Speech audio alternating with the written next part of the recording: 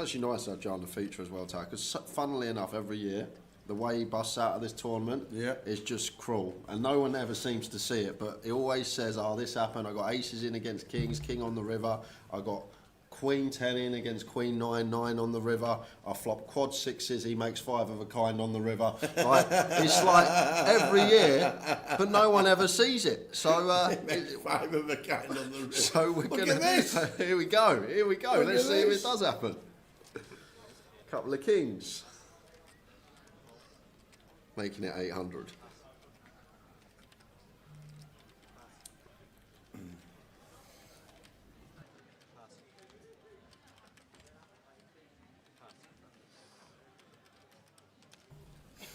So Jack 10 for Ollie who calls.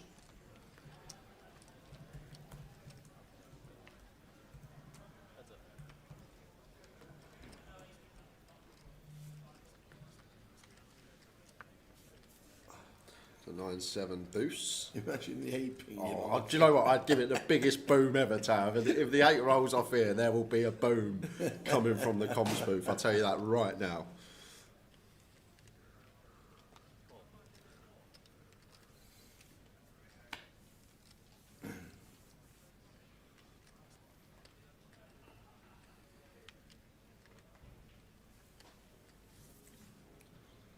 Better 1K. Oh, so a queen on the turn. Can I root for the king of clubs? Is that allowed? Am I allowed to root for the king of clubs? Of course you can. 1.9 into 4.3. Around 60%, just north off. Sorry, 40%. Put the king of clubs there, dealer, one time.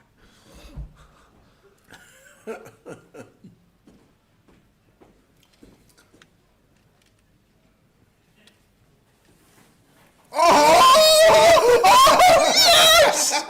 Yes! Come on! See you later, Saunders. What's that? 2 hands? Have you managed that?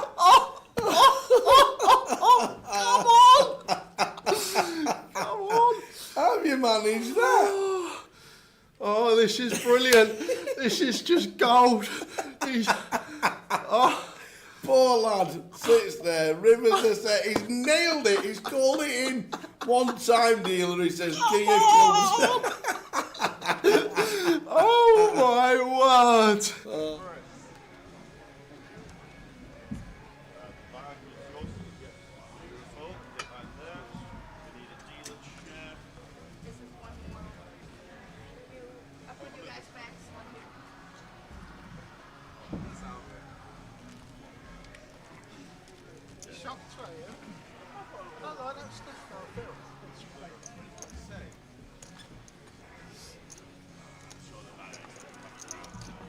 Morning. Good morning. No, things are well. We've only got 9 players left. I know. This is it. 9 players at First 20 time I've past. had a GUKPT with a day 4. Yes, it is. First time. Welcome to history. What a turnout. 1,023, and we're down to the final 9. Good morning, everybody in the chat. Good morning, everybody in the chat. It's going to be an absolute cracker. Really, really looking forward to this. Great day yesterday, Jay. Yeah, really enjoyed it. A lot of hands to get into, good action, good mix of players as well, which is always nice. And a lot of people saying they were one of the best days streaming. We thought that they'd gone down from 36 down to 9. Yeah. So every credit to everybody. It was a tough day, and obviously I was a little bit tired yesterday because of just basically trying to dissect rabbit. The thing is, it's funny. Like, it's actually, I feel more tired on like the day threes and stuff. Just so much more to delve into, and like as the day goes on. And there was some interesting hands yesterday. There was some great hands. So yeah, it's when we get a 6-way limp pot at Goliath at 1-2, it's over to me. Yeah. But we're down to the final 9. Who's going to win it from here? Who did you have a bet on the final 36? Because there were some decent prices out there. But Josh is chip leader. Rick Trigg is second in chips. Jay O'Leary is third in chips. So, but 22 bigs as a short stack. Ray Power Just shows how much play we have left in this. Should be an interesting day, and can Katie do it? We've already had a second offer, she's had a third, she's a second in Goliath. You just never ever know, but this is going to be a cracking day. We've got 2 chances in a record. We could have our first lady champion GKPT, or we Yes. could have our first 4-time winner. Yes, Don't the forget, triggering the hunt for 4 GKPT titles as well today. So 2 potential. And the sats, as you can see there, side by side. Simon giving them the instructions. So all good stuff. We are ready to rock and roll. Ravi in scene number 1. It is going to be a very interesting day. Looking forward to it. You ready for it? Ready for it. Let's do it. Good morning, everybody in the chat. Early doors. Morning. Rafa says, do Goliath Day 1 start at 12 or 11? Depends which day. Thursday and Friday they start at 11, I do believe. Is it Thursday 11? We've got time. Pretty sure we have got time. I'm pretty sure 11 is Goliath on Thursday. That's the big one. That's the one. Thursday. Ta-da! 11. So Monday, Tuesday and Wednesday we start at 12. Thursday, Friday, Saturday and Sunday we start at 11. And we are off. First hand of the day. Trig draws the button. Josh, Chip Lee are going to be in the big blind. Off we go. 192k up top. Everyone locked 5 figures. Good day ahead.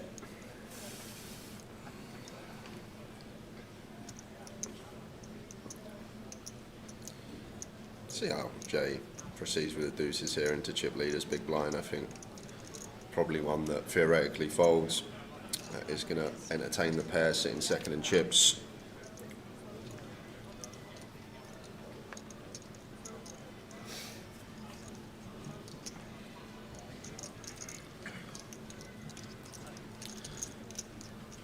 So early stuff in the chat. Good morning, everybody. We'll be concentrating on this today, and then the high roller might even go to day 3. We'll keep you informed with that, because that's a huge field. We'll keep you informed with that. I like deuces, one of these when we get here. Probably wouldn't have opened as Jay, but we can see bet. There's a nice one to bet when we knock out stuff like 3s, 4s, 5s, 6s from the big blind. Straight away there, 30 odd combos just in the bin, but gonna check it back as Jay to the Jack of Clubs turn. Not the most appetising board with our hand for Josh to be leading, so it's fine to just wave the white flag. Don't need to win every given pot. Now we may see delay from Jay. Gonna make assumption Josh will start leading some 9x, 7x, Jack X, perhaps wanting to deny some equity with the deuces. 6 counterfeit outs there, and probably 6 outs in terms of overcards for Josh in his hand. Just a bit of equity denial, sometimes a good thing. That will be that. The first one goes Jay's way. John Perkins, how we doing, John? It wasn't his year this year. Back home in Manchester, he says, what about his brother as his car protector? You know, nice touch, John. Nice touch. Good to see you walking through the hall a couple of times.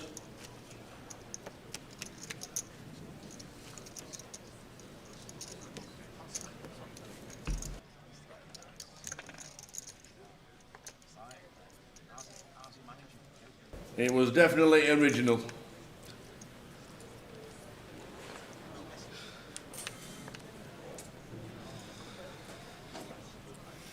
But, sorry it wasn't your year this year. He'll be back next year for sure, I'm sure.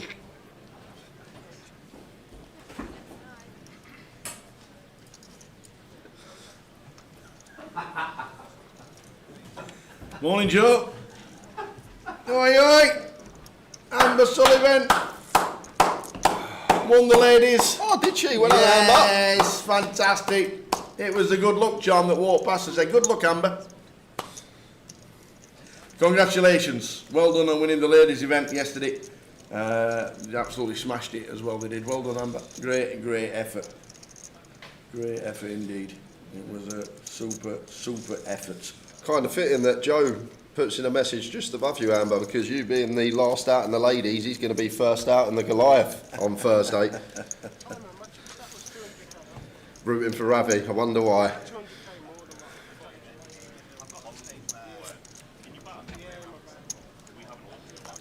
No, I'm saying I miscounted last night. Just for that thing. 200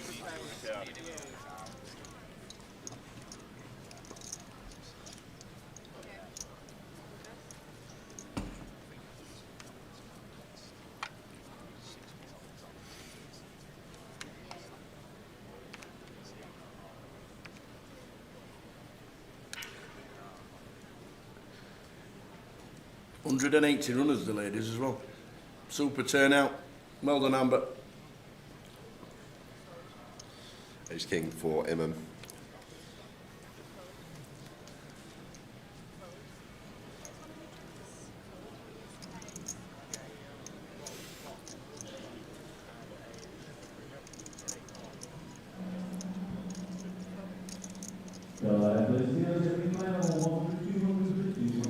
Simon in the same seat as yesterday. He's 9 of clubs here. Against under the gun. Kind of sketchy, but I think fine to call, especially when covering slightly. Don't think we're going to get to free bet this one. It's just going to take that disciplined approach. Don't mind it at all. Strong gun opening range here, likely to be dominated still. Fair fold from Simon. Don't hate it. The final table's just still being at the table and still preserving your chips going to make you money. Just watch the bust outs occur over the hours. Josh Curry, chip leader.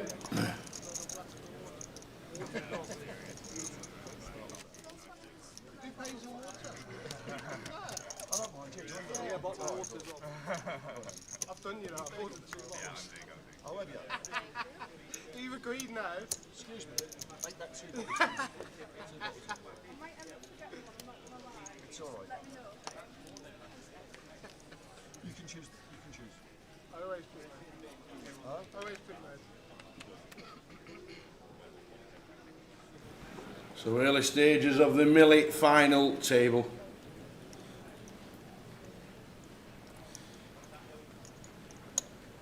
He's 9 off the Trig. Not the best of seat draws for Trig. Chip leader 2 to his left. Simon decent stack, 3 to his left, and Josh with the 10s here in the cut-off. Just going to start with call. Don't mind this at all. One of these that if we are going to free bet this spot, sometimes there's more merit in free betting a hand that contains an ace or a king. Just having some removal to Trig's continues or 4 bets. Like 10s is a horrible one when we do free bet and get 4 bet here when we're this deep with Trig sitting first and second respectively. So Nicholas now just going to get to send, and this could be all in and cool here. 10s for Josh.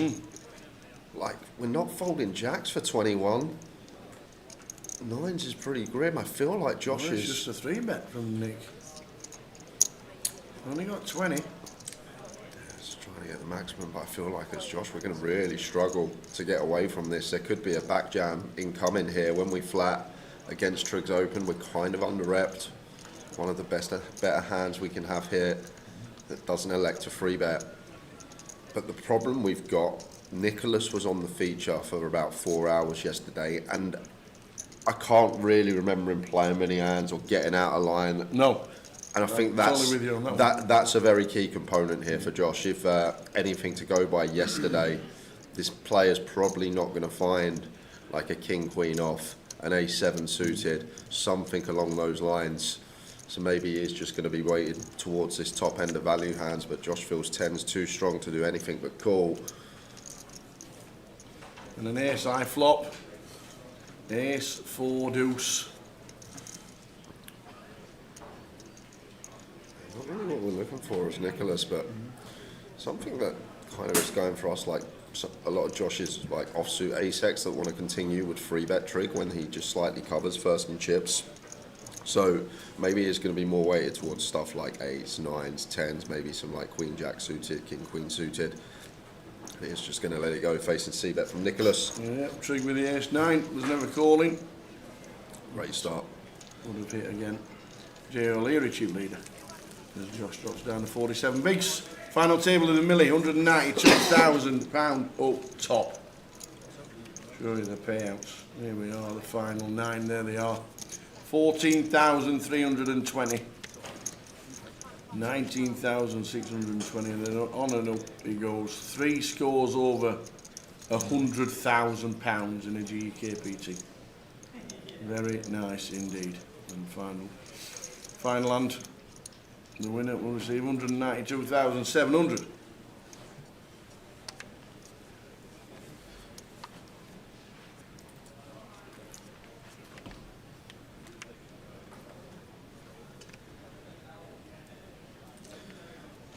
I'm going to have to send you out to our Alex GK on Facebook. Fix the app, lads. We can't buy in with debit card through the app. Go on, Tower. Yeah. Go fix it. We know there are issues. We're working on it.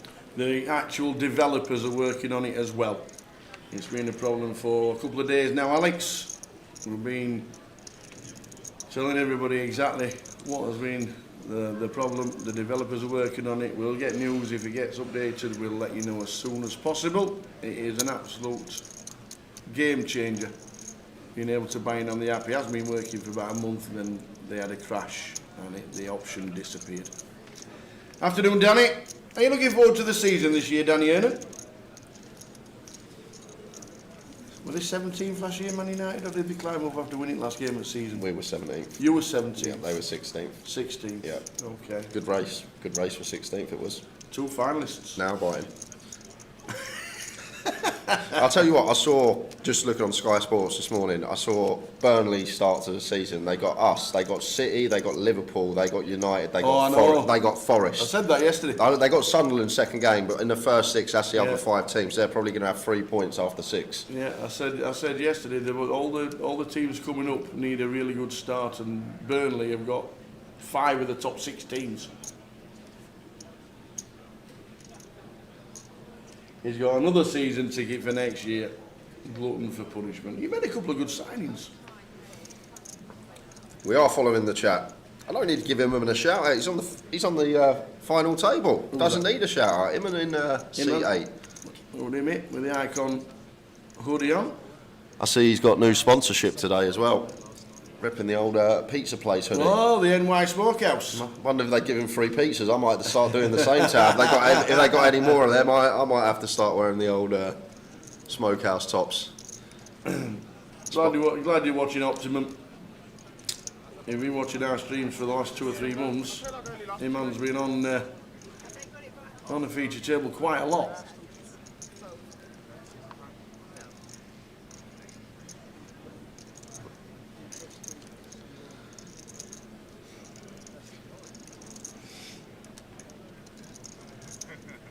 Good afternoon, Craig. Watching on Facebook. Hope you well, pal. Well, things are good.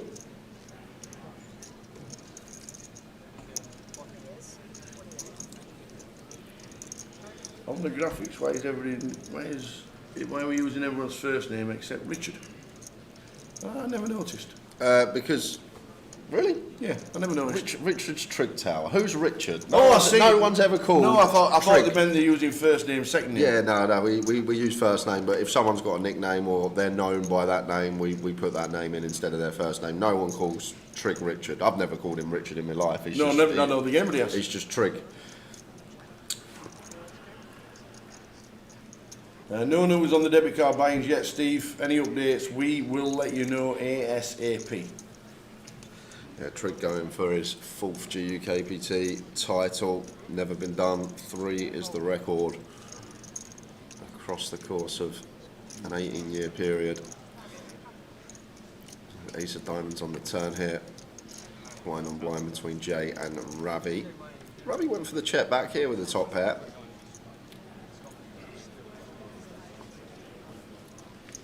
Call him Dave. You're right, Dave. They're going to go for the bet here as Jay. King 8, no spades. Seems like small inconsistency, out of position, blind on blind. Like, doesn't achieve anything once again, these blind on blind spots. Ravi's going to call better king highs. He's going to call any pair. So, as Jay, just important to recognise blind on blind when betting. what does our bet achieve? And king 8 off just doesn't really achieve anything. We just fold out all like the queen highs, jack highs, and then we just get called by all the pairs or better king highs in this spot. But we have got an okay river to barrel another street. Ravi's got a nice catch with a jack in hand, and after checking back the 10 on the flop, kind of under-repped here. So I don't think we're going to see Ravs to fold this one, especially after check back flop. I think that's kind of important. And probably Jay going to assess that Ravi will do some raising with ace X in position. Doesn't look like he has a 10. Maybe thinks he's more weighted towards some 7x, 3x type stuff. Don't think Ravi's going to be folding, and Jay's just going to muck. Wow, that I would not be doing that against Ravi. Do not do that. You want to see his cards, He's the type that can call jack high and stuff like that. Yeah. You've got a show against Ravi, sir. You have indeed. Like, Ravi could just call like a jack high there. He is that type. Thinking you got 4, 5, 4, 6, something along those lines. I saw that yesterday, Amanda, on your socials. Funniest thing ever at the ladies poker tournament yesterday. Lady texted her partner and said to him, "Can you bring me a jacket? I'm on my break in 20 minutes, and the queue is massive, and I'm starving." He comes back 20 minutes later with a hoodie. Oh, I love it. No odds on the final table today because it was all done yesterday for 36 players. So there were bigger odds yesterday for these players.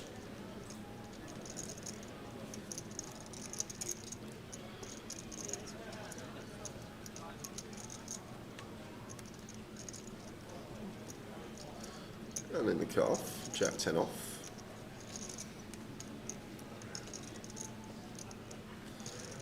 20, king 5 off here for Ray. Probably just going to fold in ice here. Maybe there's that sliver of like a little free bet going on. Maybe we like king 3, king deuce off more at just north of 20. But expect to just see fold a lot of the time. But Ray is a difficult one. It seems like he is one that does what he feels in the given moment. Saw a lot of him yesterday. He's going to let the king 5 off go on this occasion.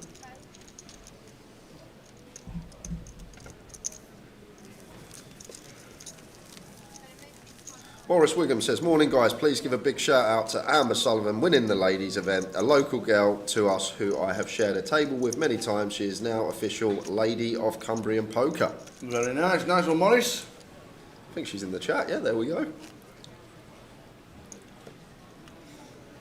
We're on a 20... Next question is, Morris, is what do you want? 20 minutes, yeah. What's he after? What's he after? 20-minute delay, optimum. So the pictures you're seeing come through on that delay with whole cards. Tara and I commentate on those live, and then we get to interact with you guys in the chat boxes.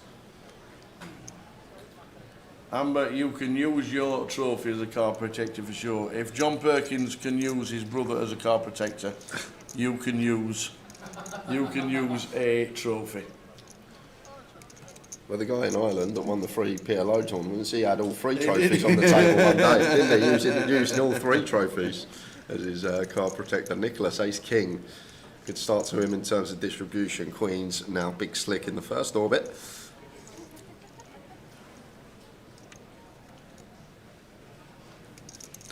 And Ravi, Ace King suited. What are we here? 35. Just free bet. Get this in as Ravi. That's what we should be seeing. If there's any one you don't really want to get Ace King in versus Ace King Tower. You don't want Ace King against Kings on the last hand of the Goliath, let me tell you. You end up Oh going my viral. God, hold your horses. What is going on this hand? Oh, Trig's got the hooks. Yeah, this is actually really grim for Trig Tower. Like, I'd fold 10s here with this action, although it's low jack button and it is Ravi, but I feel like jacks maybe just too good for Trig. Like, definitely fold 9s.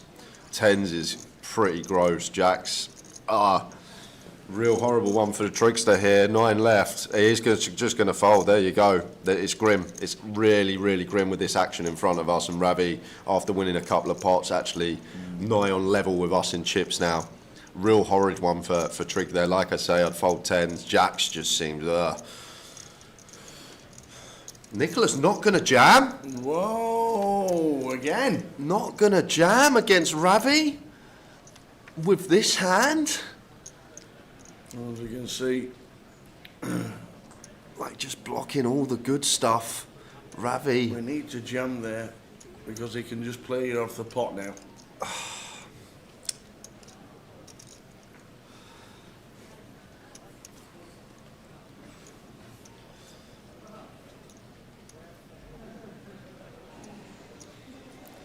Yeah, 6-3-3 rainbow. 3-bet pot. Going to be small C-bet from Ravi. High frequency. Starts with 2-2-5. Good for quarter on the nose. Nicholas not going anywhere against quarter. Think about it, Nicholas, though. Just a snap call. I wonder what Ravi thinks about the snap there. That's quite interesting. The speed in which he took to call the flop. 4 of hearts on the turn. And the thing is Ravi here, like you expect ace king to shove pre, like maybe there's some ace queen suited in there, but you are going to weight him towards a lot of overpairs here, Tao, which we're not folding out with the second barrel. So as Ravi, I feel like that is just a give up turn, this 4 of hearts. I feel like Nicholas just going to have a lot of 9s, 10s, 8s.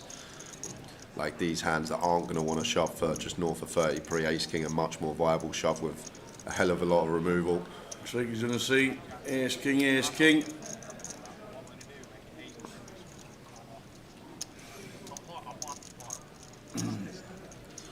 Obviously, trig folding, jacks.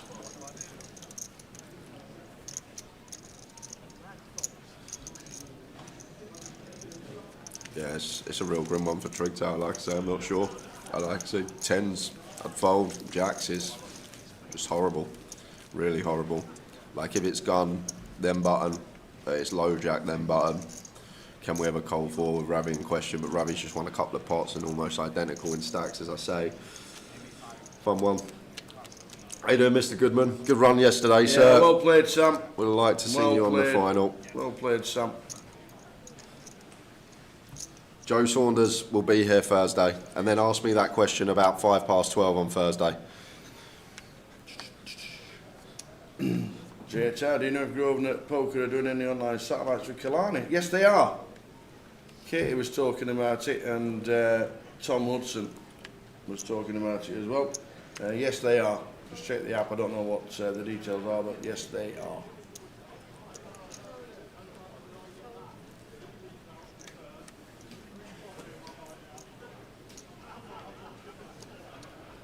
No idea. No idea in saying Nev. I don't know the details, but they are doing them. Everyone's playing Thursday, Sam.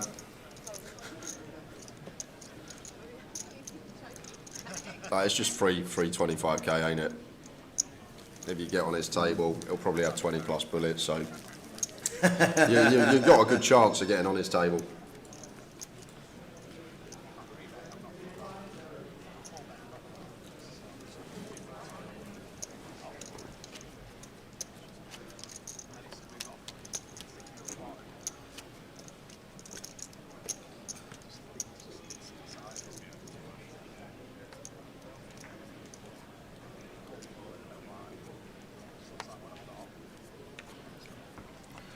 Yeah, Queen's got to go as well.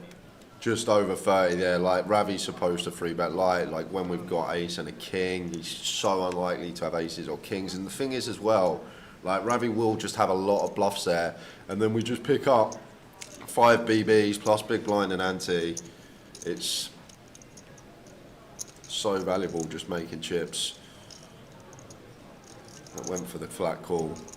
Like if it's a scenario where like they were super deep with each other, like 70, 80 deep, and the rest of the table was like third in chips is 40, fourth in chips is 30, then yeah, I don't think we play any 4-bets. But when we just have a clean as day, perfect size to 4-bet jam, and we're up against an opponent that we're just going to pick up his 3-bet so often, I feel like a missed spot from Nicholas. But we move, and it's jacks for 8 in the cut-off.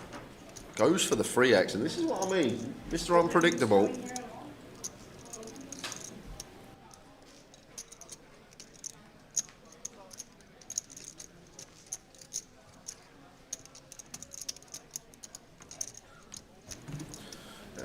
just going to defend the Queen 10. Bit sketchy against 3x, but flopping best. Queen 6-7.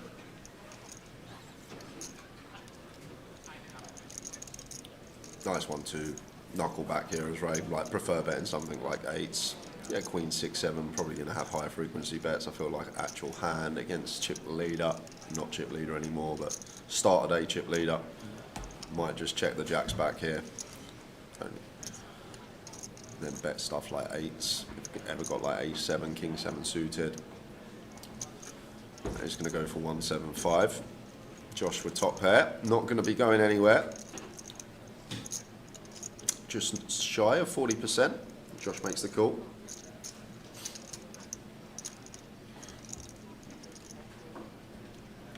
Three of spades turn.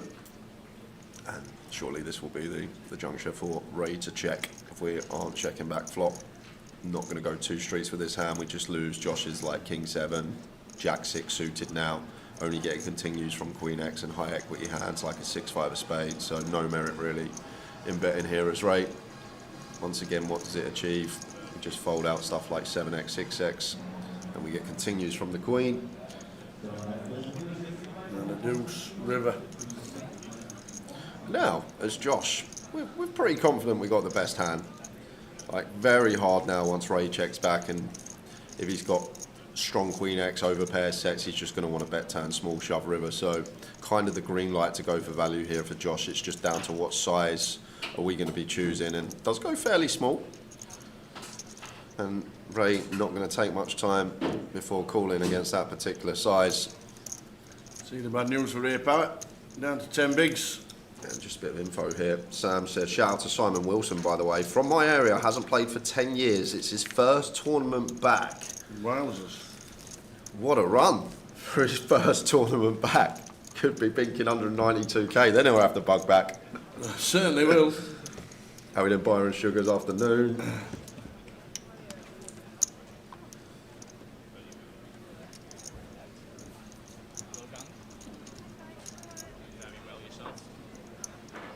Hasn't played for 10 years and first tournament back. Wowzers. Must have been keeping up with the game in the background though. Has to have been. To beat a field like this, 1,023 runners down to the final 9. He's obviously definitely kept up with the game. Now it's changed.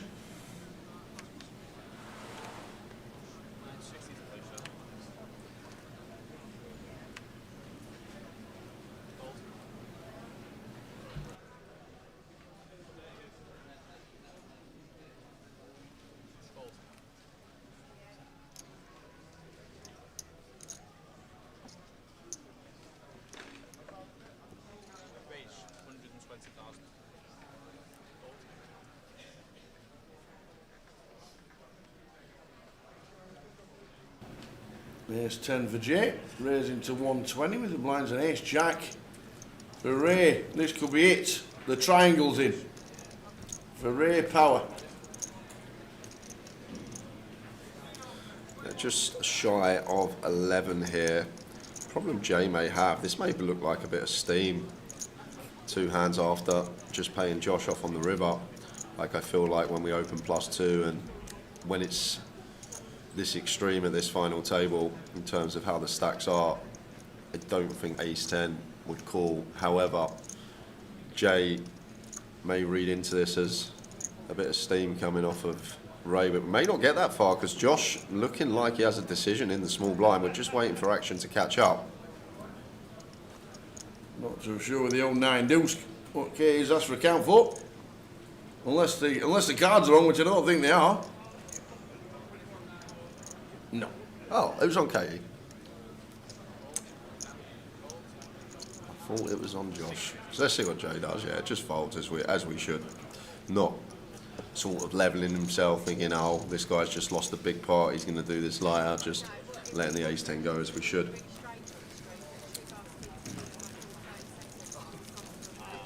We will sort out Simon's surname if it's 1L or 2L. Somebody says it's 1, somebody says it's 2. Simon said it was 2. Simon said it was 2, well that helps. Yeah, that helps. You know the guy that is his name? Yeah. That helps. Because we had it as 1 yesterday, and he said, I think he said today to our action tracker, it's 2 L's. Oi, oi, Tracy's on her way down to tomorrow. One more sleep. Looking forward to see you, Trace. I'm a good friend. I'm a good friend. yeah.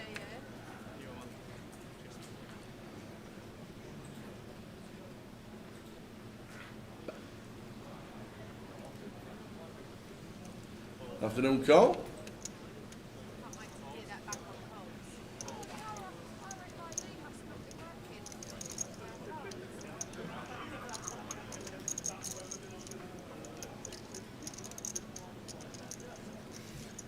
Raising the cutoff.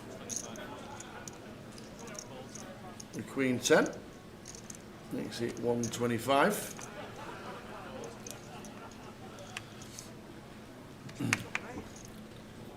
Nick in the big. Oh, we're defending.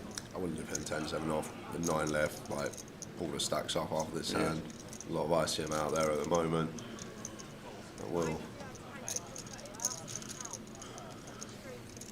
be a little bit less pressure as the day goes on, but right now with 9 left, a lot of pressure on these guys. Like even there, Katie's open Queen 10 off works to perfection, but I feel like very close whether to open that one or not from cut off specifically.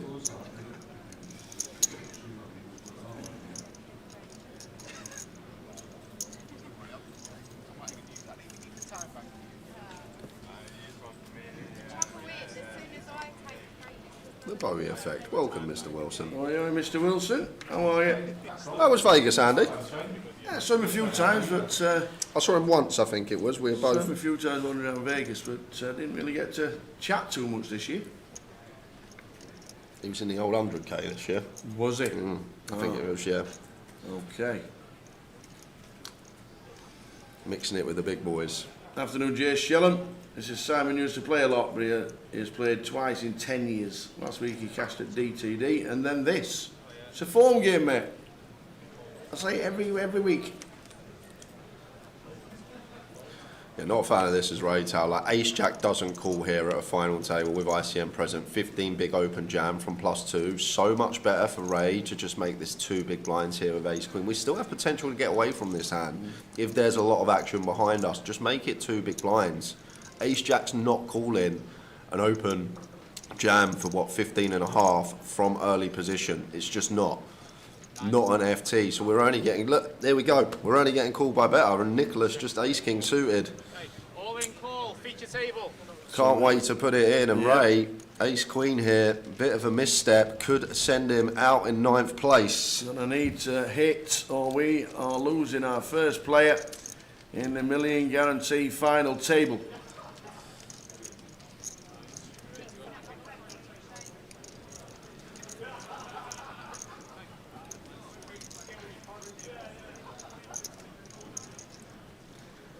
Ace on the flop, no change for Ray Power.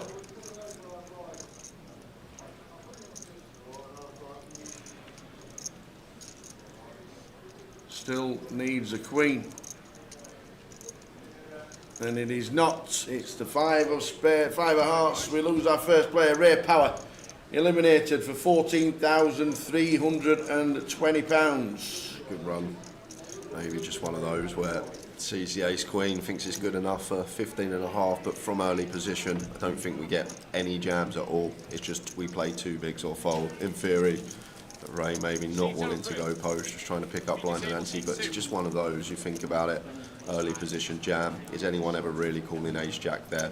Probably not. So there are the payouts. Million guaranteed tournament, £192,700 first place.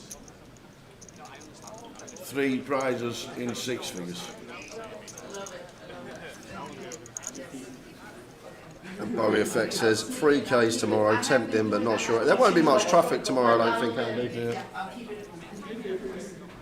Indeed it. Thanks for the offer, Kareem. But there's no need to send any money for a pizza for the team. If you're in the building, we always expect the old hot shots and the pepperoni ones. But there's no need to send any money. I'm glad you're enjoying the live streams and tuning in. So Nicholas, I was saying he didn't play many hands yesterday, but he's the most active today because he's had ace king, he's had ace king, he's had queens, and now he's picked up kings, of course. Was Ravi in that seat yesterday? Yeah, he was. He actually was. He's nicked Ravi's seat, so he's nicked Ravi's hands. Imagine Ravi with all these cards. We'll be down to 4. Yeah, it's a pretty easy raise fold, Morsey, especially against Nicholas. That would have been the key thing as well. As I said, Nicholas probably the tightest player left from what we saw yesterday. Very solid. Doesn't mean he's not playing well. Tight is right at this stage, but when we open ace queen from EP, Nicholas free bets or free bet jams. I doubt he would have free bet jammed for that much. We just have an easy fold with ace queen off, with the ICM resting over our shoulders. So Ray could have still been in the tournament and only lost 2 big blinds.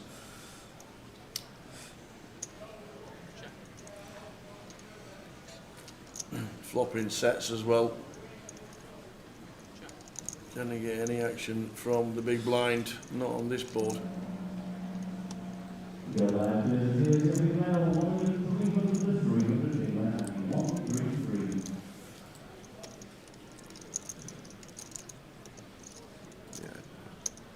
Oh, Jay goes for the lead here. Queen 3 of spades, interesting one. And maybe this is just the check back from Nicholas. He thinks he's got a lot of ace highs. He thinks he's got a lot of 9s through queens, stuff like this that he's trying to fold out by river.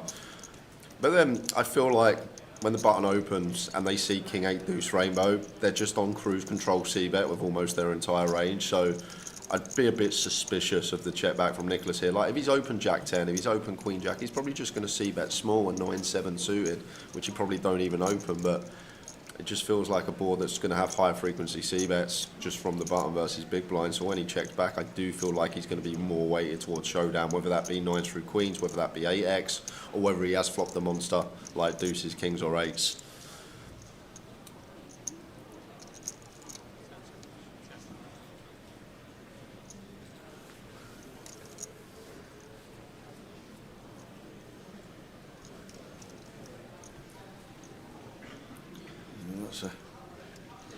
That's a give up from Jay. Insta fold. The P-Man beating the Red Tooth on Friday for 5k, coming back later in the week. Very nice indeed. Well done, Martin. Super effort. 5k in the old Red Tooth. Is that the one you were in? What, 5? No, he won 5k. Oh, yeah, I think there was about 5k up top. Yeah, it could have been. There you go.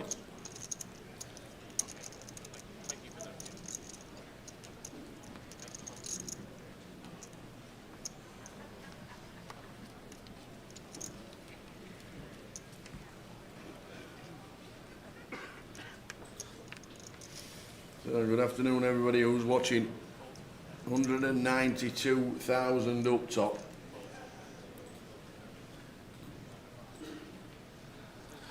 Yeah, that night was a blur.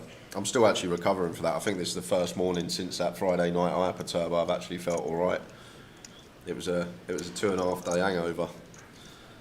Nicholas, great start for him. He's getting some lovely distribution to start this FT. King 10 suited now in the cut-off. Going to be opening.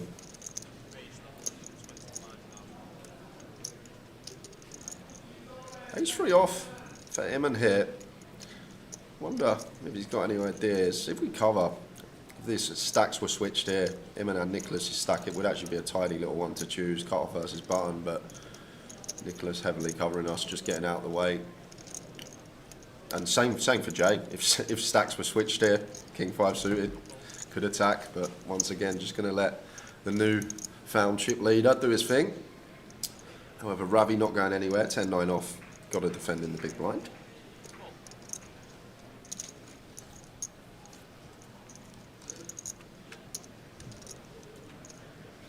Queen high flop, Queen Jack deuce, 2 diamonds, Nick flopping.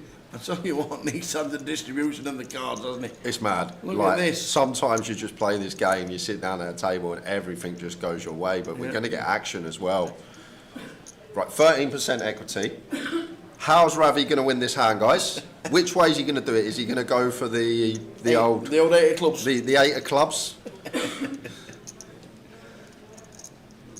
Is he just going to find the king? Well, he's coming for a raise. It's going to get spicy.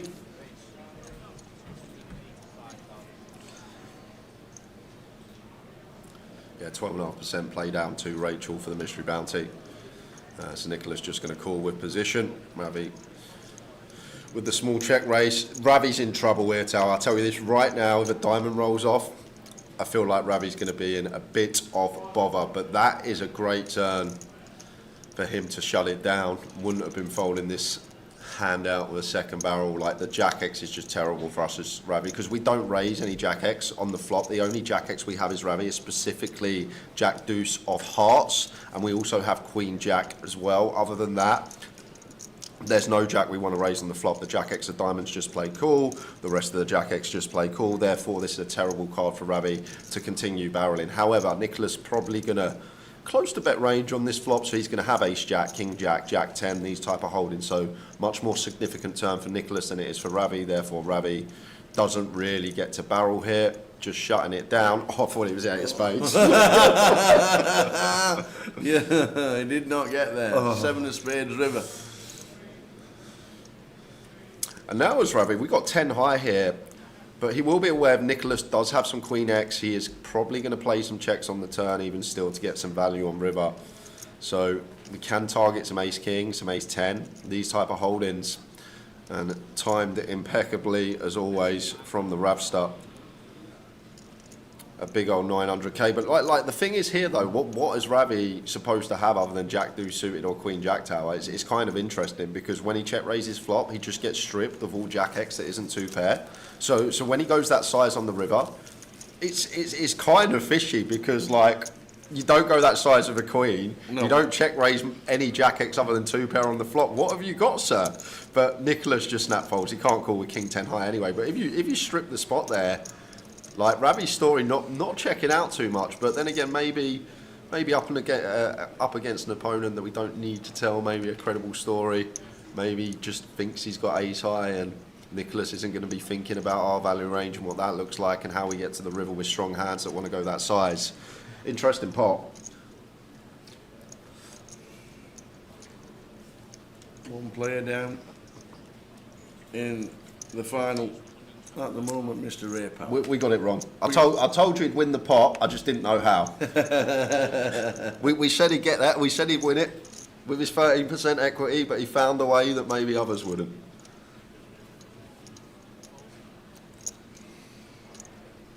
I agree, life loving. King 10 of diamonds actually had a really nice spot to bet turn there. As we deducted, Ravi just doesn't have trips. Yes, he can have some bows, but very small combos, especially big blind range, which is going to have countless in there.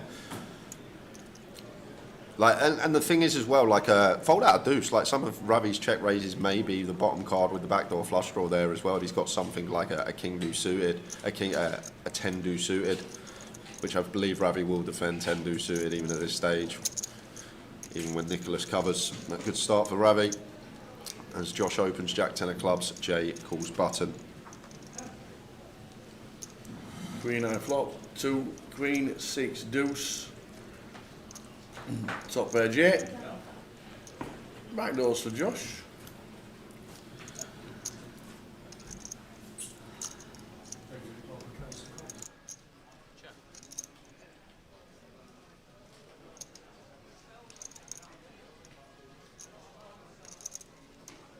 We're going to bring in the main man, the one and the only, fun hand, to join in with Mr. Tom Hall, has come in for half an hour. How are you, Mr. Tom? I'm doing all right, Mr. Tell. Nice to see you. Didn't see too much of you in Vegas. The main event grinder. We'll just cut to the hand because we've got a bit of action here, because Josh has just turned an open ender. Jay, top 2. Josh is a man of small bets, I've noticed. He likes his small bets. I played with him a little bit in this tournament. And we've got Jay's namesake with top 2 pair. Oh, yes. Slow playing. Right. How's everyone in the chat? Yeah. Oh my gracious. Just brinks it, Josh. Good gracious, who Josh. lost a chunk to start with is now going to get a lot of it back. I would like to see Josh bet big this time, now that he's got the nuts. he likes to do these like 200, 250 blocker bets. So I'd like to see him go a nice meaty 500k. He could just have ace X of hearts here, Tower, for example, like ace Jack of hearts, and that's a hand that's just going to struggle to fold. So he's gone fairly big. 380. 480. Good lad. 480. Good lad. Gone chunky. You're not loving it. Can it be a bare ace? Not with this the flop. sizing, no. If you've been watching Josh at all, then definitely not. I don't think this is just going to be like raw ace 10, ace jack for value. I think he'll block or... Yeah, especially leading turn as well. Yeah. Good fold. Wow. Very nice fold from Jay. Wow, what? That is a fold. That is a... Jay O'Leary will watch that back and think that's a great fold. Wow. Tom Hall in the building. How was Vegas? How was Jay?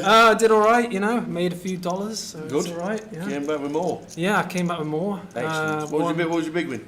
I got second place online for a bracelet. Ah. Lost heads up. Yeah, you know. So we nearly I had wanted two. to join the illustrious list of the 10 people in second with 2 bracelets in the UK. Benny's up there with 7 or whatever he's got. Yeah, that's Everyone right, yeah. else is tied second with 2. Harry got Sadly, I one. couldn't- Saw yeah, that, saw saw that. In the Hyper Turbo 5K that it was 20-minute levels online, and then they made it 20-minute levels on the live FT. Wow. In a 5, yeah, that was pretty outrageous, to be honest. Simon coming in. Yeah, 'cause it's really weird, isn't it? You play online and then you go live. If you're predominantly online, it'd be It's a strange feeling. strange Yeah. environment. Yeah. That you do have to be like in Vegas. And mentally, it's a weird adjustment to like think about the player you were playing against yesterday online, Yeah. and then they're there in person, because it's like yeah. they're 2 different entities. Almost. Absolutely. It's quite strange. Like, just want to say I'm rooting for Katie. Nice Really one. rooting for Katie. Excellent. I mean, you know, I want the women to do well this year because the women in general have been powering through. And Yes. I watched a little bit yesterday and I'm impressed by Katie mostly, you know. Like, I think with 2 tables left, everybody makes like small mistakes, including myself, because it's impossible to play perfect. But Katie's really, she's not fussed anymore. She's not like, she doesn't stress out about the game, you know. No. She just plays the game. Respect. Nice one. Well done in Vegas. Thank you. Do we have plans to play poker for the rest of the year, or is it something you just look at on a weekly basis? For me, it's like a health thing. If I don't feel super well, then I don't play. That's good. And I don't try and plan too much ahead Yeah. for that reason, because I just burn out quickly, and before I know it, I feel like death, and then I think, why am I even playing this much? I don't need to play this much. Yeah. It's purely a passion thing. Absolutely. Let's talk about your run, Tower. The family old my run. Yeah, let's talk about you. Yeah. Yeah, it was a. Sad, but like, I know. Yeah. the experience is great. I know the last interview probably a little bit sad and what have you, but super. No, but it always is. I'm Like, not being funny. The actual structure is unbelievable. it's too good. For me, it's too good. I do It's not have the great. discipline for it. I've got crazy discipline, but it's hard when you sit there with 8 complete Yeah. nutters. And you can watch the table. Ravi is... Then the ace 4 out of the Ravi, way. he sniffed it out because he 2.5x'd. I think if he min-raised here, Ravi might have 3-bet. I mean, we've seen Ravi 3-bet with like Queen 2 offsuit, so Oh, here we go. Josh with the ace jack of diamonds. it's going to be a defend here. No 3-betting allowed. 3-betting just doesn't make any sense here. I mean, you made it to day 3, and it's so hard to make it to day 3. People think, oh, he's 3-bet. Yes. Oh, I don't like this at all. You'll be happy to see a flop. Yeah, it's just a case of like, what are you attacking here? Are you trying to get him to fold ace queen? Are you trying to value raise against ace 10 suited? Well, his stack sizes means all of it, doesn't it? It certainly does. I think he's going to 3-bet fold. I'm not like I've said to you. I think I've liked what Josh has done. I played with Josh in this tournament. He's played really solid, but this one I don't agree with. Yeah. I think you want to be more polarized than that. You want to have a total bluff or a value hand that you can clearly induce. Even ace queen. I mean, are you like thrilled when he shoves and you call it off for half your chips, and if you lose, you're now in 6th? You know, you've got to be very careful here. Yeah. Well, at least he knew what he was doing. He snap folded the ace jack. Yeah. Afternoon, Gary. Safe drive down to Coventry. He's on his way down to watch the final and then come down to Goliath for the week. imagine having a bracelet that says Poker Effect. This is like the richest man in the chat complaining about jewellery.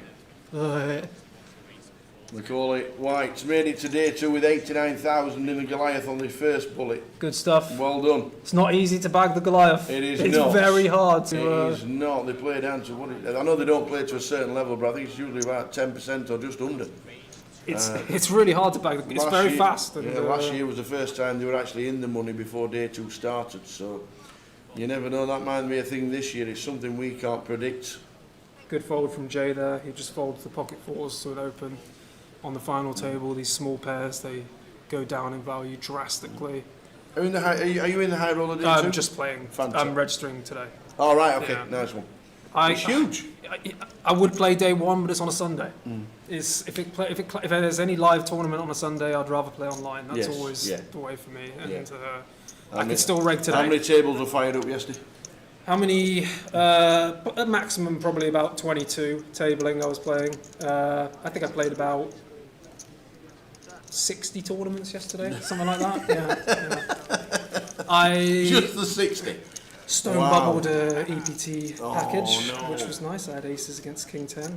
Get that moan in there to the world. Yeah. Aces against King 10 for a package. Big package as well. Oh man.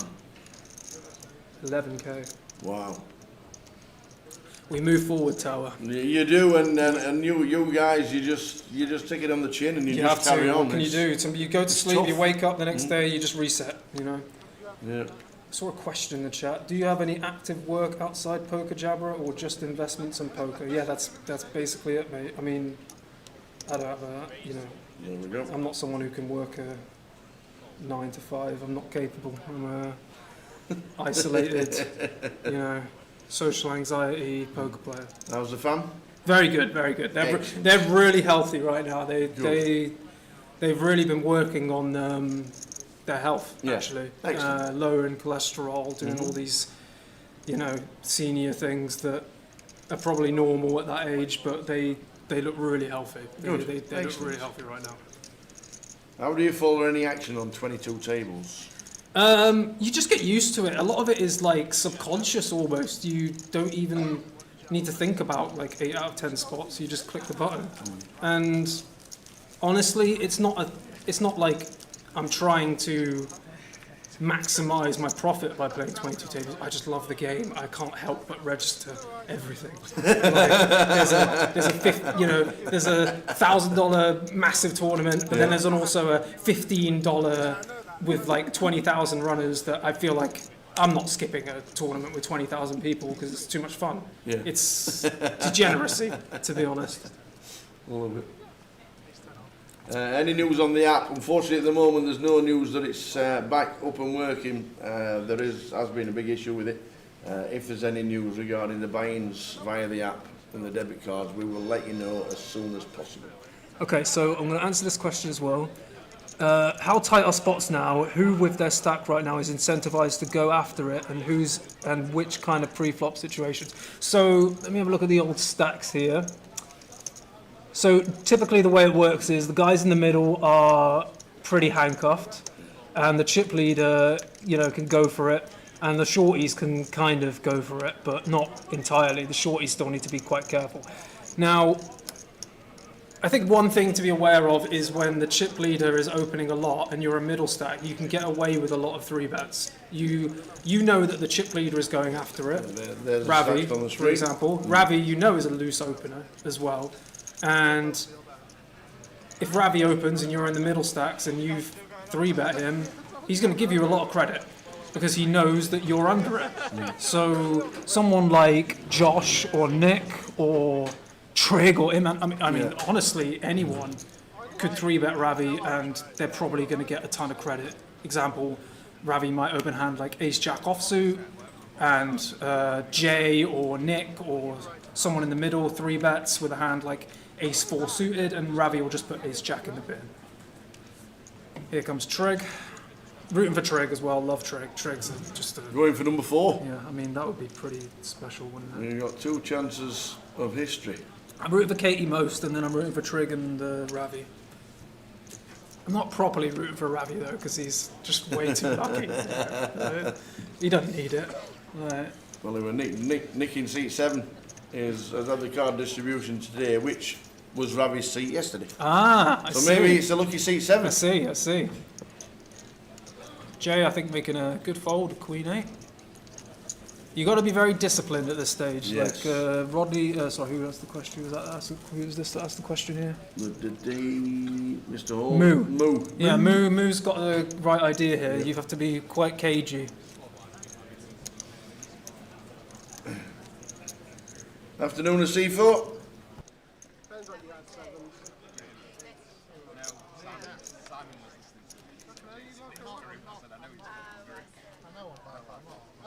I don't know yet, actually. I thought,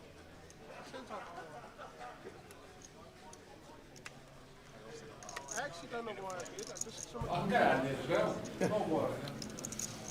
I was really impressed with Katie's turn barrel with Queen Jack. I love that. I don't know if you remember that. It was like an ace high board, and she found the turn barrel with Queen Jack offsuit with a Queen of Diamonds. That was really nice. How many bullets are you firing the Goliath? Hey, do you I'll have a go. Do you flick one in? Yeah, I'll have a go. Yeah. 2 or 3, probably. Probably just max late reg each bullet, because my discipline is not great in the lower buy-ins, I'm not going to lie. Like, it's, again, I've got good discipline, but it's hard for 6 hours when people are just clicking buttons and you don't get a hand, you know? Like, just like main event, like I said, it is torture sometimes. Queen 4-4 flop. I'll bet money that Ravi check raises here. You know, Ravi, there's a check. Depends how big Iman goes. Iman's had heaps of chips forever in this tournament. He had mountains on the bubble. And there's still 30 BBs.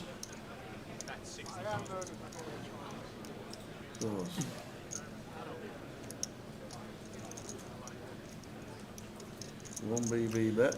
Yeah, I think Ravi's going to find a raise here. He's got like backdoor potential. Yeah, I mean, it's just. I can bet money there's a check raise coming in, and there's just a check raise coming in. It's pretty. It's, when you can read the game, it's like really this. not hard to. That's that one. This is Ravi chef. Like he's chefing up a raise here. Would have liked to see a little bit bigger raise from Ravi, but it doesn't really matter too much if you have the intention of barreling the turn.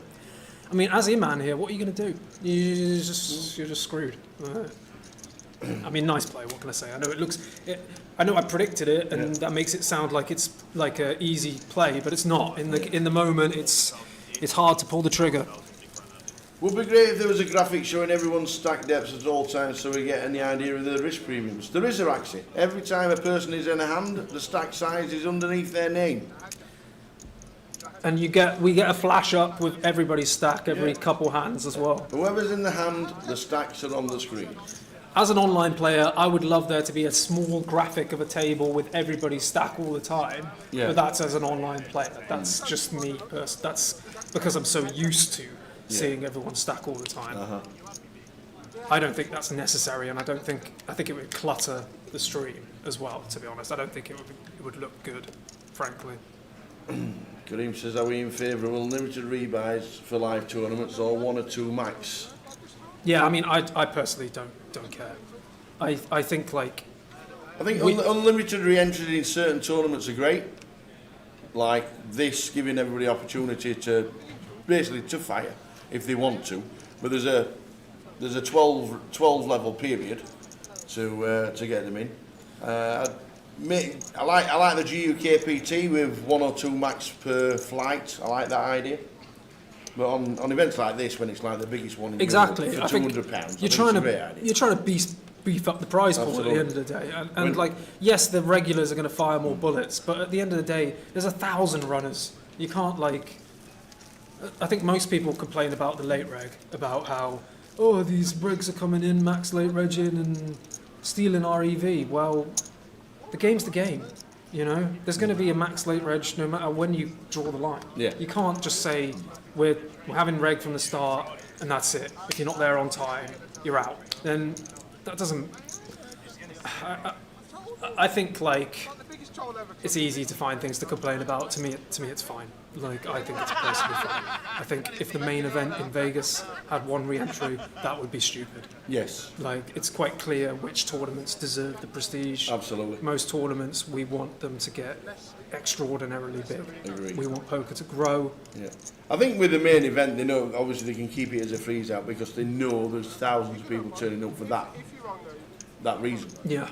And obviously the side events are all good and all different tournaments are really good, but there's a lot of people just there for that one reason. Ravi folding 7-5 suited on the button. Now, I would have lost money on that bet. Tell you that. I would have definitely lost some money there. Ravi with the new sunglasses, and he's also got this tendency to just stare at the screen like I do. Yeah, that's his look, isn't it? Yeah, I tend to do that as well, where you just constantly stare at the screen for. You can get tells off people without even looking at them. Yeah. Right. And with those glasses, you can't tell whether he's looking at the screen or C3. I personally love sunglasses. I think it's so relaxing to not have to think about these things, you know. Katie's going to peel one off here with a gut shot and a diamond draw, and they're going to be chopping it up most likely. Trig is slowing down here with a straight, which is fair enough because Trig feels like if he bets here, he's going to get continues from a straight or better, basically.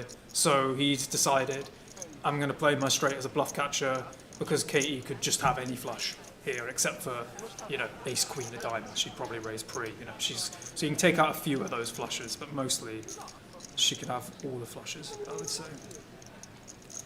I've always played in sunglasses simply because my eyes struggle after a while. I mean, it's bright. It is bright. Yeah. I do play online, Patrick. I love online. Is the river favourable? No, we're going to chop it up. I'm going to chop it up here. I think we're going to see check, small bet, call. And Ravi, lucky Ravi, would have lost some money here because he would have raised, Trig would have played back, and he would have folded, or Trig would have called and he would have gone to the flop, and Ravi would have made second pair against top pair. But you know, it's Ravi Chef, and he's a miracle worker. I don't know how he does it. He seems to just do. Wow, he's gone for a big bet here. Yes. Trig might fold. Wow. I don't think he does. But he's looking at Katie. I reckon there's at least a 25% chance he folds. Oh, he has. He's folded the 9. He's folded the chop. Yeah, I'm not sure about that one. There we go. I get it. Katie wins up to 2 mil. Watched by her sister Debs, Kate and Vicky, watching at home. Afternoon, girls. If he jams this, Katie fold, 100%. Everybody folds. Not just Katie, everyone would fold if they got checked. Katie's bet massive on the river, and for Trig to be check raise bluffing, he would have to have just a. Yeah, I don't see many people check raise jamming there as a bluff. Chad Revit says, "Do you wear sunglasses when you're playing online?" Yeah, all the time. Like, no, I do on a sunny day occasionally because I like to have the blinds open. Right. This tournament was £1,250. Yep, 1250 We're total. whopping 190 up top. This is a big one. This is a really big one for pros. Like 1,000 runners. Guarantee. This is a big one. Yeah, they stick a million guarantee on. Yes. I wasn't sure if I was going to come, and then I saw a million guarantee, and I thought, I've got to get for two. Come on, Dave. Gag in here. Hot. Is Katie going to go for a free bet here? I don't think it's going to work, but I'd like to see a fold. Yeah. Josh is going to defend here, I imagine. Yep.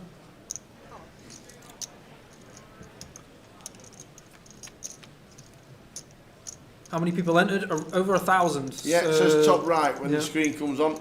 We are down to 8 of 1,023. Some very generous comments in the chat. Thank you. You know, well deserved. I'm a hard worker. Well I'm not like a good player. I just play a lot. Right. Top right, 8 out of 1,023. 1,023. This is what you live for as a poker player for me, these big fields. Like, there is never a silly question. optimum. No, well said. Ever. Well said. Not ever.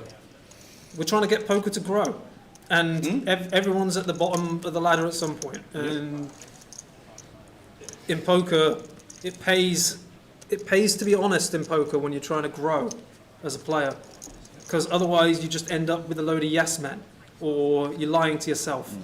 You know, you're saying, "Oh, I'm playing great." When was the last time you studied? You know, Yeah. like you don't know you're playing great. You're just assuming you're playing great, really.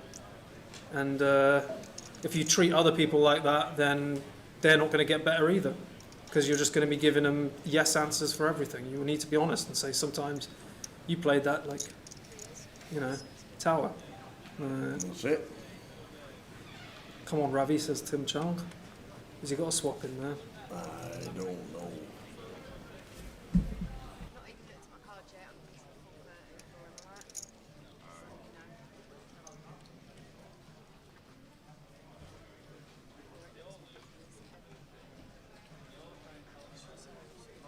Okay. Yeah, but he literally just said to me now, he's drunk so much water. Yeah. That's Sounds like a him problem. Sounds like a him problem. Oh, you're a happy guy.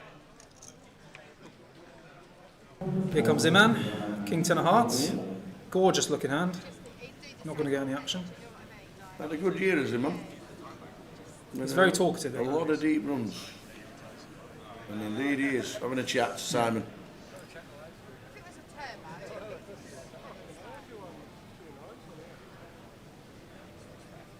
Yeah. It's so draining, the main event as well.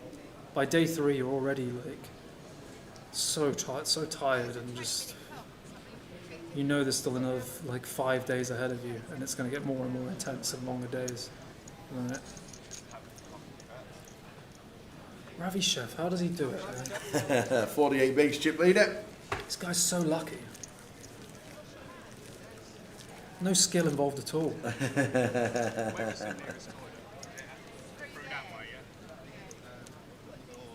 You know, who was it yesterday that said he bashed in 40 bigs with King Jack off? Chris, was it Chris? Someone said they told us to worry about Ravi in this tournament. Where he 4-bet ripped King Jack off and it came King Jack Jack. Oh, yeah, that was Jay was saying yesterday. That was one of the. Chris, I think. Was it the earlier stages? Yeah.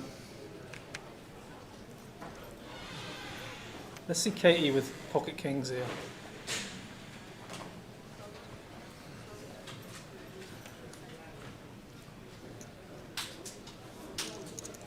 You've been back for a week?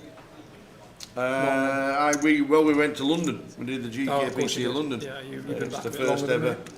the first That was close. first event back after the refurb. This one's interesting for Katie. She could shove, or she could make it, you know, 450 or 400. Yeah, I like it. I like both here, to be honest. She's gone for the smoker sizing, 420 it looks like. 410, damn. I like the non-all-in because she's against Ravi. And if Ravi blasts it off here, you could become the chip leader, basically. Well, this is a fold from Rabbit. Yeah, for sure. He might click back in some universe, but I just fold as well. Yeah. You might misclick a call on your 22 tables, but that's about it. I think I misclicked a few times yesterday, actually. I open folded 10s, open folded ace queen. Like, it was really bad, yeah. It was really, really bad. I'm just a bit sloppy because I've been away, you know. I like Katie's non-all-in there as well, because you want to be able to 3-bet bluff against Ravi. Like I was saying earlier, the chip lead is someone you can 3-bet a little more liberally than you think, because they're so wide and because they have to respect your 3-bets. And if you shove ace-king as Katie there, your 3-bets are going to look a little bit weaker when you don't go all in. So Ravi might play back more against your bluffs if you shoved ace-king here. Someone's going to tell him on the break, Katie, what did Katie have when she shoved against you? When she shoved against me? Oh, she had ace-king. And he'll go, oh, that's interesting. She didn't 3-bet, not all in with ace-king. Maybe I'll shove on her some more.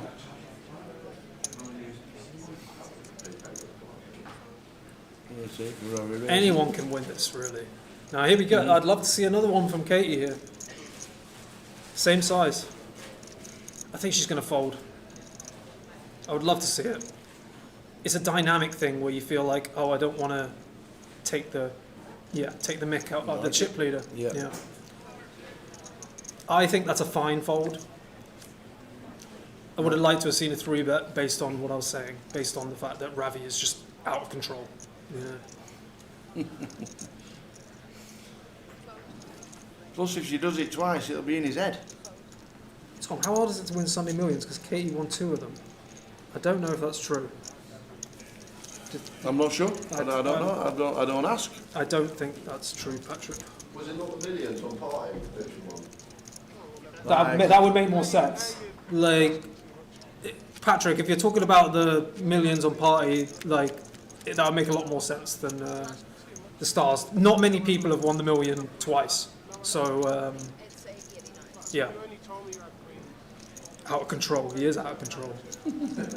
He is. I mean, like, last time I was on FT with him, he 3-bet we were like Jack 4 offsuit or something. And He's not well with that. he's out of control, this lad. It is true. No, I think she's won events on party. I think there's a bit of confusion in the chat here. Who are we backing on the final table? Katie Swifty.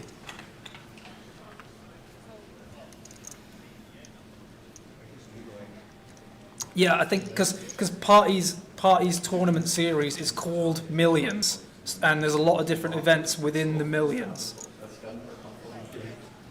Chad Brevitt, I won Sunday Millions on party from a free ticket off a weekend spin. Bloody hell. Very nice. Is Kusaf playing? It's Kasuf. Nope, he's not. He is. What do you think about? What do you think about Avantix? I mean, it was mostly shameful, to be honest. His exit speech was particularly, like, sad. Yeah, really, just like low. Yeah. Like really, just frankly mentally unstable. However, there was points where I did sympathise with him because the floor were being outrageous. They were really.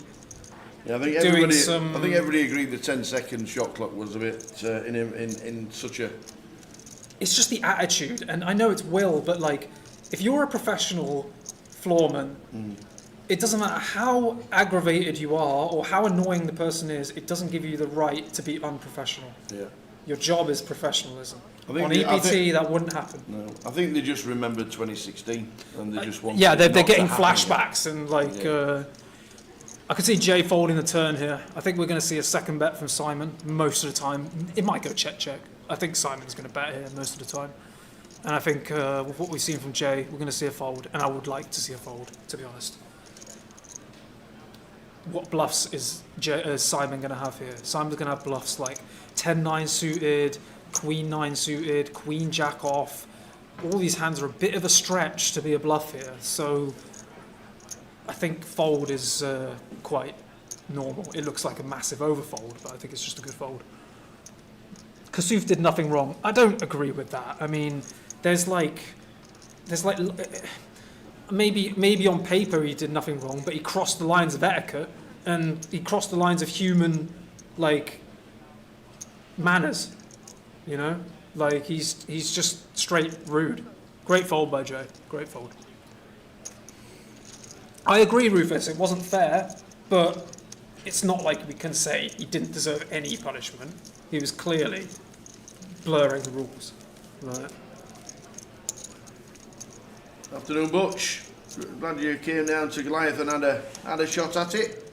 Good to see it as you were walking through Got to say, on the Saturday. The chat is active.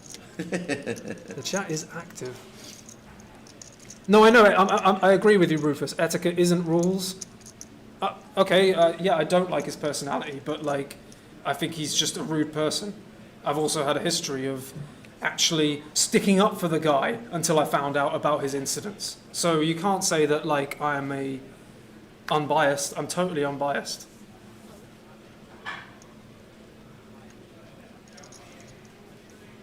Kate with the 8-6 out the way from +1. Into the bin. When the blinds go up, we're going to see. It's going to get really cagey. It's going to be hard. If the blinds go up twice and nobody's busted, Ravi could go on a rampage, or Ravi could just bust as well. Anyone could bust at this stage. Your man coming in with the ace-8. The exact same hand he just got bluffed off last orbit by Ravi.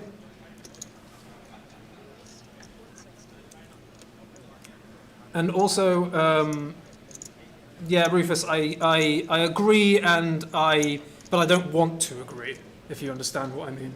Like, he does bring the eyes to poker, but at the same time, in 5 years from now, if we gave every Will Kassouf the spotlight, we'd be playing a game that was unbearable. Everybody would be doing this nonsense all the time. Jay's gone for the non-all-in 3-bet here. The ace-7, in man with the ace-8. I prefer to see a jam, but I think this is good too. I like what Jay's been doing so far, so I think this is pretty good. I'm very all-in happy, maybe a bit too much. So yeah, Cabral's in the room. He's in the 200. Imagine. Yeah.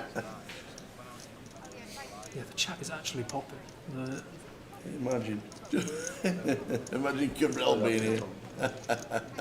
Oh yeah, nice one. Oh, this is your. This is yeah, okay.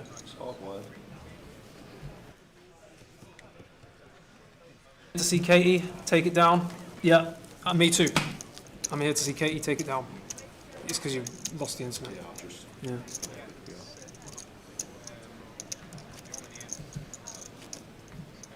It's a bit. Sorry, Robert. You're too late to bet on Katie to win this tournament. Yeah, You're gonna have to get some private action. That was yesterday.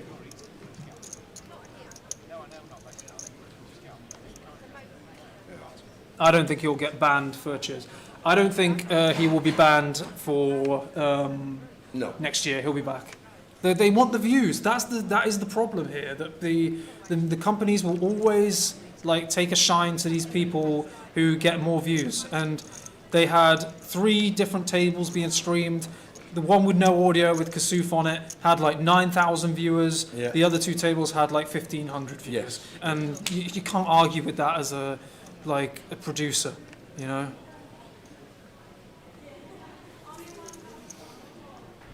Love to see the chat popping, like genuinely. Like, is that the gas?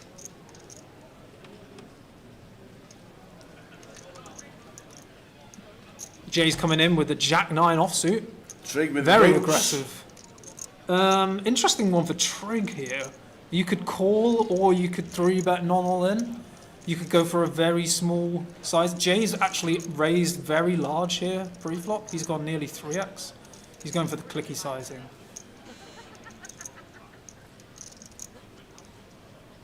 You are allowed to flat here.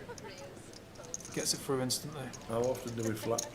Out the big. I think quite a bit because Jay was only on 20 bigs. So the like, what swings you to decide whether you flat or 3-bet is how big is the pot going to be after the flop compared to your stack.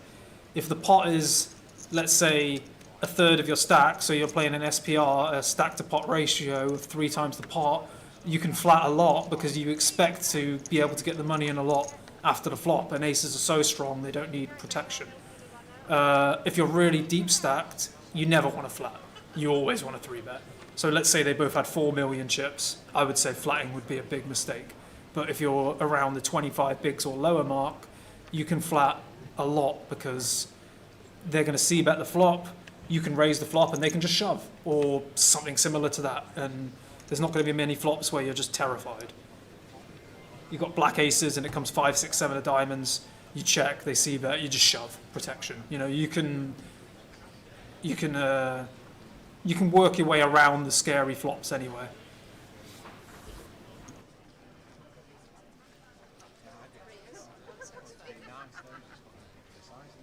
We thought this was a toilet tank, you know.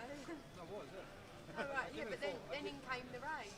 Oh, I gave him the full 30. Yeah, no, I know you did, but we thought you were tanking and then folding. Like, we thought it was a toilet tank. What time is it?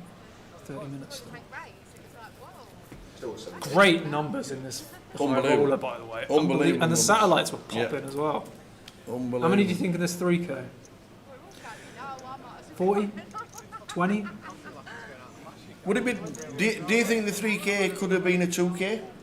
As a super No, high roller? because Or there's, is that just too close? Yeah, it's too close. Right. Yeah, I think it's too close. Right. I mean, it would still be good, but I think it's nice to have a Yeah, bigger one occasionally. yeah. There's- I weren't too sure whether the 3K would have been too big, but Well, we tried to have a 10K in London and it didn't get started. no.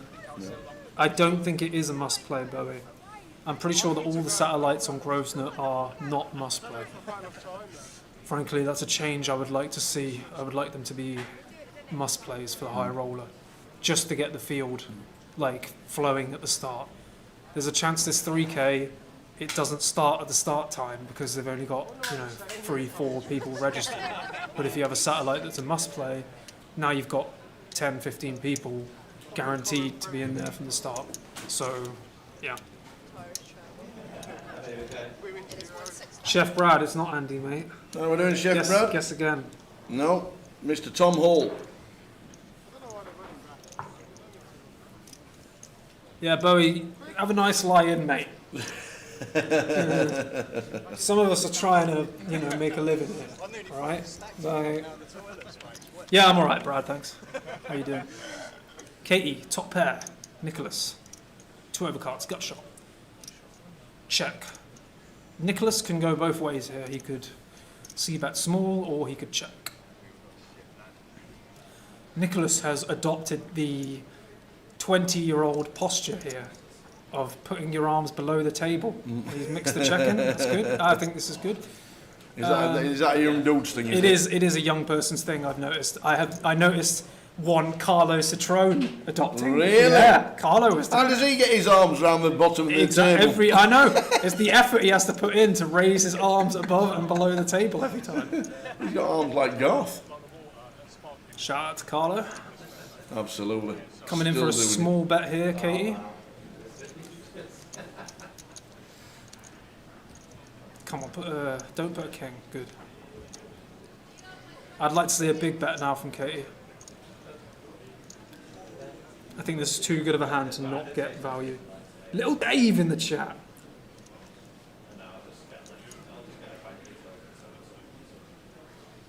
It is.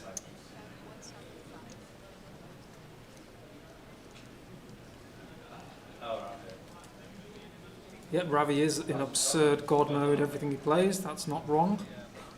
He did lose a flip yesterday, believe it or not. Somehow. We're all good, little Dave. Katie's found the block bet sizing, which is perfect against her opponent's hand. We are all good. I'm just going to bring Jay in while I just go and get some pictures and films from Mr. Sean Hayden at the break. Tom, you're an absolute superstar. We love the tower. I am sure we we'll all see you love the during the tower. week. And good luck when you go in about half an hour's time for the high roller. Yep. Get yourself in. Just going to bring Jay in for the... while we go and get Mr. Hayden doing tricks and things.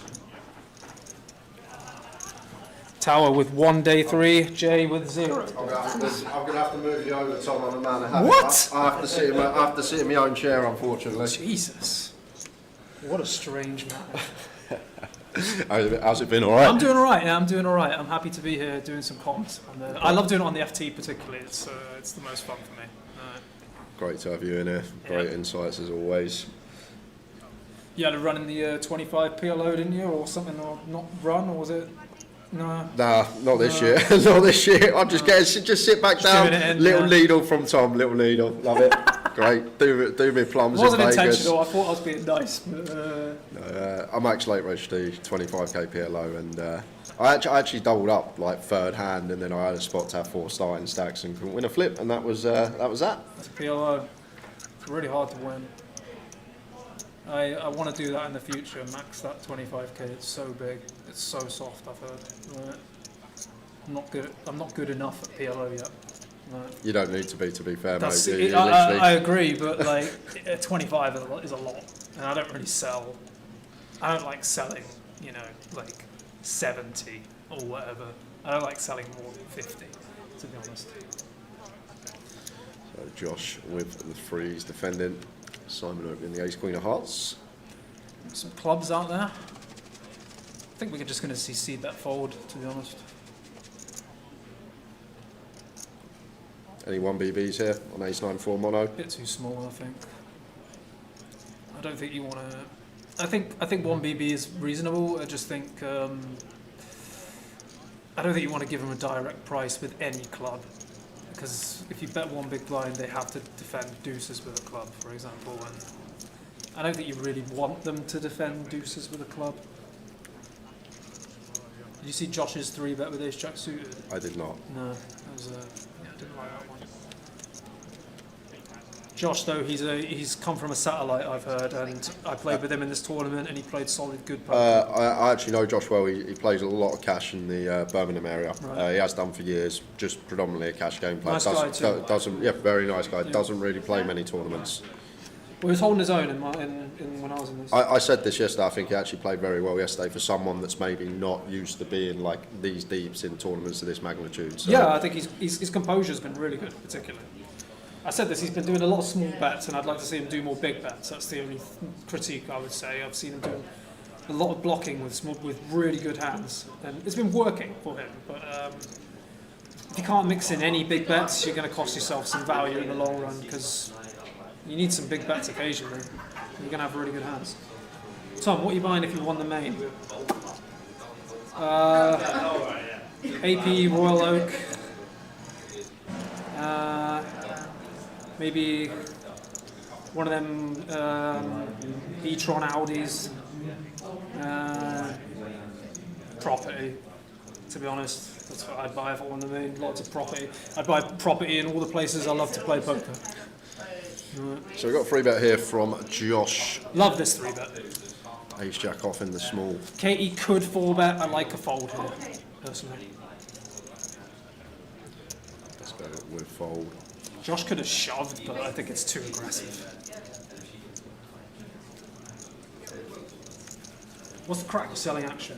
Is it as simple as if someone pays 50% of your buy-in, they get 50% of your winnings? Yes, but they might pay a premium for that 50%. So someone, if they're selling at 1.2 markup, for example, they'll pay a 20% premium. So if it was a 10k buy-in, instead of paying 5k, they'll pay 6k because of the 1.2 premium. Very cute. Otaku thinks this is not exciting enough. Chat.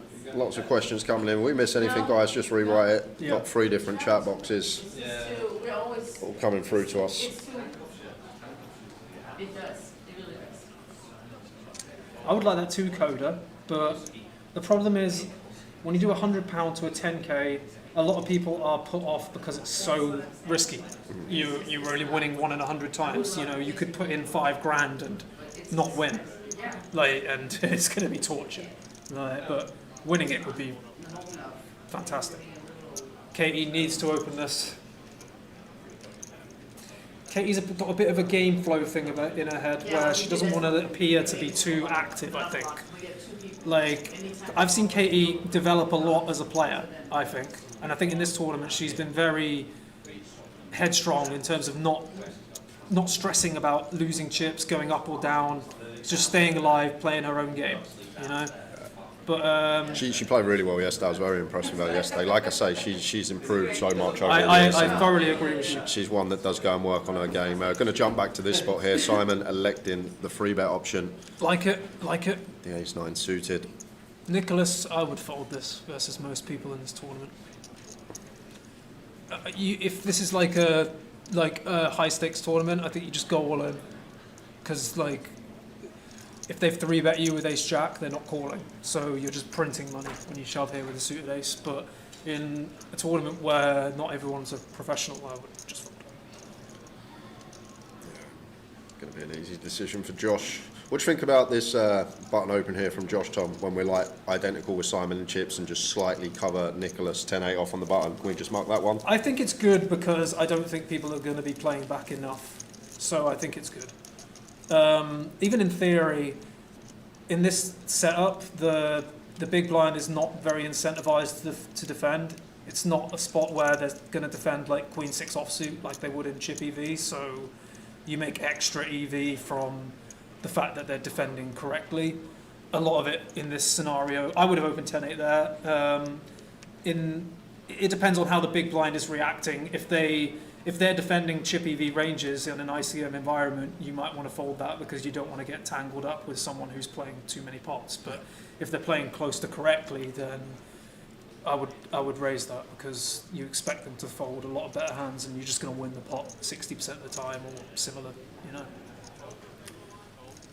And Katie would have got 3-bet and lost that hand, so you know, like she saved some money there because he's not going to 3-bet the button and fold versus the cutoff, I imagine. do I know if the bar's got a dick inside? This is when we need Tower in the booth. He can tell you everything there is. To be honest, I'm not too sure about that. Ed Allen, Jesus, what is wrong with me? I won an online qualifier for the Goliath on PokerStars last night. Am I designated a day one, or do I just rock up whenever you want? You just rock up, I think. Yeah, if you've got your PokerStars ticket for the Goliath in there, go and see the guys at the Stars desk when you get here. It's just outside the main hall. Chat with them and they will send you on your way. Good job, though. Good job, Ed. I'm pretty sure you get a free Power Path $55 ticket if you win your seat on the Stars client. So make sure if you've won your seat on Stars, go to the desk and inquire about that because $55 is not nothing. Yeah, we've got a really interesting one here. We're going 4 BBs out of position with Nicholas, but this is at 16 big blinds to start the hand. Effective of Iman goes for 4 bigs. This is very dangerous. And both snag second pair. Nicholas is getting after it a bit too much, I would say. Yeah. Well, yesterday he was really solid, and maybe he actually come in today thinking everyone's going to think he's. If that's how he's fought, it's great because if he thinks everyone's going to think he's the tightest, and he comes in actually amping up the aggression today, he's going to get more folds. People are going to be overfolding against him. So let's talk about something quickly. I like the steel. I don't like the sizing, the 4x. I don't think the 4x is necessary. Something else I want to talk about here is I see this a lot from people. They think when you raise pre-flop, you have to be the aggressor on the flop. In this specific scenario, blind v blind, when you raise pre and you get called, you don't just have to c-bet relentlessly. You can play an absurd amount of checks on the flop. Just because you're the aggressor pre-flop doesn't mean the strategy can't switch to a passive post-flop. You could see a flop here that you could just range check on, for example. And I would have liked to have seen check on this flop, but it's very natural for people to just c-bet here as the aggressor. Yeah, now we get here, going to be awkward on turn at this stack depth. We're literally working with 2/3 pot back. So, I mean, if you bet here, it's too crazy. Wow, he's going for it. He's going wow, Nicholas, is this a bluff? What, we're not folding a queen here. He's bringing the hammer down. If Iman can find a call here, I mean, this would be. But the thing is, like, as Nicholas here, we're not folding out Queen X at this stack depth blind on blind, so we only really like target this type of stuff. Yeah, I don't know what his intention is here. I think it's just the aggressor being aggressive because he's the aggressor pre-flop. Well, it looks like it's going to work to me. Yeah, I think Iman, especially this 10. You've got to give him credit because he's not a professional, so you're going to assume he's got a good hand. Right. If it was me, if I was Iman, I'd just fold. Yeah, 10 terrible card to have as well. Like some of this ace 10, king 10, 10 9, 10 8, diamond. It's just like. The thing is, if looking at it as us watching this, it's easy to say, oh, he's got too good of a hand to fold. But they've played this tournament for 4 days, getting up to this point. The pressure is massive, and like you don't expect people to just be blasting it in with worse here. I would fold as well. I think that's totally normal. You give the guy credit because, like Jay's just said, he's been playing solid for 2 days or whatever. To be fair, sick guy Nicholas, if he actually thought that and come in today, thought, you know what, I've been playing pretty tight. Everyone's going to think. If he had ace 10 there and blasted it in, fair enough. A weak jack it's a strange one. Look, I don't want to bash the guy too much, you know. Like he's just won a massive pot there, but we can all agree that was a bit of a suspect hand. Right. Bowie says he would have folded Jack 10 off pre against 4 BBs. Just north off. I mean, yeah. At 16 effective, it's 25% of our stack that we're putting in. Yeah, that's true. And you're probably going to give the guy credit because he's, again, not a pro. So, yeah, it makes sense to fold pro. So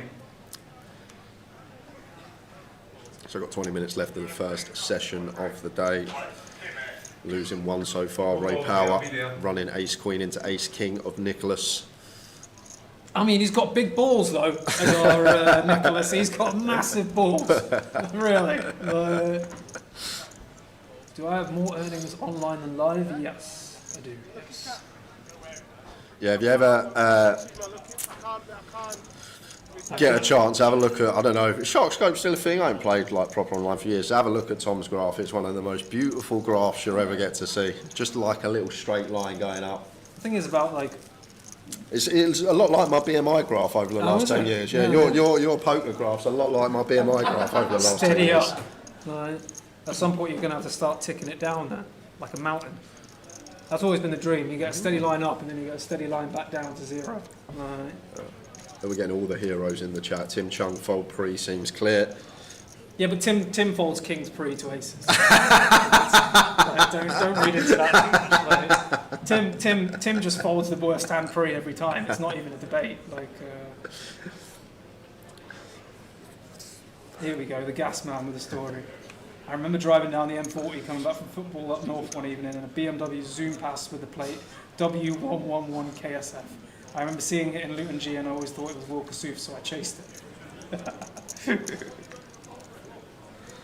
So Queen Jack 4 trig. We all love Ian Gascoigne. That is Gascoigne, right? I'm assuming. I mean, I would assume so. Trig. Queen Jack off. Coming in for a raise. He said in his pre-game interview, he's not an ICM heavy player, is our trig. He's more of a go for it. And he wants to win 4 titles. And to be honest, I think I would think the same at this point, that like history is more important than the pay jump. Speaking of going for it, we got a nice one here as Ravi. Here it comes. The old offsuit high-low in ICM from the big blind. Yeah, good play. Good blocker. Good unblocker. 2 has no interference with Trig's opening range. Going to have a lot of this like Jack 10, King Jack. Kill Wasuf says.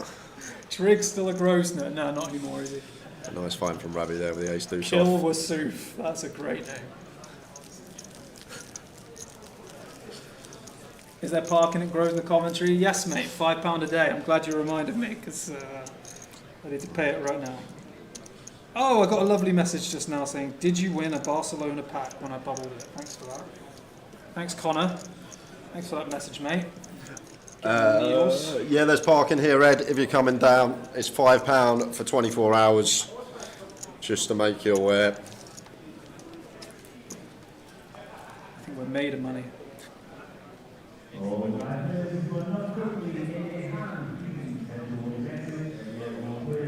It's funny, we go and play a couple of nights ago, just go back to the boys' house, a few of the boys staying here, we have a £50 sit and go. Oh yeah. And it's me, Toddy, Alex Montgomery, Endrick, Chris De Silva, I can't remember, there was one more maybe. But anyway, Chris was like tanking 10-15 seconds every decision. We started calling him Chris Kassouf. and he started getting the other, he started going, I'm actually siding with Will now, you're all bullying me, I know how Will Kassouf felt. And you had to be there, it was one of them had to be there moments. But it was so funny, he was taking like 15 seconds, we kept calling him Chris Kassouf, and he was kicking off. Legitimately put on the 5-second clock for Chris. It was so funny. I remember that. If I'm ever playing with him, I'll try and remember that. We'll get the clock on him early. But then he started siding with Kassouf. He goes, I know how it feels now to have everyone bullying you, calling the clock all the time. Yeah, I said to Tower, like, the way the floor treated him at times was barbaric, frankly. But, you know, I don't agree with his antics at all. Yeah, just going to jump into this one. Josh choosing to check back ace queen seems fine on 10-7-5, and now Trig just going to start leading this top pair. Lot of these gut shots out there from the big blind all the way up, Jack 9, all the way down to the will draw of ace 3, countless combinations, but ace queen high, tough to continue for Josh, and he's going to let it go. Yeah, I think it's just a good fold. I think in theory as Trig you play a mix of big size and block size, maybe like third part and 80%, and to be honest I like the small bet a lot more there, because I think it's really hard to get paid by worse, to be honest. Like, I think even if they've got 9s the next pip down, they're going to struggle to pay you 2 streets, so I think you want to price it effectively. But you don't want to price them in necessarily with the overcards, so it's a thin line.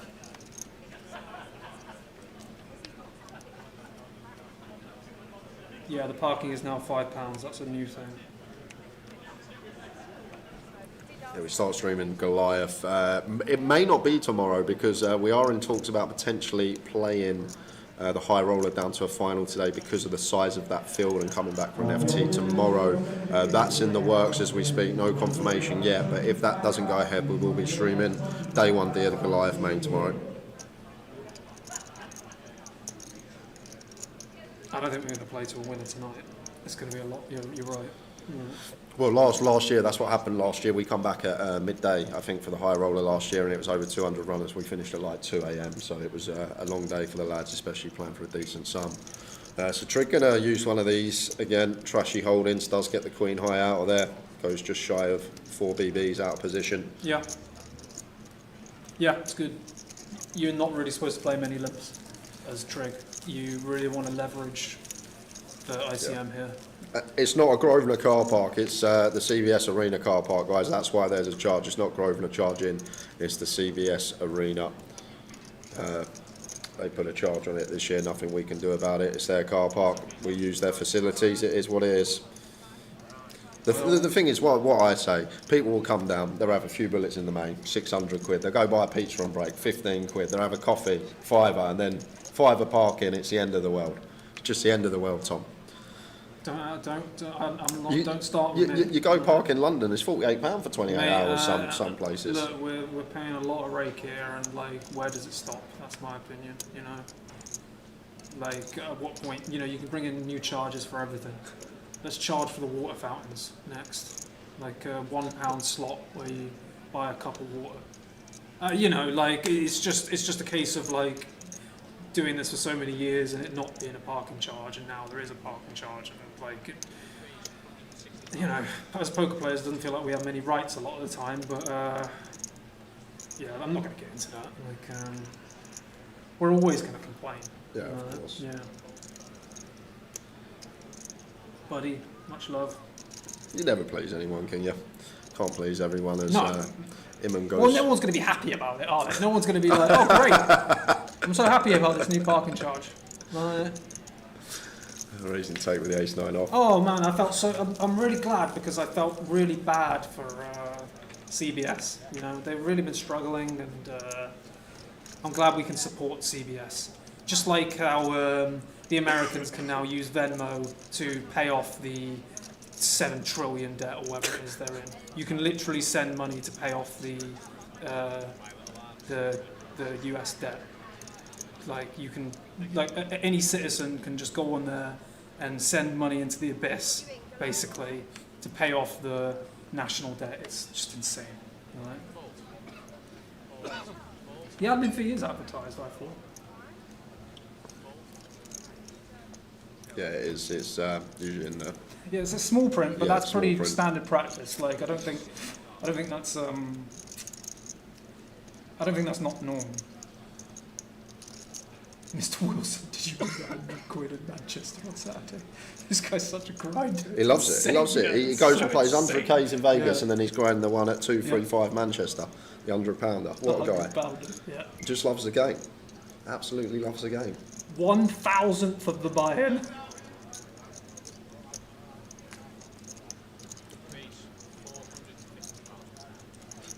He bluffed it off. He bluffed it off at a £100-pounder. I mean, I don't need to give you much coaching to tell you it doesn't sound very good. Wow, Simon. He's found the GTO free bet combo. Let's go, Simon. Nice. What a find! He's learned from his namesake, the Irish Simon Wilson, who is a beast, by the way. He's an excellent player, Simon Wilson. Pretty sick find there from Simon. Yeah, I agree, really yeah. nice play there. 30, Really what, nice. 34, 33 to start the hand. Perfect. Really, yeah. Perfect hand selection. Little bit too small sizing, but just finding it in general is Really nice stack very depth to do impressive. it at as well. Yep. Again, you want to leverage, I said this to Tower, you can leverage the chip leader surprisingly easily because they're opening so wide and they can't rejam, they can't full bet shove on you because they're risking the whole tournament. So 3-betting the chip leader can actually be quite a print-off. Ravi's not been too crazy. He's been holding it together. Wilson, the regular surname in poker. It is. Yeah. That's cool.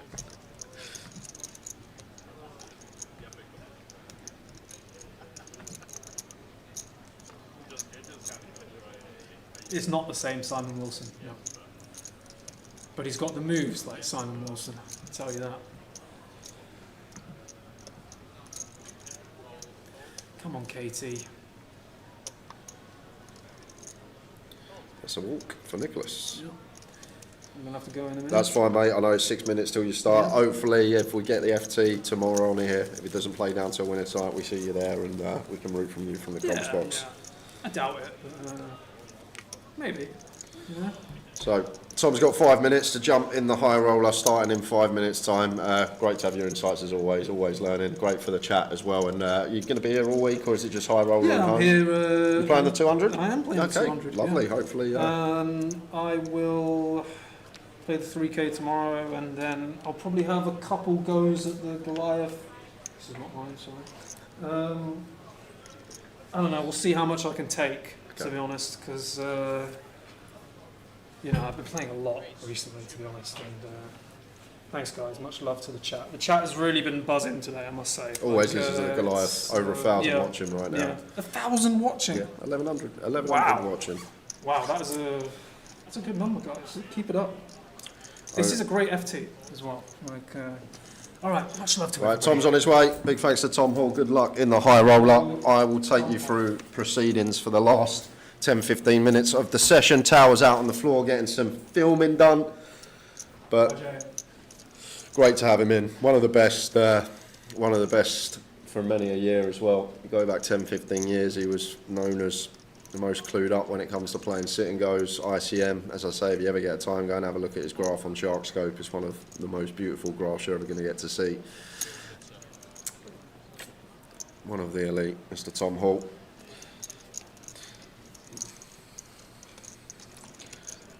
So Jay with the open here. Nicholas, just as Tom leaves the booth, wants to peel A7 off in the small blind against 2.5 BBs. I don't think he saw the open. I think that's what's occurred here. Oh, but he does snag a top pair. And this could be a bit of bother for Jay, because it does seem like a board that I'm just going to mandatory C-bet on. Probably around quarter, 140 seems nice. Maybe could even go smaller than that. Goes big. Big bet coming in, like 55% here from Jay, and already it's getting a bit sketchy for A7 as Nicholas, after what I believe was a situation where he didn't see the open pre and thought he was just making up the blinds perhaps. So it seems uncharacteristic for him to peel A7 off, but now we've got to call and see a turn set.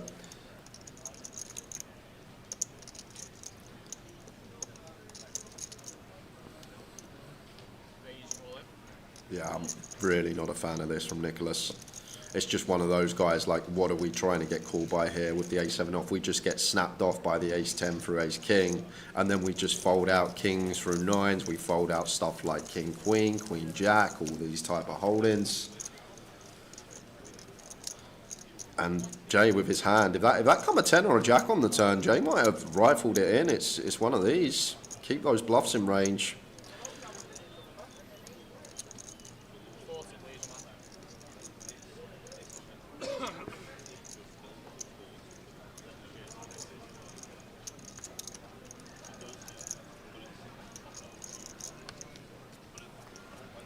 Maybe he did just want to peel the A7. I'm not sure there, guys. But I'm pretty sure about the flop play. We just want to call there. Once again, what does Jam achieve? You don't get called by worse. We just get called by the bigger ace-X. And the thing about when we have top pair and it's an ace, when our opponent is behind, they're usually drawing very thin in terms of equity. Pocket pairs, 10%. Stuff like King, Queen, Queen, Jack, like 7, 8%. Just equity lock on the hand. Don't see why we need to shove as Nicholas. But on to the next hand. Jack 3 off on the button. Going to get out of the way. Iman fairly short stacked. Any shoves coming in here from the small. 10-4 of spades. highly unlikely.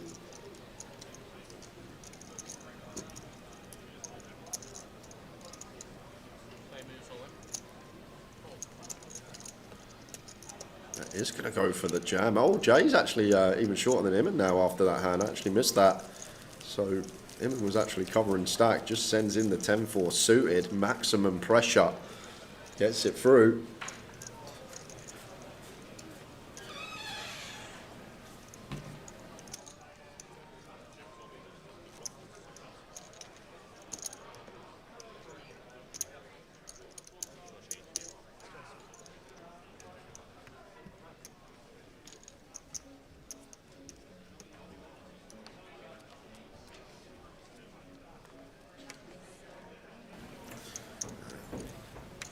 So 6 minutes to go, guys, before our first break of the day. Just Ray Power, the only casualty, taking home just north of £14,000. Everyone with 19,670 locked up. Ace-8 off for Katie into the muck. Josh follows suit.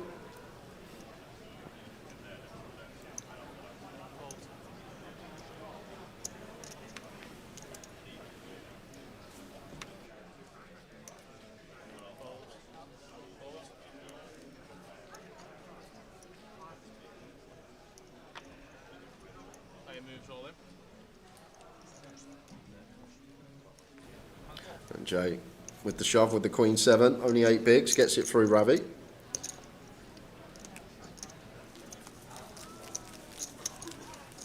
Yep, you need to be here at the CBS to buy in now to Goliath. Cannot buy in on the app. Cannot buy in at local clubs. We are trying to work on the app debit card situation.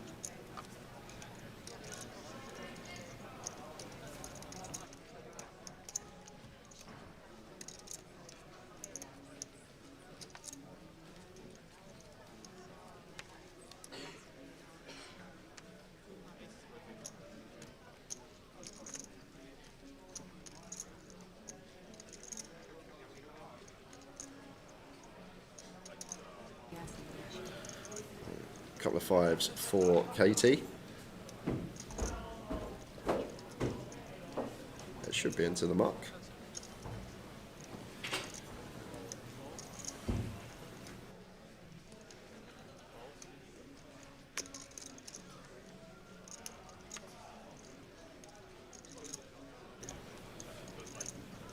Nicholas out of the way. Iman, King, Queen off. 15 on the button. This is going to be, sorry, in the cut-off.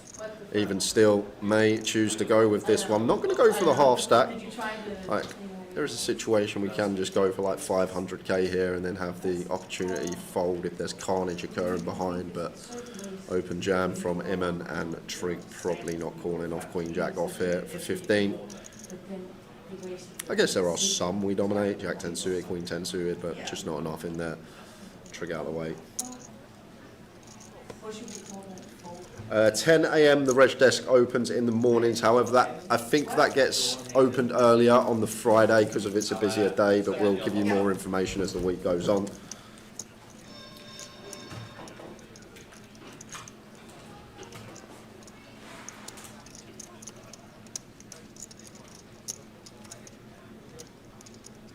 Brian Walker rooting for Trig. And yeah, the triangles that get thrown in front of the players, they are all in triangles, but I think each player has their own. That goes over the line, you are all in. Yep, Goliath starts at 12 tomorrow, Brad. Thursday and Friday are the 11 a.m. starts, but for Tuesday, Wednesday, it is 12 p.m. starts.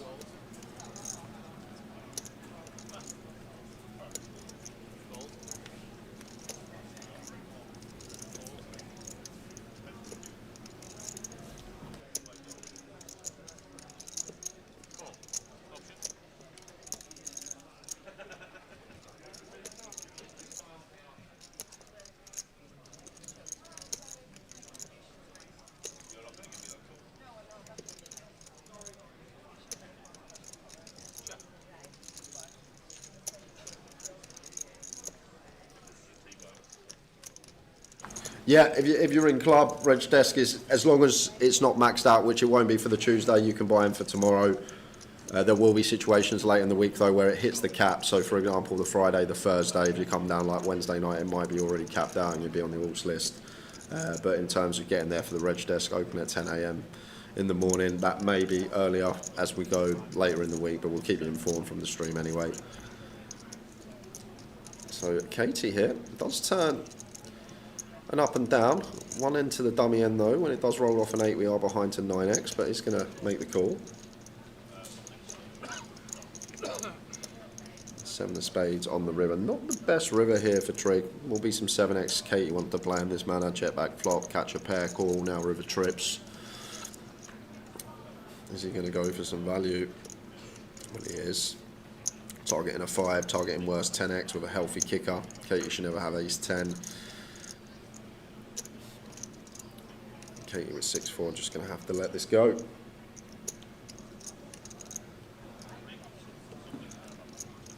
If you've already regged on the app, like last week, a month ago, a couple of days ago, whenever you've been, and you're in that holding tank, you're in that flight, you just turn up, chips go and play when you're seated. It's not a situation because the app is down now and debit card buying is not working, that you get taken out of the flight. If you've already regged for the Goliath, you will be in. Just turn up, chips go and play when you get here. But at the moment, if you haven't bought in yet and you are trying to use the app for a debit card, we are working on it. How are we doing, Adam? You joined us at the wrong time, mate. We've got one more hand left and we are on a 20-minute break.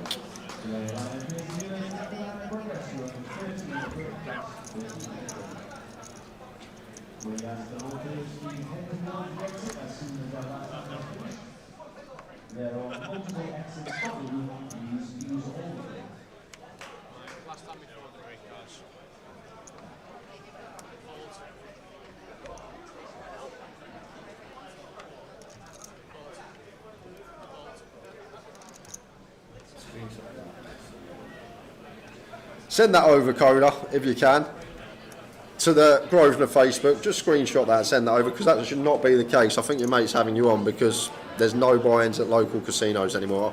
You all right?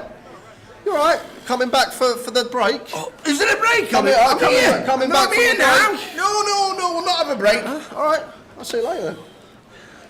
We're on a break. We're on a break. Unbelievable. Going to be back in 20 minutes, guys. 20 to 3. We will return with the final table of the GUKPT. I'll be here.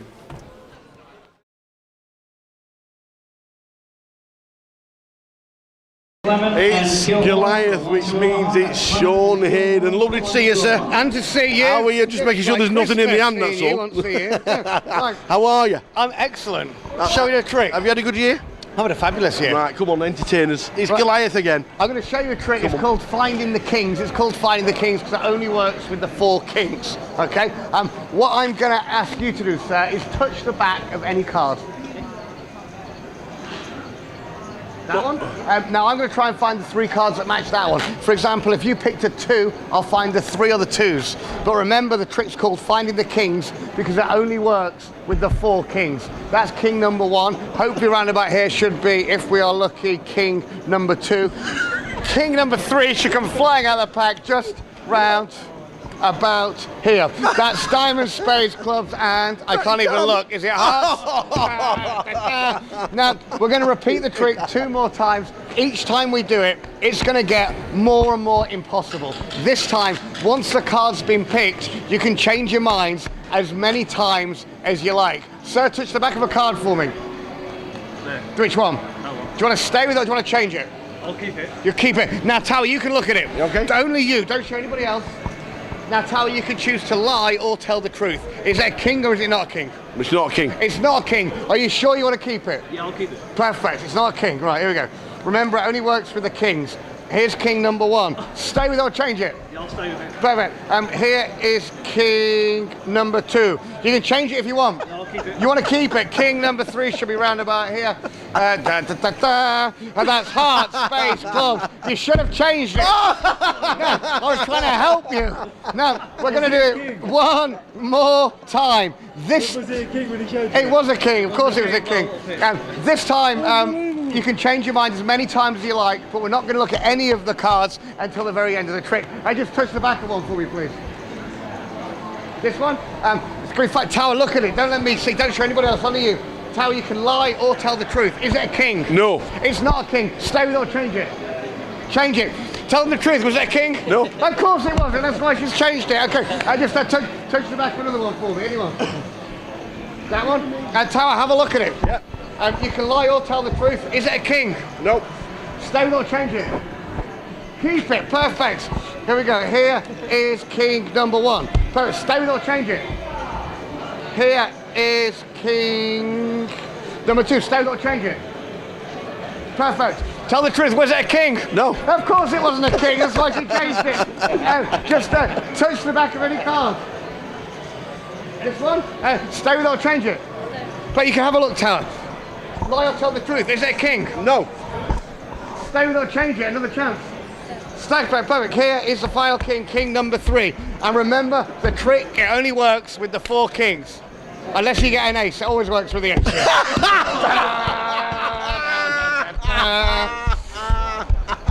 I don't even know how it happens. I said he weren't a king. I don't even know. Tower, pick a card.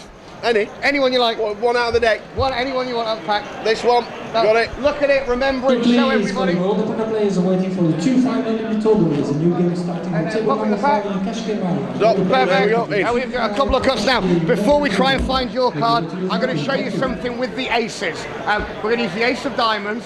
I'm going to try and make the ace of diamonds and the ace of hearts change places.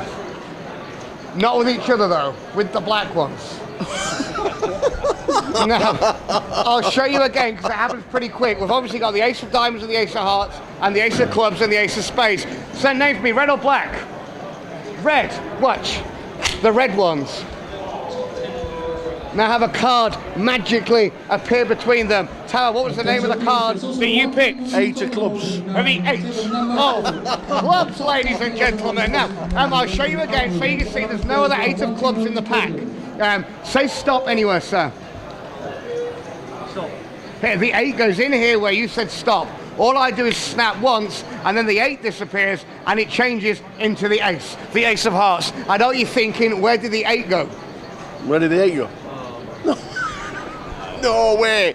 Now have a look, turn it over, show everybody. The 8 of clubs. No way. It really is. The 8 of clubs. Now, I'll show you how it happens. All you do is squeeze like this, watch. That's when it happens, that's when it changes. I know what you're thinking, where's the 8? What? Now, people think I cheat. They think that when you're not looking, I take the 8. They think I hide it in the palm of my hand, put it in the box. That's not how it's done, because that's not the 8.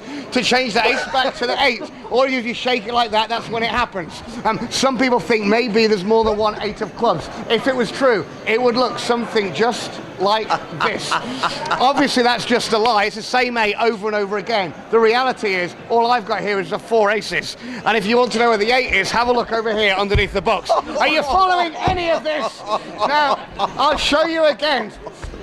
The 8 of clubs, so you can see it really does go down just in here. So I don't cheat. Could you push it in the pack? And then have a look up here in my mouth. Yeah, I don't even know how it gets up there. So you can see, Tower, the 8 goes in here. This time, instead of the 8 disappearing, watch, the whole deck disappears, leaving me with just the 8 of clubs. And if you want to know where the pack goes, have a look under the box. What? Very finely, we'll bend the card in two like this. The bent card, the 8 of clubs, it really does go down, I don't know, somewhere round about here. Now watch. All I do is snap, the 8 jumps up. I've got no idea. No way! Ladies and gentlemen, come on, Sean Hayden! Thank you very much, yes.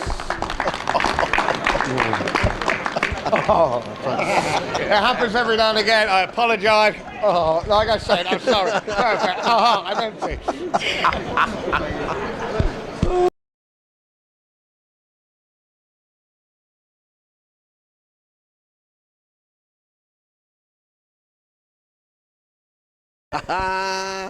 Well, the jacket's on, the hat's on. This is Goliath, obviously, 2025. Come on, let's have a walk through. To be fair, I'm wearing this because I have to. He's wearing that. It's not even a bet. Let me tell you. What you do with these?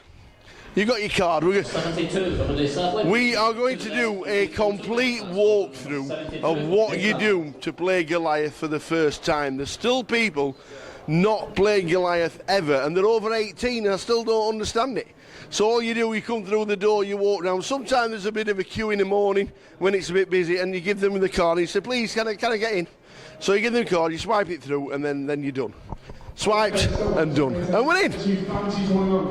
You need to be a member of a Grosvenor casino. You will be anyway, but you need to be a member of a Grosvenor casino. And then we wander down into this greatest hall you will ever see. This is like no other Grosvenor casino that you will see. You look left, the bar area is chock-a-block. You look down and there's some ugly mug on the wall advertising a £2 million estimated prize pool. It will be very, very close to that this year as well. And on the right hand side is what we are all playing for.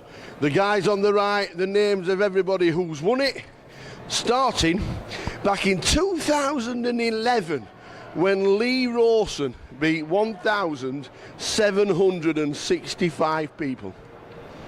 And Willie Watkins last year just beat the 11,700. Unbelievable. So, as we come down, we know it's a busy start to the day. We know you come down the second lot of escalators and you're going to be met maybe by a queue, maybe by the bar area, but it's always moving. You never stood there for a long, long time. And as you wander through, it'll tell you on the right hand side the reg desk, which is over that side. On the left hand side, you walk all the way down, which is what we're going to do.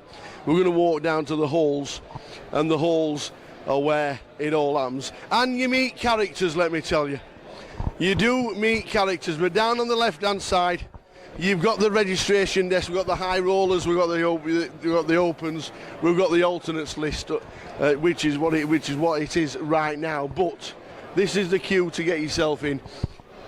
It's just an amazing, amazing event, and everybody is just sat and queuing, and they're all ready to get themselves in. But if you're here for the first time, let's take you down to the main hall, because the main hall is where everything happens. It's where all the Goliath is. This is the main hub of the casino. This is the main hub of the casino, where on your breaks you'll come and have a little bit of a punch, you'll have a quick bite to eat in the restaurant directly behind us, you go to the bar for a pint, you'll have a chat, you'll speak to everybody, you'll hear bad beat stories. There'll be bad beat stories coming out of your ears by the time you've finished. But as you wander down, you know this is still in the main casino. We've played here before when we've done the UK Open, when we've done GKPT. But what you haven't done, if you've never been to Goliath, is wandered through this bit. Because this bit is the place where Goliath happens and nothing else Grosvenor related. This is where we all play GKPTs, it's where we do the UK Open. But this is now the area where you wander through for the first time. This is all brand new. You met with the finest pizza company in the entire world. The NY Smokehouse. Not New York, North Yorkshire. God's country. God's country. These guys working all day long superbly. This is now the food court. Get yourself, I'm not being funny. I'm not being funny, but look at the cakes. Unbelievable. You could sit here for 2 hours. At least. One each. What a great place. We've got the spuds, we've got the hot dogs, we've got the burgers. We've got coffee in town. And then, as we wander through, we come to very close area of where we are going for walking in for first time ever of Goliath. This is all new to everybody if you've never done it. You're walking down, you've got 2 entrances. That's the side entrance, but we're going to go past the Legends Wall, because this is where all the legends are from winning Goliath. This is a superb wall, and if your name's on it for 2025, you'll be the side of Will Watkins. As you're walking through, you're getting closer. There'll be sign-ups on the left-hand side. Everybody who's coming in as an alternate will sign in on the left-hand side. The Poker Stars guys are in town.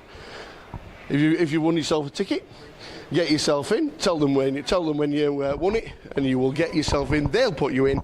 You then go into this place, because this place is where it all happens, and this is the Hall of Goliath 2024. 25. 2025. We started in 2011 and it's just got bigger and bigger and bigger. And when you think a day one now has 1,400 runners. When Lee Rawson won it, he only beat 1,765 people in total.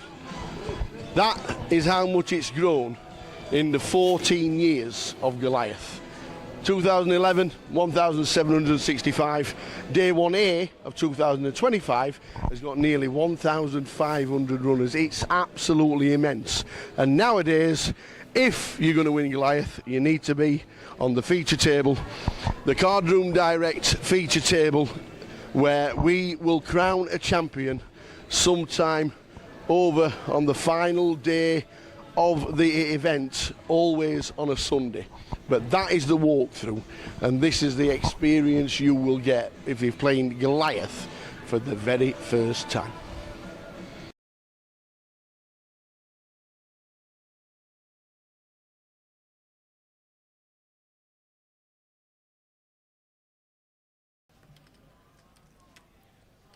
It's actually nice to have Joe on the feature as well, Ty, because funnily enough, every year, the way he busts out of this tournament is just cruel. And no one ever seems to see it, but he always says, oh, this happened, I got aces in against kings, king on the river, I got queen 10 in against queen 9, 9 on the river, I flop quad sixes, he makes 5 of a kind on the river. Like, it's like every year, but no one ever sees it. So He makes 5 of a kind on the river. So we're Look gonna, at this. Here we go. Look Let's at see if this. it does happen.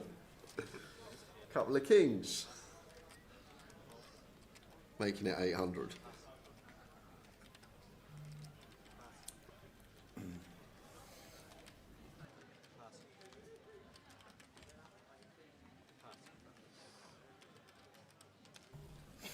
So Jack 10 for Ollie who calls.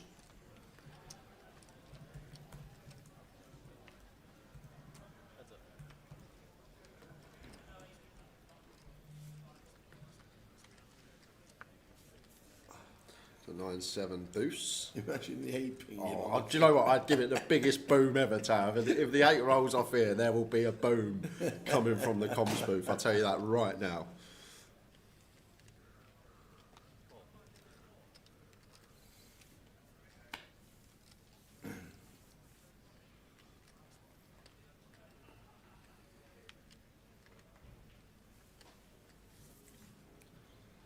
Better 1K. Oh, so a queen on the turn. Can I root for the king of clubs? Is that allowed? Am I allowed to root for the king of clubs? Of course you can. 1.9 into 4.3. Around 60%, just north of. Sorry, 40%. Put the king of clubs there, dealer, one time.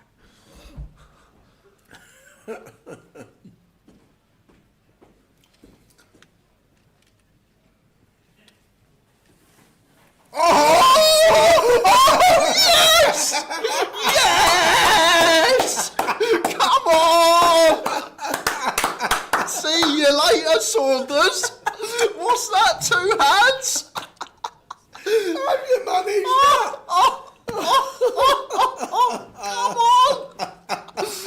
Come on! Have you managed that? Oh, this is brilliant. This is just gold. Poor lad sits there, rivers are set, he's nailed it, he's called it in. One time dealer, he says, King of Clubs. Oh my word. Oh dear. It goes for the raise, the all in. You got Jack 10. Yes, you have. What else has he got? He's 3 bet the river. Of course he's got Jack 10. You got Jack 10. Oh yes, of course he's got Jack 10. See you later, Joe. Back to the. See you later. 2 hands he lasted, and believe it or not, that's actually his record run in the Goliath Tower. Level 3 for Saunders. Well played, sir. We will see you on your second bullet. You owe that dealer.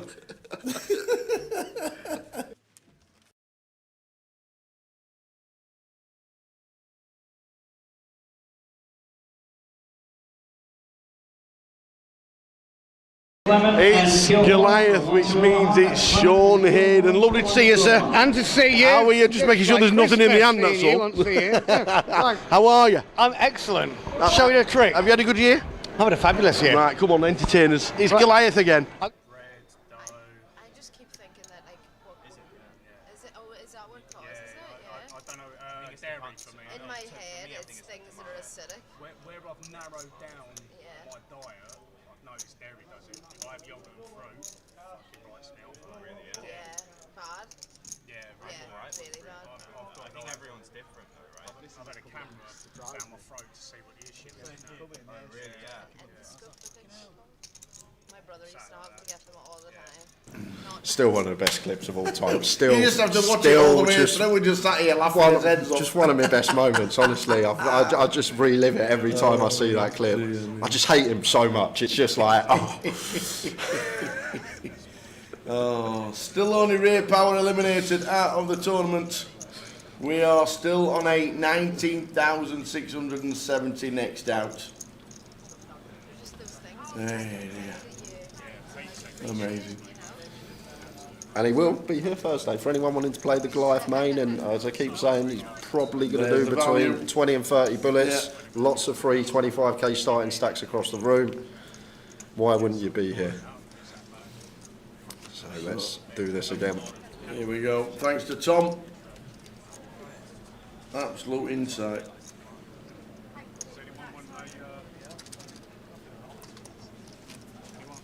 Absolute insight. 22 table in there last night on Stars on all platforms. Okay. 22 table in last night. On all different platforms. I never used to be able to do more than like 12 to 14, 22s. That's proper brain power, that.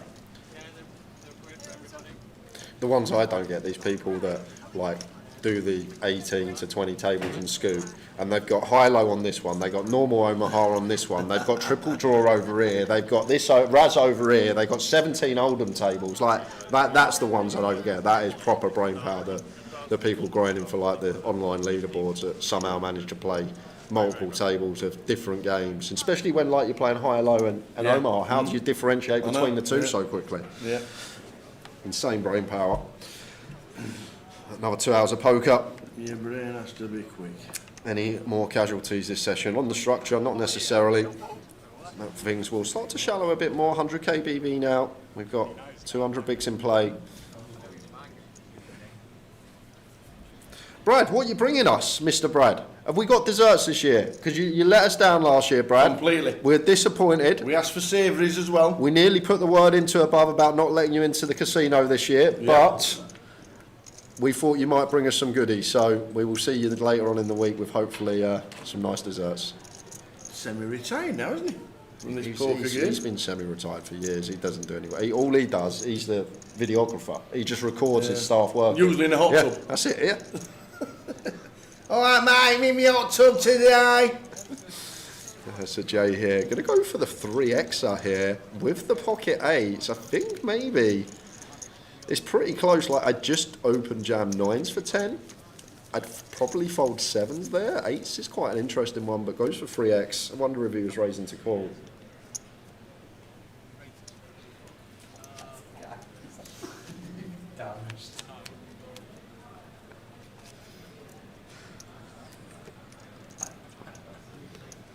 Oh, the girls looking for Kay. Debbie watching down at home with the besties.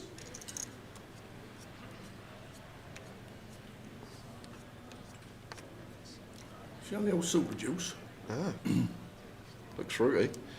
Him and under the gun 14 would not be shoving here. Nice one to just open. Makes it 200k.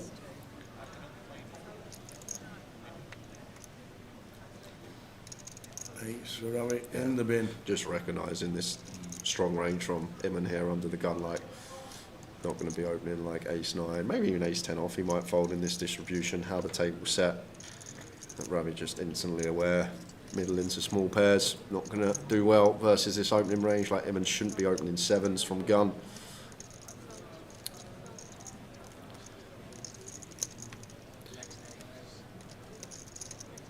And raise and take.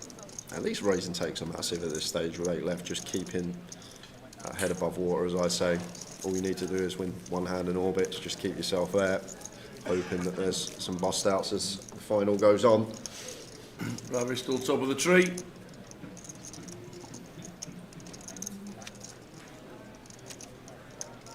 Yeah, Lewis, Sam actually said Simon's first poker tournament in 10 years this, and what a tournament it would be to win, the biggest GUKPT field we've ever seen. Yep.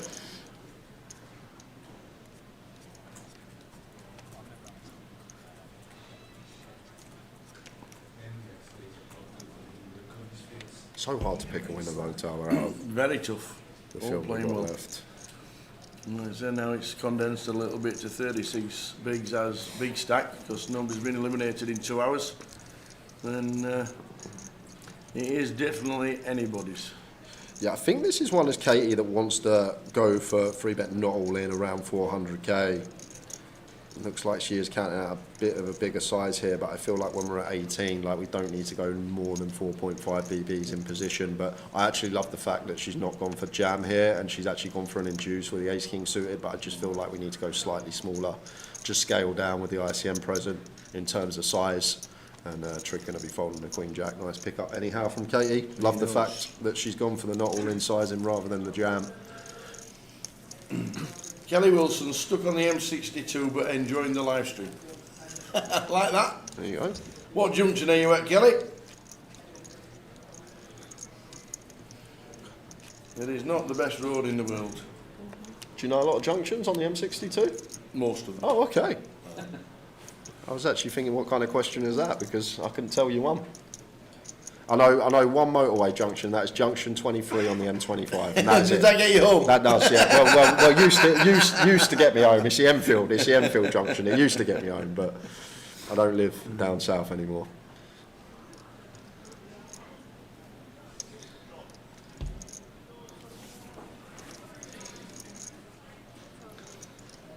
Ooh, I might have opened there as Josh. Obviously 3 not the best card. I guess Simon got us coming on direct left. A couple of reshove stacks behind. Yeah, maybe let it go. Suited king. LP. That may be like king 8 suited plus for Josh. It's just going to be a walk for Jay in the big blind.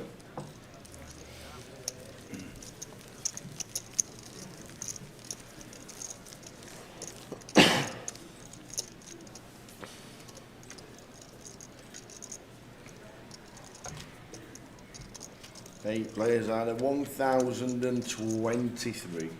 Amazing.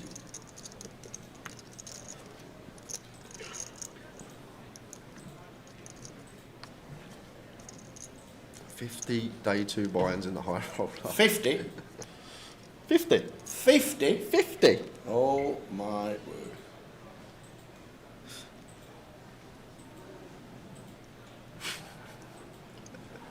Tony Thorne stuck at work. Oh, I saw TK today. TK's Oh, playing. did you? Tony Kendall? Yeah, Tony Kendall's playing. He is indeed. Such a great character for the game. Been with Sky Poker for years. Any little small free bets here from Nicholas, I wonder. King Jack suited. This is, I feel like too loose and open from Trig. 8 max under the gun, 6s, second in chips. I feel like it probably does fold, but as we know with Trig, he does want to play for the outright win. Maybe not thinking about the ICM as much as others. I feel like second in chips here. Might even be third actually. 6s probably fold theoretically, but now we get here. Deuces for Jay in the small blind. I'd probably just let these go as Jay. 13. Or is he going to go on a duck hunt? Yes, he is going to go on a duck hunt. Oh, and Ravi, ace, jack off here. This is intriguing because Like, if there weren't two calls, we just got a clear call here in the big blind for Ravi. But now with a couple of dead flats, like, we don't expect Nicholas to have any traps. We probably don't expect Jay to have any traps once he goes three-way.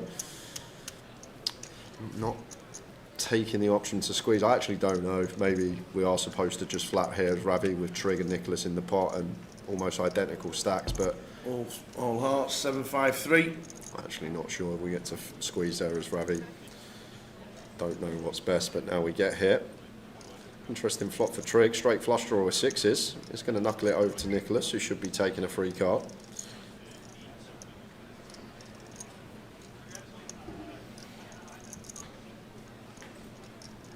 Ten of clubs as it's checked all the way around.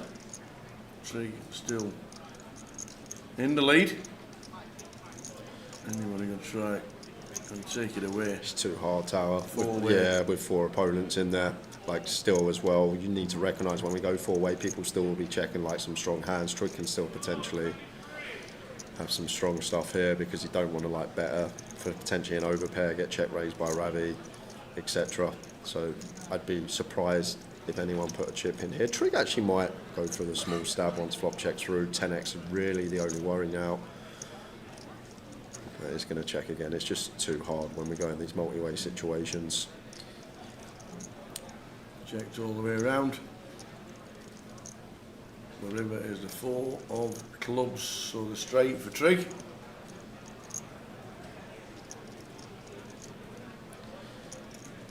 Yeah, Jay's just not going to have any 6x here from the small, so can't really do much, I guess. Well, he's going to go for it. Going to go for it. He is repping it. Like, the thing is, like, I guess we can maybe have fours as well as Jay here, but if he never has threes, five or sevens, they lead turn. So it's an interesting bet here from Jay on the river. I guess we do block the ace-2 suited, the will. But I just think it's incredibly hard to have much 6x from the small blind here. It's really difficult.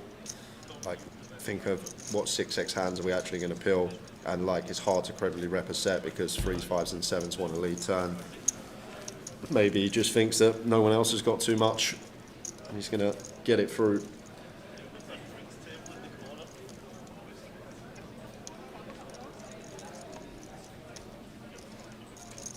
And David Debonault has bagged for Saturday, 22 big blinds, same as last year. Amazing. At least you've had some practice. Yeah, 22 bigs in a dream, same as last year. Nothing wrong with that. I think one of the things as well to be aware as playing Goliath, just be aware, there's only 8% gone through first 2 days. And last year we know we were in the money for the first time ever. On day 2 it might be the same, might not be, I'm not saying it is, but it might be, so just be aware when you get to the last stages of your day 1. If you want to lock up, you might just be in the money, but we're not sure yet.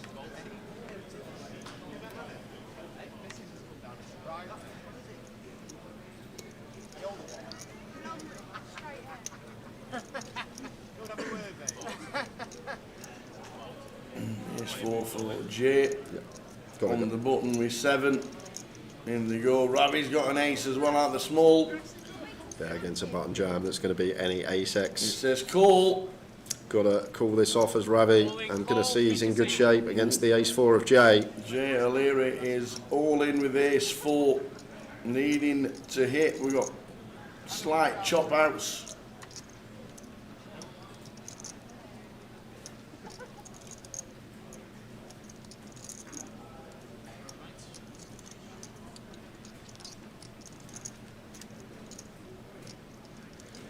And an 8 on the flop means running straight cards is about it. Running 4s. That will do it. That will do it. Jay O'Leary busting out in 8th of the GKPT's biggest event. Just shy of 20k, 19,670. Good run from Jay. Nice one indeed. Jay O'Leary, there he is in 8th. How are we doing, Zoom up in the chat? It's Verve. I just read that. I don't really understand. So what you're saying is don't open jam king under the gun for 35 bigs on the last hand of the day. Was that with you and Tom? I'm guessing that's for Goliath. and because you might make day 2. What's the context though? No, we're on about making the money, but it's not been announced yet. Oh, okay. And obviously the hand that went viral last night, Kings against Ace King. Ah, did he open jam the Kings for 35 BBs? Is that what happened in that particular hand that's on social? That makes sense now. I've got the context, I'm not confused. Yeah. If you want to make day 2 and the Goliath and potentially the money, don't open anything for 35 BBs. And to be fair, guys, that's actually quite a fun hand to watch. You want to check it out on our socials, Grosvenor Poker on Facebook, Twitter, Instagram. Go and check it out. That was a fun hand from the last hand of Goliath yesterday evening that we called from the outer tables. He wanted to make day 2. He's got Kings. He's 35 bigs. Wants to take the pot. I'm all in. Wait! Don't you start saying about people shoving too many big blinds with Kings. Well, he obviously watched. He obviously watched and learned from the tower. Yeah, I'll never forget that tag team. I didn't get eliminated. I won the hand. He took it well, that's the main thing. King 6 for Trig. Does have a decent gap now between himself and second in chips. Well, I say decent, 7-8 big blinds, but getting after Nicholas here, one of these people that isn't really incentivised to play against us, but this is intriguing. 32 to start the hand for Nicholas. Like it's one of those where I think we just got to close our eyes and jam tower. Jack seems too powerful. 7 max LP versus small blind of a capable opponent. He's going to use a bank.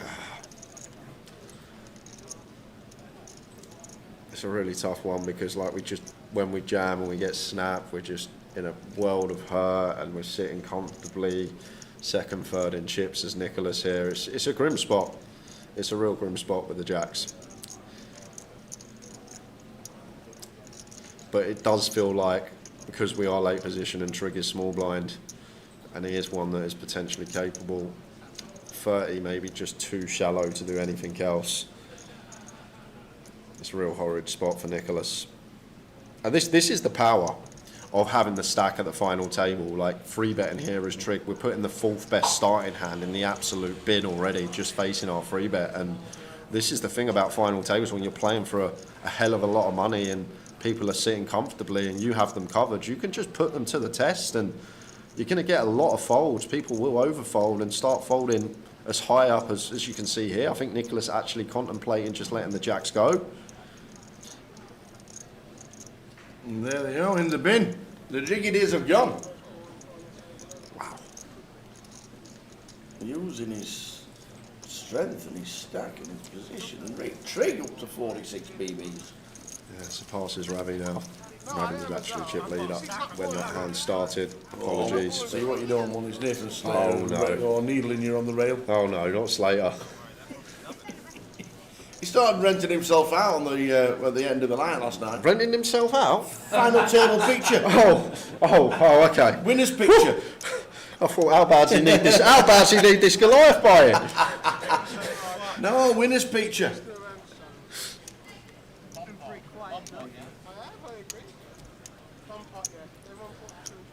No shot clock in the 200-pounder Goliath main. No.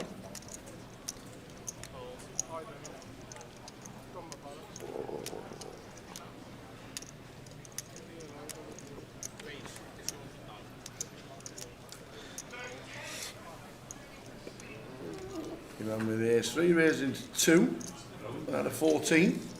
It's a real sucky one again for him, man. Like, I feel like if we had like 12, we can open jam. 14 seems kind of annoying. Going to use it as a 2BB open. Katie and the small blind ace 8 off can't really do much. If you wanted to do anything, you have to 3-bet bluff and just not at that stack depth with him. Oh, it's good timing as well. Look at Josh with the ace king.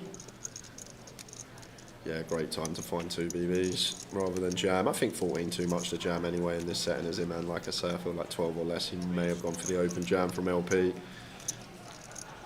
But gives himself the opportunity to get away from it and stay alive.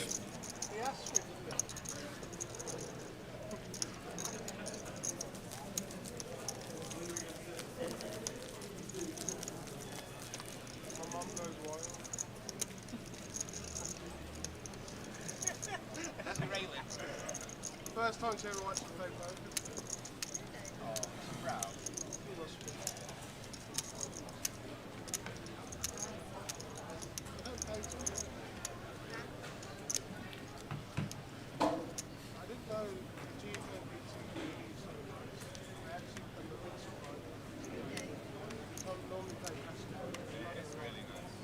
I'm not gonna lie, it's a cash game, especially private. Full of scumbags. Sling us in the mix and all, you know. So with the 5-4 from cut-off, won't be doing too much with that.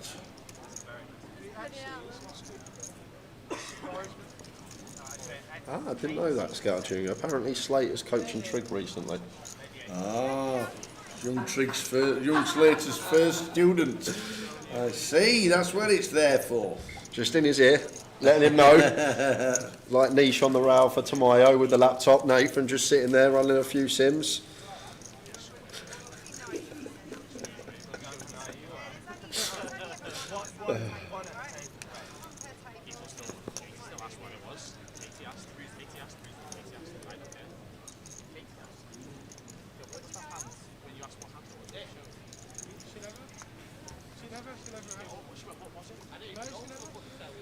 About something else. He thought that you wanted to know what I was showing when I told you. I thought you said what was it? Nah, she was talking about something else, but as I was folding it. Opens from hijack. Yes, now Trig just really starting to try and put some distance between him and the rest of the pack. Yeah, Ravi's fairly close in chips, but it's a great seat for Trig because every time Ravi folds, we just get to be relentless with our opens, using stuff with removal. King X here, King 4 off, just applying the pressure behind. And as well, like Josh, Simon and Nicholas all going to have in their head him, and now with around 12, so he's going to be in the big blind soon. There's going to be a situation probably in the next 20, 30 minutes. He's going to have to get that stack in. Now the ladder's starting to get a bit more significant, extra 8k in the pocket if we can outlast another. Ace 2-10. One for just Trig to C-bet. Just check, C-bet, fold. And that's probably going to be the end of this hand.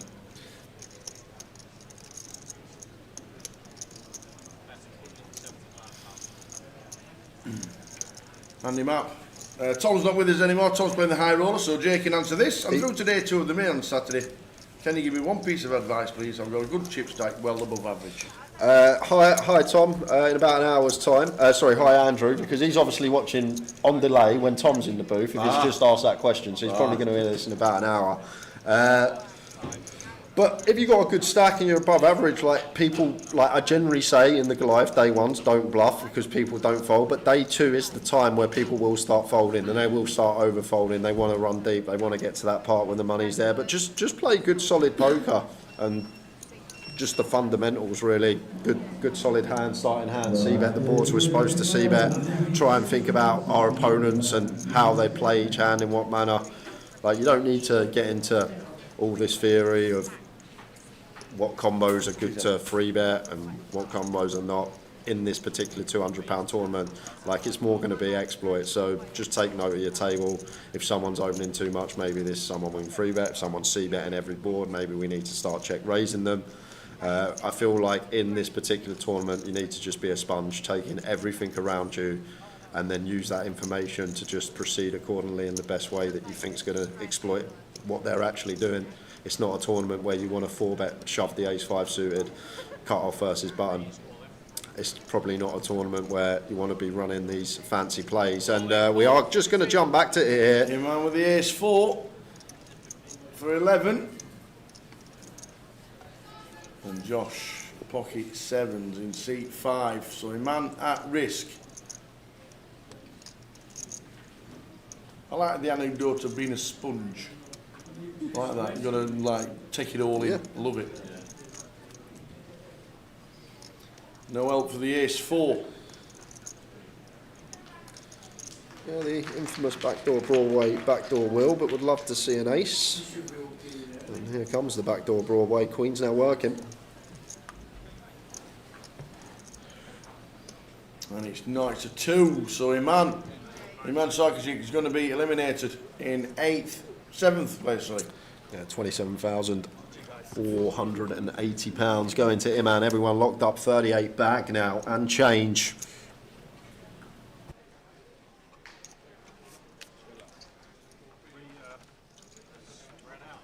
I can't imagine my mum's reacting to that.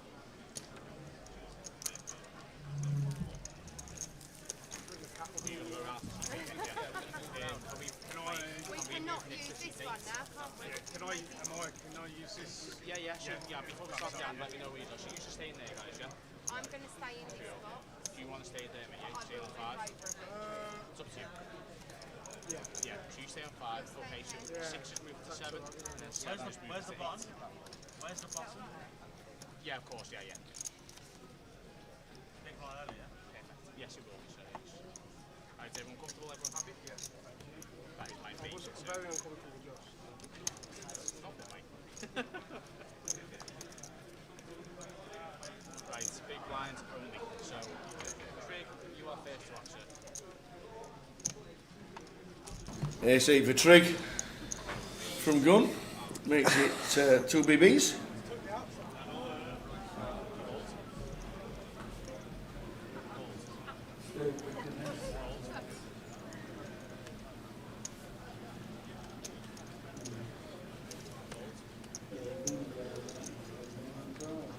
No action for the Trig. We're down to 6.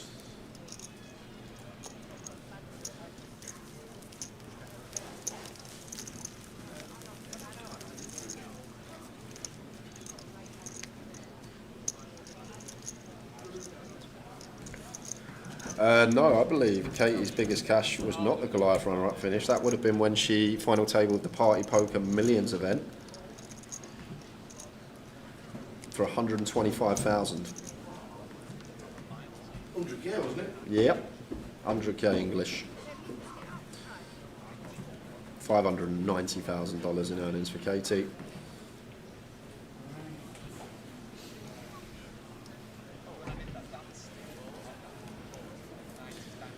I remember Chidwick was on that final table. I remember watching that too. I remember that was the tournament where you could buy into day 2 for 10x the buy-in. So all the flight 1 was 500, but then you could pay 5k to be into day 2. Because they ran like these, it was like a prelim flight. It was I like know Katie bagged twice in that event. Yeah. And she bust out with her first day 2 bag. Okay. And then used her second It one. might have actually been day 3 you could buy them for 5k actually, Right. now I think about it. But they had like the prelim flights for the £500, and then after everyone bagged up you could buy in for X amount for 5k on the day 3, I think it was. It was such a weird event, I remember it. It was about 7 years ago. Because I remember Katie saying that she'd lost on the first bag, and then you get the option of getting a second bag. How bizarre. It's like being able to buy into heads up.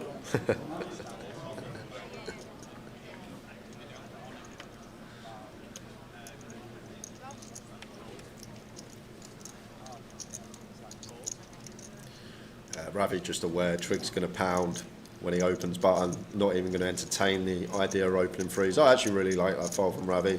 The other thing as well to know for Ravi, the MPL, every ladder now for him, not just monetary but points, and as it works exponentially, the formula, just each given place he can ladder as Ravi, going to be massive for him for that MPL, especially when he only has a few results already and is in the top 20. 10, Jack, 2 flop, blind on blind.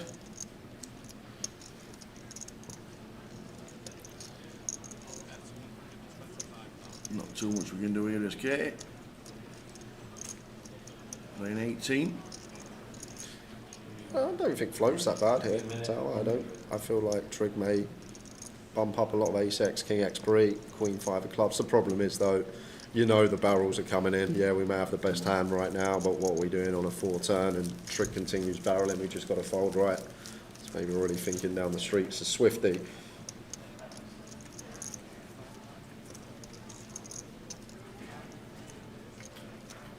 Yeah, it was like a prelim, weren't it, Luke? I remember it. I remember like people like on day 2 being like, I bought in for 5k today, and you're sitting there, you're in for 500. Like what? Yeah, it got you 10 stacks, didn't it? We're How good would that be, like, as a poker tournament? So if you wanted to, 1k buy-in, 20k starting stake, you're buying for 5k, start at 100k. you get. Oh, I wonder why that never caught on.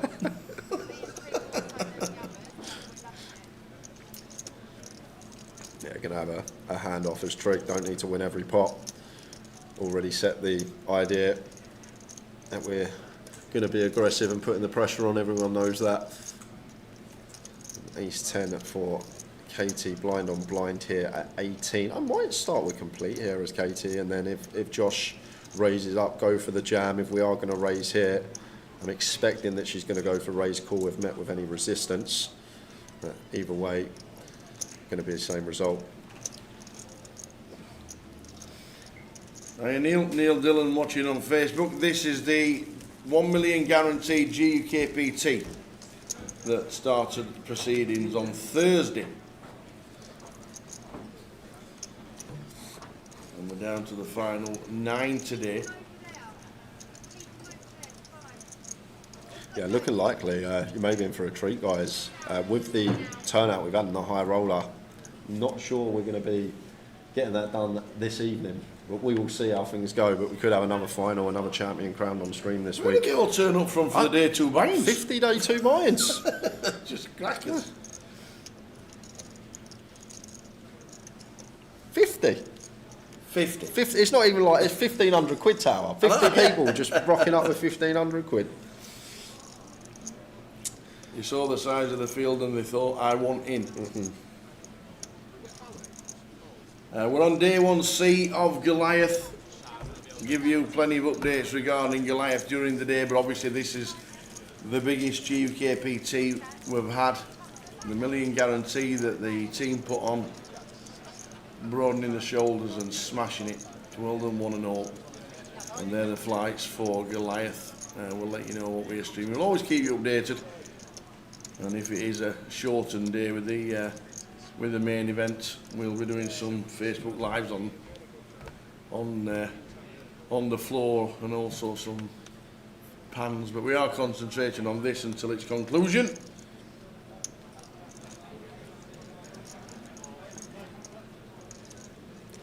Queen 10 off here for Katie in the cut-off, off a 20. I don't mind either here. Seems cuspy, like to open Queen Jack, wouldn't open Queen 9. Depends what she thinks about the resistance behind.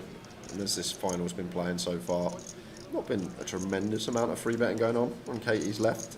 Yes, Trig and Ragve have been active, but both sat on her direct right. Decides against the Queen 10 off open, leaves room for Simon. Blind on blind, King 4, nice candidate to do this with. Makes it 350. Oh, deuces for Nicholas. Like in a chip EV setting, this is just a jam, blind on blind for 25, deuces. But with the ICM, although slightly less now that we're six-handed and lost a couple players, I don't think that's going to be a thing. So I feel like this is the only option we have to play cool. I don't know about this one, Tao, if we get to jam. I don't think we do with the ICM present. I know blind on blind usually a pair that's small for up to 25 can just go in. But other factors. Simon flopping best. King Jack 7. Yeah, I like the check here from Simon. Good to have some top pair checks, and obviously with the weakest kick up, not the worst one to have. Now we just have a comfortable check call facing this bet from Nicholas. Interesting from Nicholas with the ducks. It's kind of interesting on King Jack 7 when our opponent doesn't c-bet this board. Do expect them to have some sort of hand that could potentially play check call. But Simon going for this approach. We are blind on blind. Range is going to be a lot wider, so top pair does become stronger. Deuce is out of there. Is Ludo in? Not seen Ludo this week. Don't think he played this. Yeah, Madge should start travelling a lot more, Madge, from Edinburgh. He'll be coming on Wednesday with the Scots. Ah, yeah, could be. Nathan Slate says, can you shout out his pal from Blackpool, Ben Hill, who's 6 bullets into Goliath and he's not past level 6? You need the Benny Hill music for that. Yeah. Just him walking back and forth to the reg desk. And Big Dad's the liquor captain. Likes a drink. Toddy will probably play Goliath later in the week. He's been playing the other events as the week, and he's currently in the 1500 high roller. I just thought it was like, a few jalapenos. Any news, Jim? News? Oh, not good news. Oh dear. Oh wait, oh, I've not heard that before. we normally have exclusives and everything.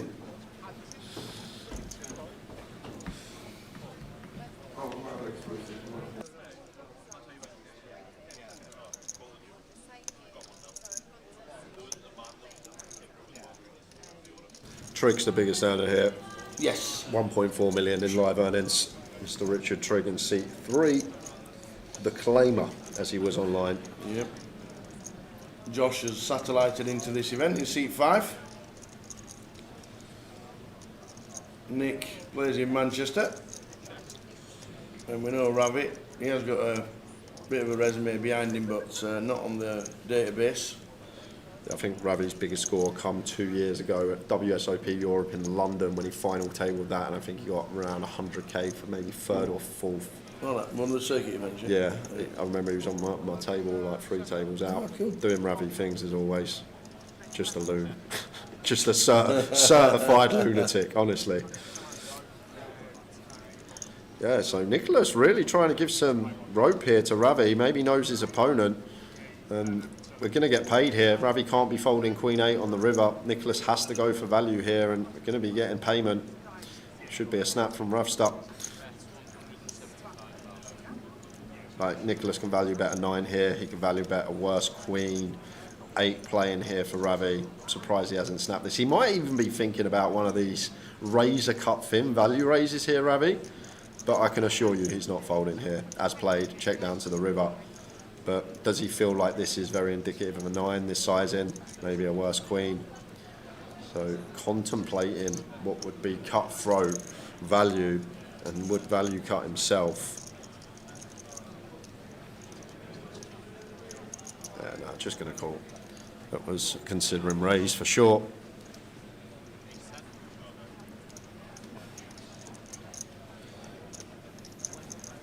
Only option we have is Ravi there. Always trying to look outside the box. He does put himself slightly towards middle of the pack with Simon and Josh. After Iman's bust out, no one really short here. 20 is his on this structure.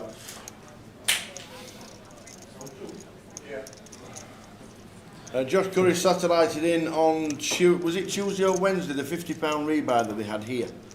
He satellited in for 150 quid, I think. Monday was it? 150 into 192k. That would be all right. Good ROI. Absolutely. Well, he's guaranteed 27 at the minute. Even that's not bad. And the rest tower 38 480. We got 6 left. Oh. We just made another 11k. Just like that. Just like that. Kings for Katie under the gun.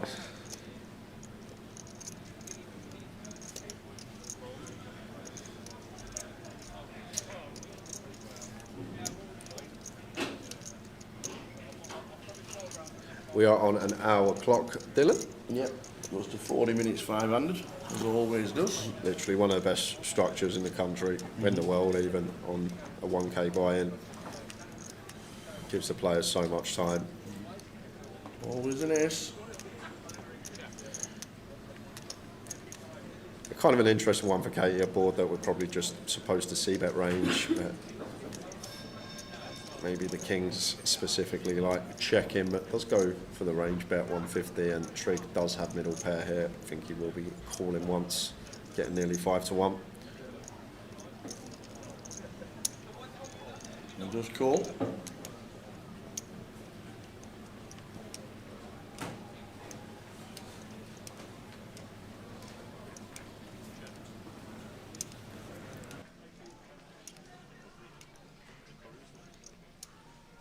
Going to see check a lot here now from Katie. Just once again ranging our opponent. Trigg's either got an ace, an 8, a 3, some 4, 5, 4 deuce type stuff.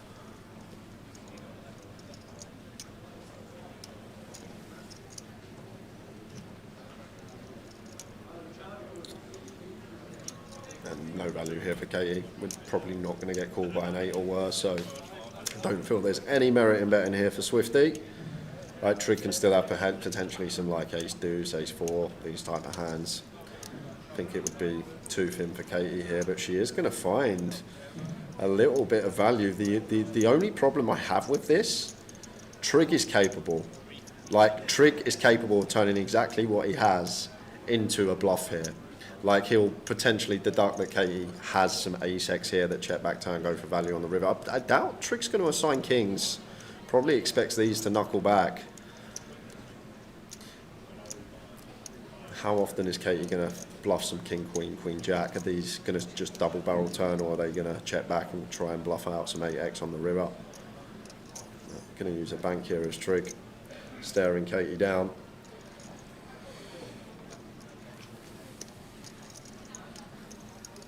It looks like a man that's never raising, so potentially thinking Swifty can have some queen jacks and king 10, stuff like this. Tiny little value bet from Katie. And it's actually a great example as well whether the value bet's going to be good, because Trig's got the next pick down, and there you go. Well done, Katie, with the Cowboys. Absolutely owned Trig there. Sick little bit of value on the end. I do not value bet there. I feel like a lot of people don't, because they don't expect 8x to call, but Katie, knowing her customer, up to 3 milli. Tidy little bit of value from the Swifty. Love that. I feel like not many find that. I don't find that. Because you don't expect an 8 to call, but she thought Trig would pay some of the time with some 8x.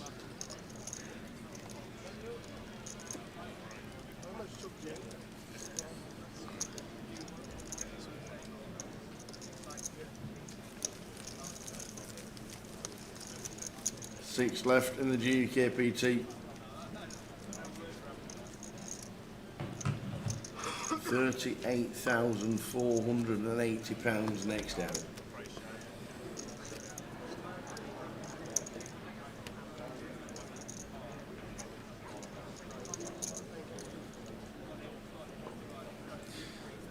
I think first bump in the road for Trig. Feel like an immaculate performance so far at this FT. Decision making been on point. Just getting one wrong there, and even the best prone to a misstep from time to time. We all know that in this game, when you're sat at a table, you can't play perfectly all the time. It's just not possible. You're going to make little mistakes. You're going to get decisions wrong. Just got to keep going and doing what you're doing.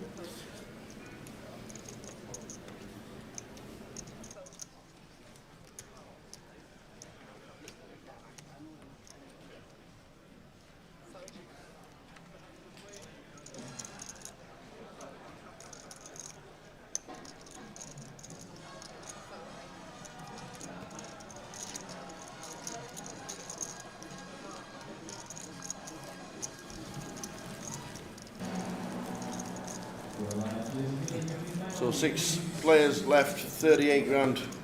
Usually first place, that. 2016-17. Was raise or fold the only option for you there on the river, in your opinion, Jay? I just think fold. I thought Trig might have been contemplating a raise because of the check back on the turn from Katie, but I feel like Katie's still going to check back some ace-x. I want to value bet river. Like, when she's got some suited ace-x that only a 2-street hand, she's probably going to check turn to try and extract some of the time on the river. But I guess Trig just thought she's going to have some king queen, queen jack suited, jack 10 suited, these type of holdings enough that an 8's going to be good enough that you don't need to turn it into a bluff here. But I just feel like we're just going to get shown like ace 10, ace 9 suited so often there from Katie. Trig probably knows Katie a lot better than I do, so maybe seen some hands down the years where she has found some bluffs in this spot, but I feel like as Trig would just want to fold there. But got suspicious and paid it off.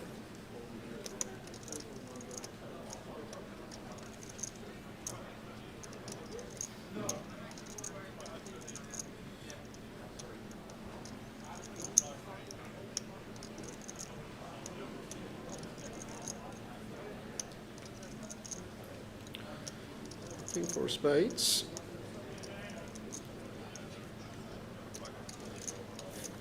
Interesting pill from Trig here.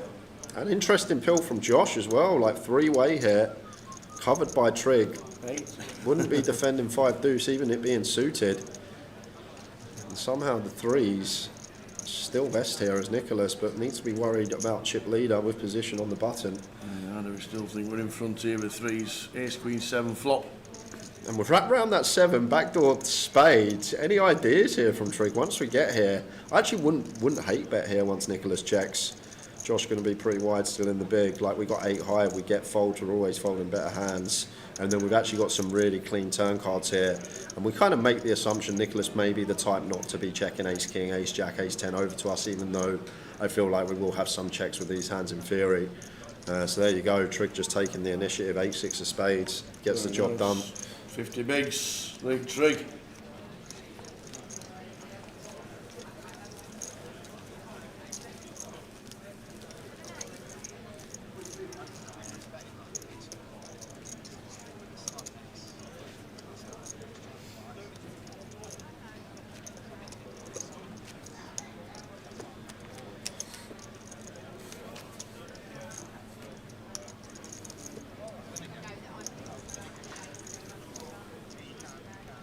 Trig and Katie chatting away. Obviously, we're both part of Team Pro for a while together. Trig, not part of the team anymore, but we still see him like one. Come in, done some comms the other day. Always great bloke to chat to. And he's enjoying his poker again, Tal. That's the main thing. He's enjoying being at the table, and it makes such a difference.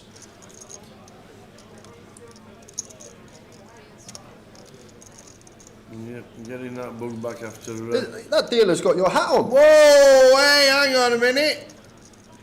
Where's he nicked that from? Stole your hat. He would have took the jacket, it'd fit better. At least he could do the button up. I can do the button up. It's Yeah. just when I breathe out, Yeah. it pops somebody in the eye. I'd blind somebody. Jack eye flop. Big blind Simon defending. Yeah, probably one and done here for Trig, C-bet, and then just give up on most turns. Maybe there's some turns we barrel, the 6, the 7. 7's actually really nice, one to barrel, double gutty, blocking 8-9, but I feel like on a lot of turn cards we're just done with hand as Trig. Simon, gutty here over card, and can be the best hand versus chip lead and cut-off range. Gonna have to stick along. And he's going to take this approach. Don't mind this at all. Little small check raise with the gut shot. Making it 400. Snap raise from Trig. For someone who hasn't played for 10 years, Tal, Simon seems really clued up. He is, like I said earlier, he has got to have been watching the game and learning, because it's just changed in 10 years so much. I know, and he's played some terrific stuff over the last few days. Thoroughly impressed with someone I've never seen before, but definitely got some theory in that noggin of his, and finding some nice little... Them stacks. Simon Wilson, under 43 BBs.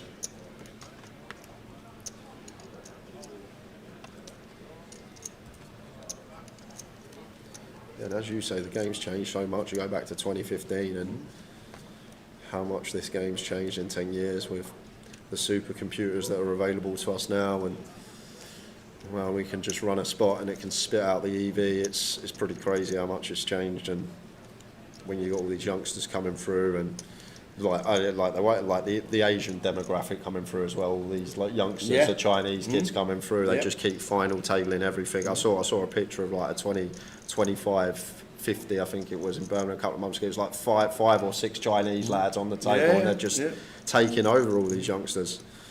They've got the brains, they put the work in, and then eventually the results come. But we're going to quickly jump to this one because this could be interesting. Ace Queen for Simon here, 30 effective of Josh. I'm going to go for the free bet call.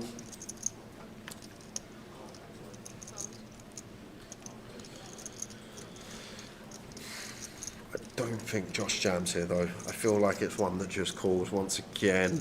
Like Simon's not free bet calling ace 10. If we jam here, we get called. We're in rough shape. Need to find a free out, or maybe flipping against 10s and 9s.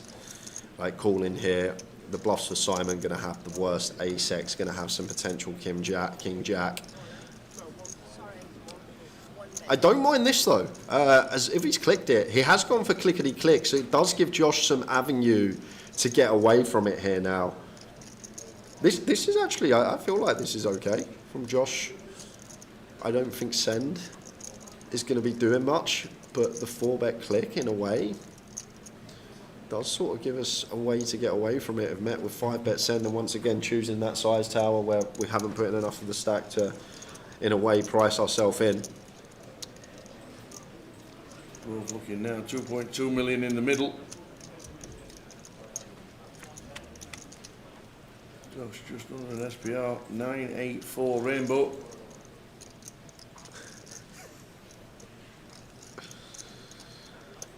Now it gets interesting because, like, as Josh here, we don't expect to see flats out of position. We expect to see 5-bet all-ins, or we expect to see fold. So when Simon calls, like, I feel like you're going to think aces can be in here, trapping aces. I know we have an aces, Josh, but what do you think this range looks like from Simon once he does call our 4-bet? A real battle going in. The whole table enticed. Look at Ravi, Trig and Katie all watching on. All staring on. What's going on this hand? Intrigued. And 8 on the turn.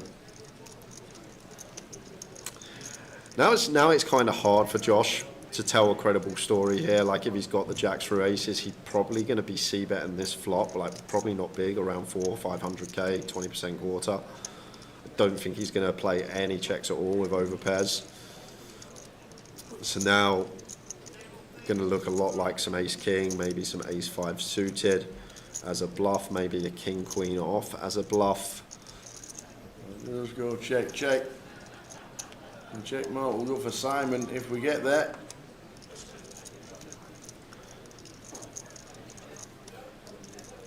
Ace-queen good for Simon, nod of approval for Josh. Just interested how Simon would have retaliated against like a B20, B25 there from Josh on the flop. Just if we're going to 4-bet at polar size, like we got one of the big pairs, I don't think it's a bad thing to just go for a little B20, a B25. Yes, potentially some aces traps in there, but once we get called on the flop, potentially that's when we just give up on the hand. But interesting one from both. 10 minutes left at this level, and then the blinds will be up.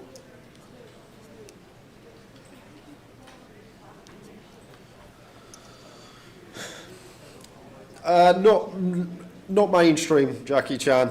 I play some private stuff on apps, like just like home games, but I don't play like any online these days. Been a while, been a long time actually. Lockdown probably 2021. You'd have to go back to. Just more working these days in the booth, week in, week out.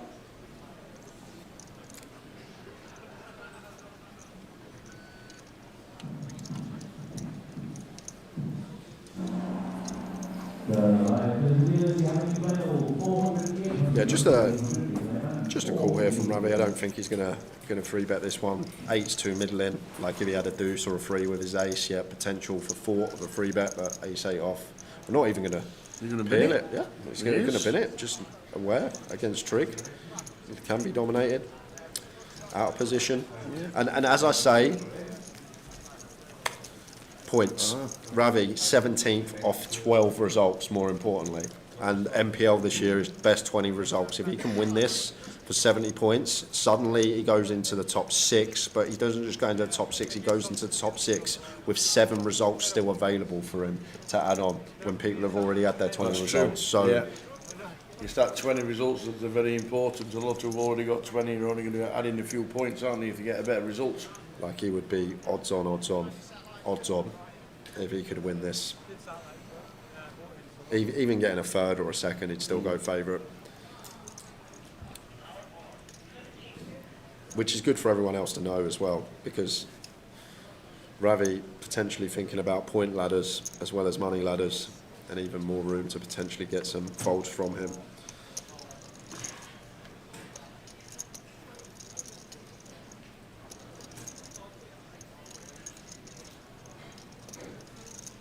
So Josh back amongst it, ace queen suited, making it 2-2-5.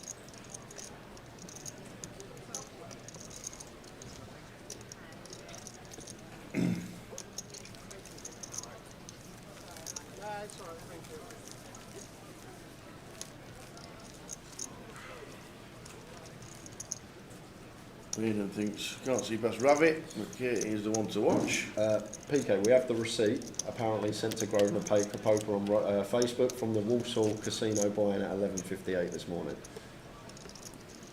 The what? Someone's sent a receipt that they bought in at Walsall today for the Goliath, apparently. Really? That's interesting. Okay, well done Walsall. Everybody head to Junction 10. No, don't, because it shouldn't be a thing.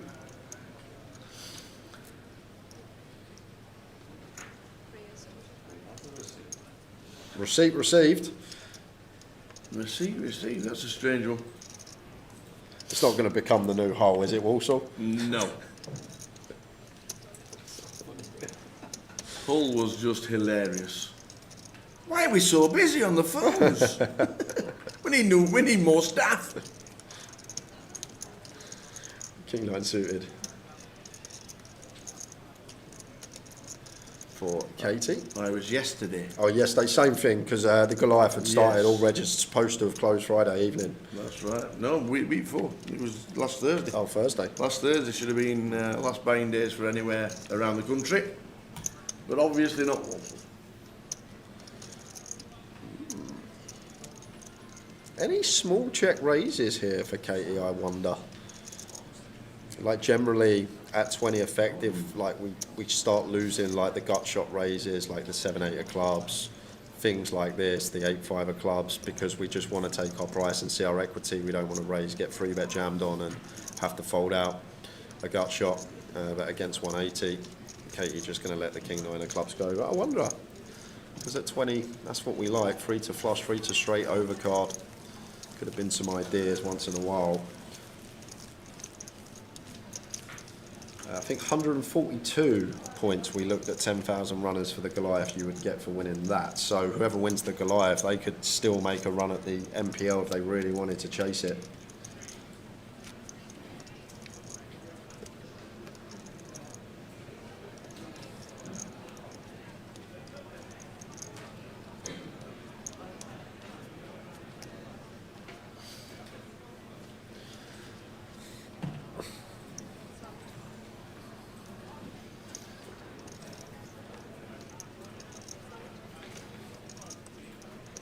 Well, he's had an hour off, but got to open this as Ravi. Even with Trig on direct left, we know there may be some punishment coming, but still need to open the A7 of hearts. Trig out the way. Katie ace deuce off in the small. Wouldn't take this when Ravi covers. Switch the stacks, maybe more ideas for Katie, but when Ravi covers, just out the way and 8-9 off here for Josh in the big blind. Is going to defend. Indeed he does, off to the flop.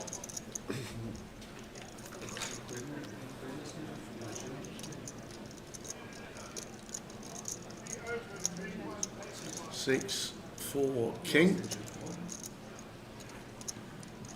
Heavy C-bet for Ravi on the King High Rainbow.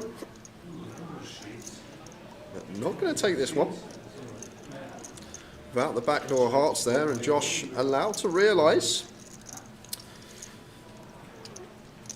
Does snag middle. Now, once we check back flop as Ravi, is he just thinking about the showdown? But like I say, maybe there's this inkling in his head of just keeping every pot small now. Like each bust out going to be worth like 10 to 15 points at this stage, and you play some side events on the GUKPT, and like you get that for winning one of the side events. That's right. Yeah. So literally every spotty ladders is essentially a tournament won in terms of like one of the smaller tournaments won in terms of points. So it's just massive for Ravi.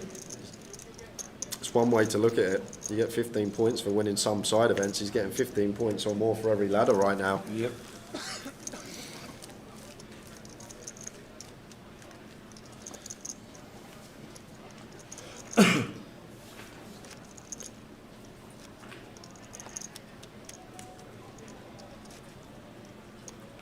So still on 6, 3 minutes left of this level, then the blinds will be 60, 120.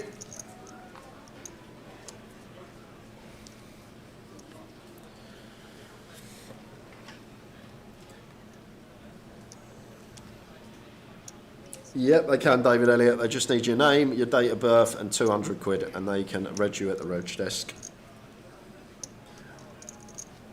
100% the coder. Yes, definitely. Yeah, maybe that's why he's been a little bit quiet on the final table. But obviously not on the distribution as well. Katie with the 10s raising 3-bet into 550. Back round to Nick. Yeah, it's going to be a 3-bet call for Katie. Not going to be able to 3-bet fold these at 16.5, or 18.5, including Nicholas's open. Ace jack off, unfortunately. Just going to have to hit the muck.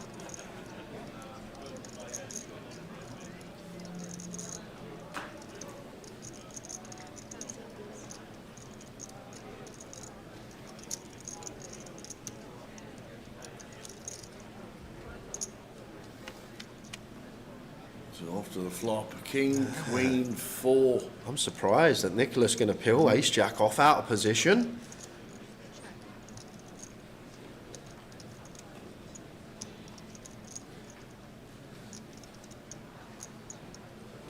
And Katie not wanting to c-bet with 2 overcards out there, and I wonder if Nicholas takes initiative here now. With the 7 on the turn.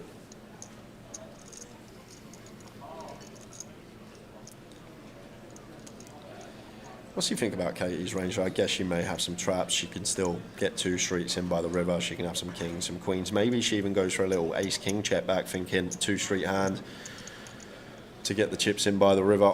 A bit of deception. We're going to check back again here. I'm going to think Katie's got a lot of ace-queen here as Nicholas now once she checks back twice. Feels a very ace-queeny, maybe jacks and 10s as well like she has. So probably not going to bluff now as Nicholas. If we wanted to bluff, maybe go small turn, jam river really to try and fold out ace, queen, jacks and 10s, but I don't think we're going to be dislodging ace, queen at this junction now.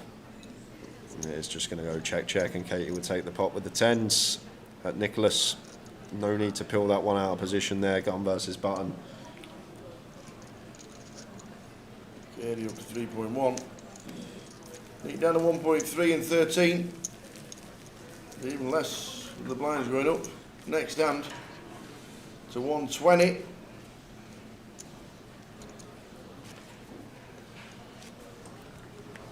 So last hand at 100k.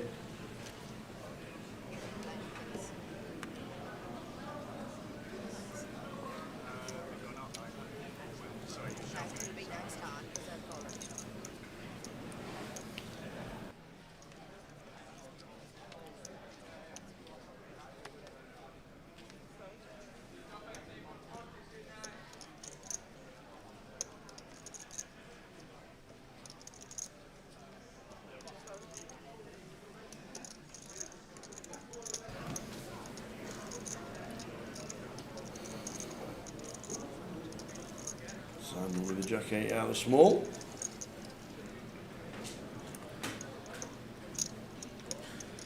Bit of pressure.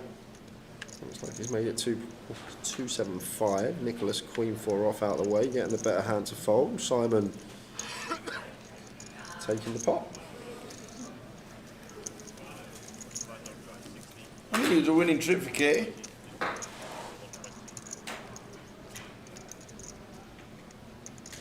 Great when you get a nice score early doors. Oh yes, just the weird one was winning that seat into the golden air at the Nugget, and then golden nuggets. They take yeehaw, and then not being able to play it because they cancelled it. I forgot to do that actually. After we mentioned that, I need to buy golden nuggets. I used to decent. I remember having it when I was a kid. I've not had it in like 20 years. Golden nuggets. Yeah. Serious breakfast cereal.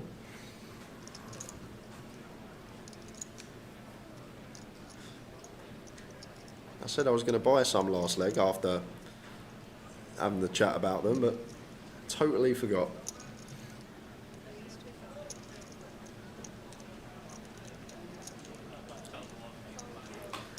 Queen 8 of hearts for trig. Makes it 250 to go.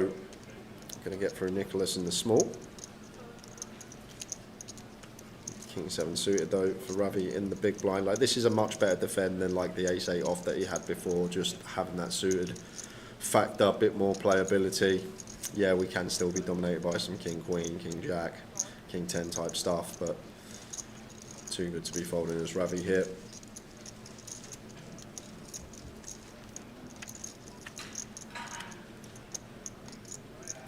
Yes, I flop Ace Jack 8. Got really nice barrel here as Trig having this bottom card, blocking Ace 8 suited, blocking some 2 pairs. Like, yes, we're not going to fold out a Jack or an Ace yet, but down the streets this could actually be used on certain run-outs, like when a 10 comes, now blocking 2 pairs, sets and bow straights. Already in Trig's mind could potentially think about sending some barrels in, but we're not going to get that far against King High. That is true, Brooksy. I do eat breakfast after midday. I don't know about breakfast. That is true. Big Johnny's right your age. Because he's just said what you said. He used to be one of the best adverts of all time. Never heard them. Golden Nugget CTs, yeehaw. There used to be great breakfast cereal adverts. Remember Frosties with Rory the Tiger? Yeah, absolutely. What time do you think you need to reg for tomorrow to play for the start of day 1D? Well, day 1C today wasn't actually sold out before start of play today, but has currently got 1,265 playing it. And it actually wasn't sold out, which is the 800 cap. So the soft cap is 800. Tomorrow at the moment, only 235 have entered. So I reckon you should get a game. I like that fold from Josh. I thought he was going to entertain the 5s, but I like one to just get out of the way. And Simon now chipped up nicely and does give him the license to open hands like this from cut off. We are raising into Trig's big, but even still, I feel we slightly cover him now after a couple of pots.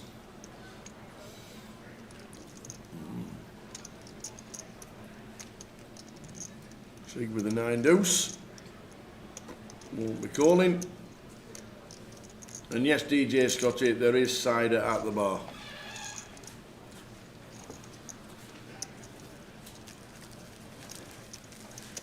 Oh yes, Tony the Tiger, Rory the Tiger's Haven, always get them mixed up. Haven? Haven. Haven Holidays? Haven Holidays. Tony and Tiger, Rory the Tiger, long lost brothers. One done the Frosties advert, the other went into entertainment. Sorry. There's not many tigers in the world that I know names of, so just the right innocent mix-up. Tony the Tiger's from Frosties.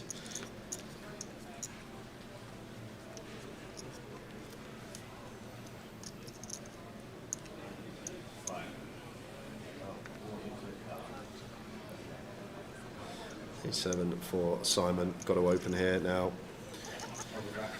And the thing is as well, with Simon, he's obviously clued up because he's not just played the same way all final table. He's changed his strategy dependent on how the stacks are distributed. Now he's got the chip lead, he's starting to open wider. He recognises this, that he gets to open wider now, that he's putting a bit of leeway between himself and Trig. And it's not often that we see a fresh face come onto the stream and perform well throughout, but a lot of credit for this man over the last couple of days. 10-year hiatus and back in style.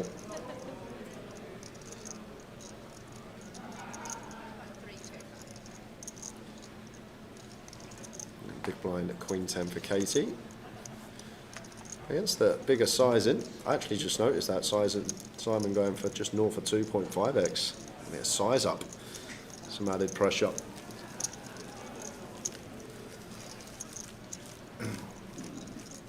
Kevin the Carrots here in the chat watching on Facebook. Tell the Big Gruff and Ian Ross Anderson to stop being losers and get booked up for the Goliath. Yes, get yourself signed up to Goliath. Kevin the Carrot's coming. And who was the kebab? Rab the kebab. We had to wrap the kebab the other day. Rab the kebab's on his way as well. Why would you miss this? Wrap the kebab. Why would you ever miss it? Rab the kebab's on his way. I used to go Devon Cliffs as well, Richie Boner. That's where we used to go, either Yarmouth, Caister on Sea, or we used to go Devon Cliffs. They were the two that we used to. Went Perranporth actually a couple of times, which was lovely in Cornwall, but the old dear don't get on aeroplanes. So as a kid, we were on the old Avon. Yeah, on airplanes. So Ravi King Queen here, shove from Nicholas 4-8. Like this is the thing. Like I feel like with the point situation, like Ravi's not even going to entertain this jam, even though we do dominate some stuff.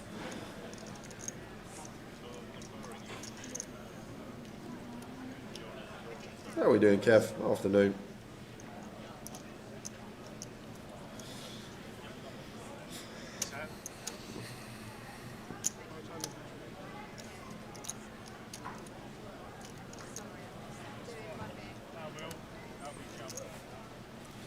Goliath, always the end of July, running through to the start of August. Has been for, what, 12, 13 years now. Yeah, the first couple were the August bank holiday and then they changed it.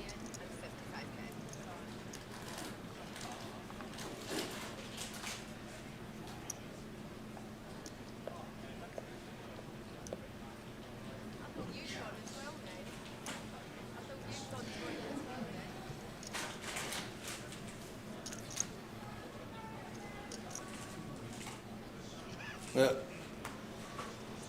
So just run to the toilet as Trig, and I think Katie's working out that to give an extra few seconds before passing, not using time banks obviously.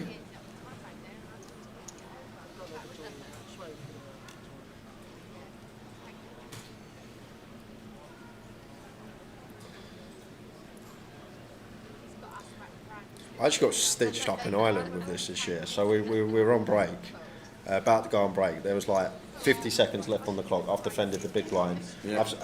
I've said to everyone, literally said to everyone at the so you can go on break now. I'll make sure this is the last hand. And then I'm in a pot with someone. I can't even remember what the ball would come. I insta check to him. He just folds in position, and then the dealer's shouting the players back, saying there's another hand. The dirty bastard, yeah. So it made me look bad because I said I'll make sure this is the last hand.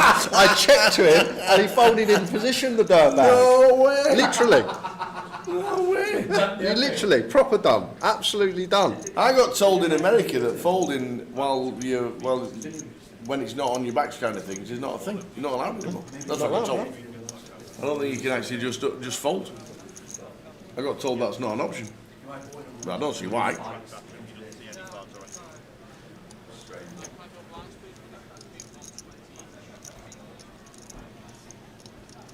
Now Katie was just having a little tank up for Trig there. Trig's obviously been drinking a lot of water today. He's up and down like a shot to the loo, so it's just trying to slow things down so he don't miss too many hands.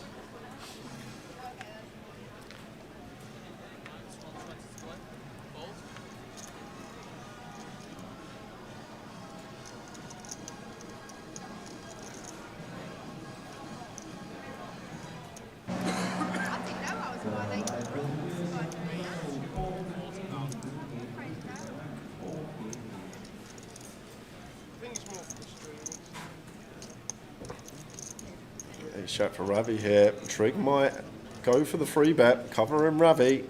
I think I personally would, knowing the situation with the MPL. Here it comes.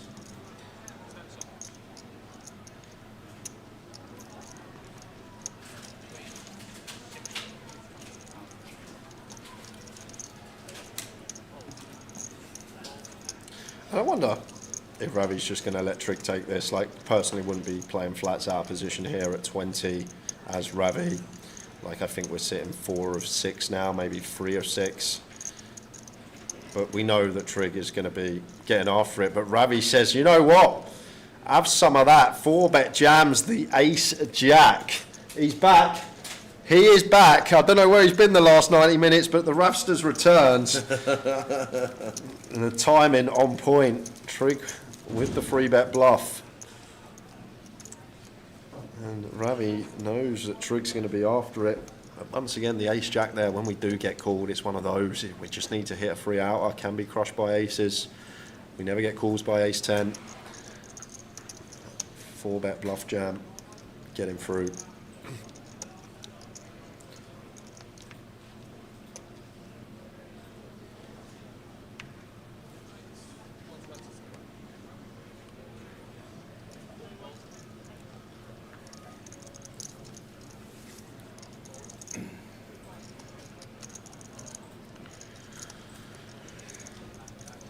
Ace in hand for Katie. Simon's in the small. Still might just let this go. Open ace 9. Like I said, it depends if we feel like Simon is going to be getting after it a lot now that he's put a bit of distance between him and second and chips. But well timed fold from Katie, because I feel like Josh would have free bet not all in with this one. So 240 from Josh.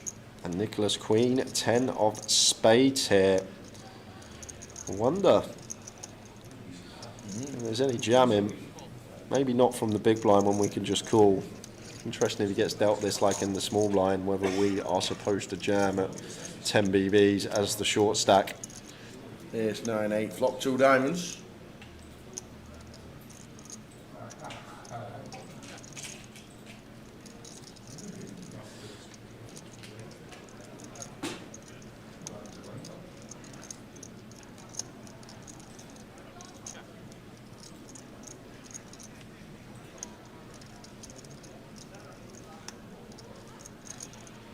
Yeah, Josh not going for the C-bet here. I would like to see delay though, especially with King of Hearts in hand, still blocking some removals. And like, imagine we got Nicholas here who snagged like 4-5 suited, 4-6 suited, just turns turn a 4 with no draw. Like, we're going to fold that out. Josh feels like King Queen good enough to show down, and we do catch the lady on the end. Nick with his option.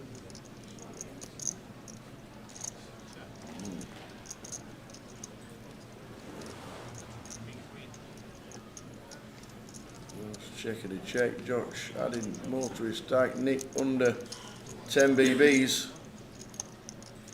6 left.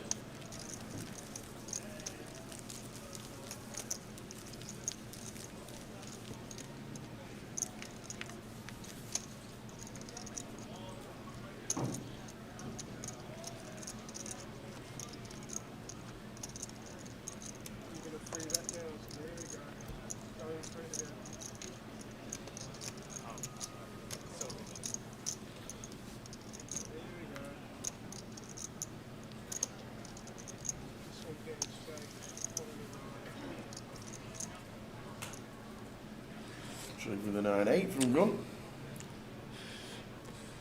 Apologies, Papa Man. That hand just angers me every time I think about it. What's that? The one when matey dogged me when he could have, when I checked over to him just before the break and he dished it into the muck. Yeah, that was a bit weird. That's just like. I think he was just trying to be funny because I told everyone they could go on break, and like that everyone would come back and matey who thought he was in the big blinds in the small blind done his big now, and everyone's going to look at me and be like, "Oh, I thought it was last hand," and then I look like the bad guy.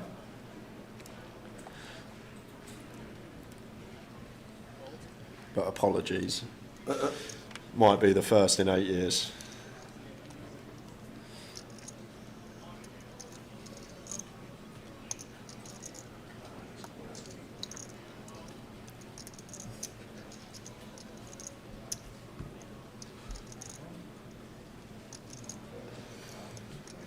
Okay, with the sixes.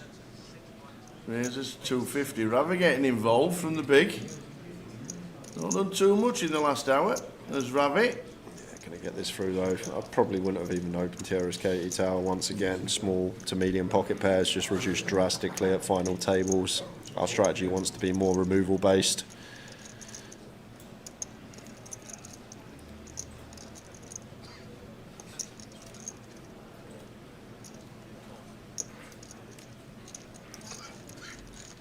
Once you get out of the way, 21 BBs. Nick down to 7.8 BBs.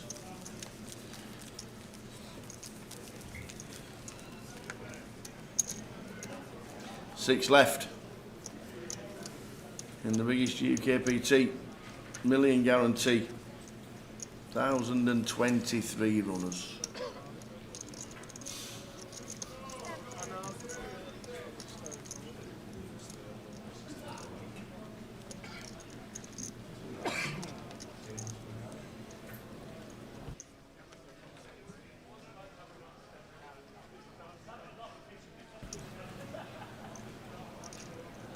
Okay, from Gun.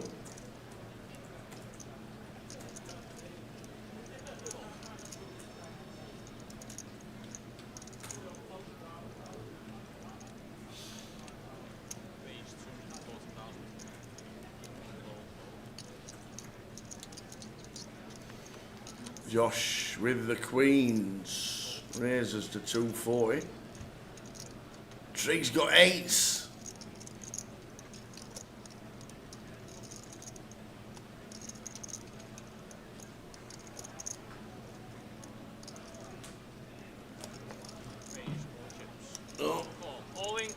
The Trig's put the triangle in and Josh obviously snaps. 6 million chip pot. Trig will be down to 1 million in less than 10 BBs.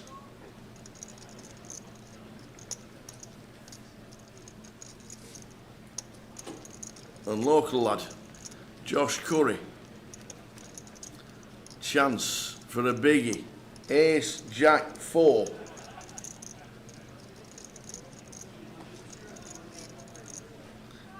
Trig needs an 8. A day with an 8. Can he find it? No, he cannot. Josh up to 6.2 million. Chip leader. And Trig down to less than 10.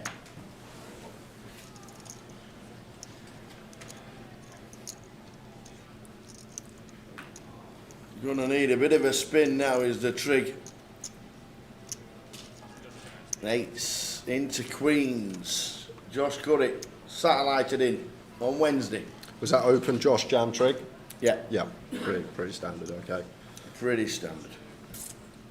Literally popped out for 15 seconds. 15 seconds. When you need to. 15 seconds. When you need to, you need to.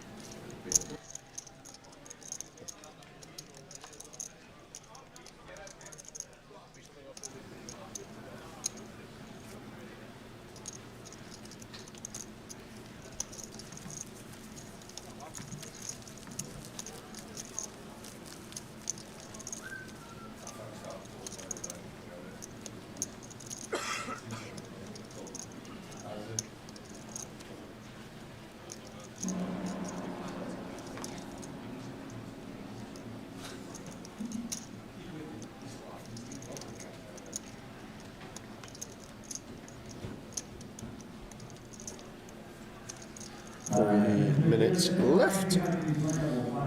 4 hours into our day.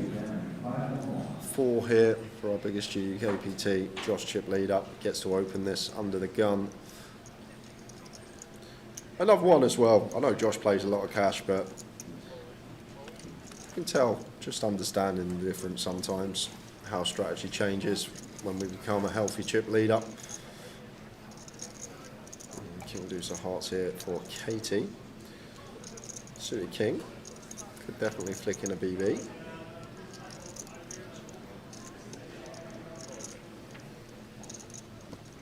Gonna let the suited king go. Cheers, Donna. Don't forget to hit the like button and subscribe as it helps get into the YouTube algorithms. Cheers, Donna. Yeah, you can also set notifications on. We got 9 days of streaming. This is 3 or 9. We're going to be probably 10 to 12 hour days most day. We've got over £1,500 to give away later on in the week because we don't really want to take much away from this terrific Absolutely FT. not. So whether you're watching Twitch, Facebook, YouTube, follow, subscribe, like. We're going to be building up the viewership as we go along throughout the week, and hopefully we can keep you all with us.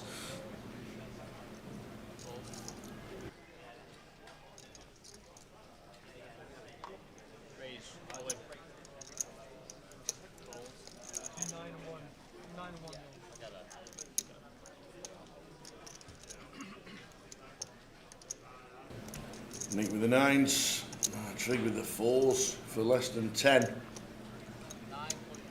For 8 BBs.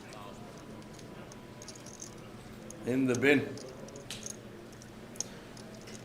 How much did Trig lose that part? 3.5, 3 million? 3.5 million? What was it? Bottom. Where I didn't even catch that. I literally come back as the chip said. What were the positions? Trig was either in the big or the small. I think Trig was in the big, I think. So Trig was in the big, so +1 low jack from Josh. What, and he just sends 25? Yep. I honestly, when I sat down, for some reason I thought it was button big blind. I thought it was Trig on the button and Josh in the big blind. It does seem a lot of bigs to shove 8s because we're not ever really getting called by 7s. Like we probably even fold out 9s with that shove as Trig. Yeah, maybe now I literally come back 8s versus queens. Just thought it was like 20 bigs effective, button versus big. Seems standard, but now I'm getting a bit more information. It does seem like a big old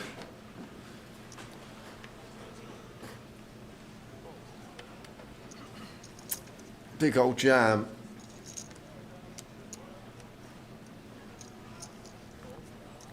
Yeah, Josh 6 million. Yeah, it seems healthy. I'm actually not sure about that one from Trig. Yeah, 26 seems way too much with 8s. I don't even know if we get any shoves for 26. Maybe there's a few, but yeah, it seems a lot. It does actually seem a lot the more I think about it. Why is it whenever I need to just pop out for like a minute or two, we get like the carnage hands always seem to happen?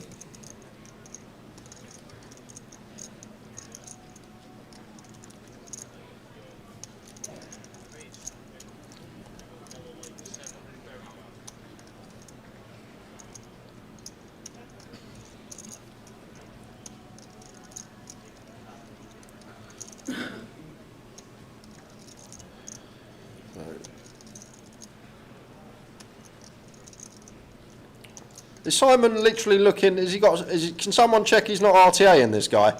He's just finding every single spot, this man. Katie, King, Queen, gonna call in position.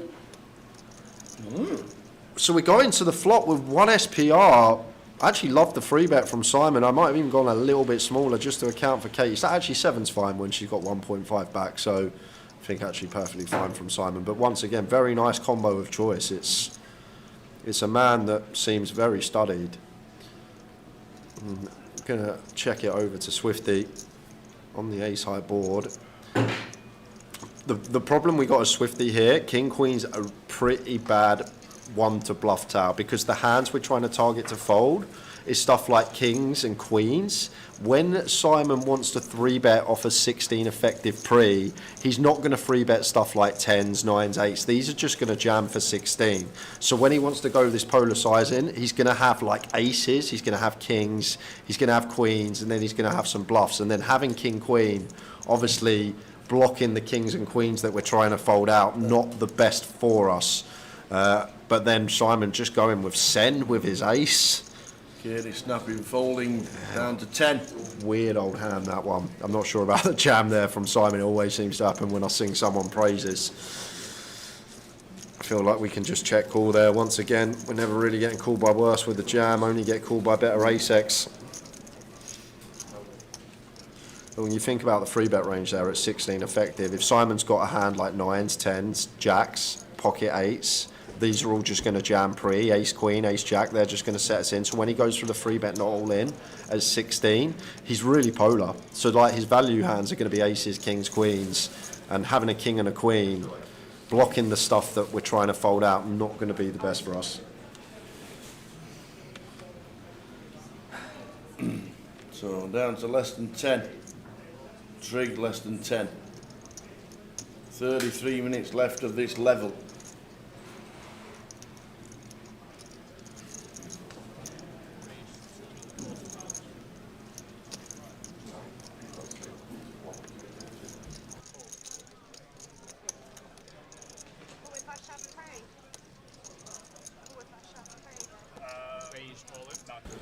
Here's King for Nick. Getting much needed chips back. Nick Drinkwater. Josh Curry and Simon Wilson now chip leader. He might have been missing 10 years, but he's been in touch with the game for sure. Playing some good stuff.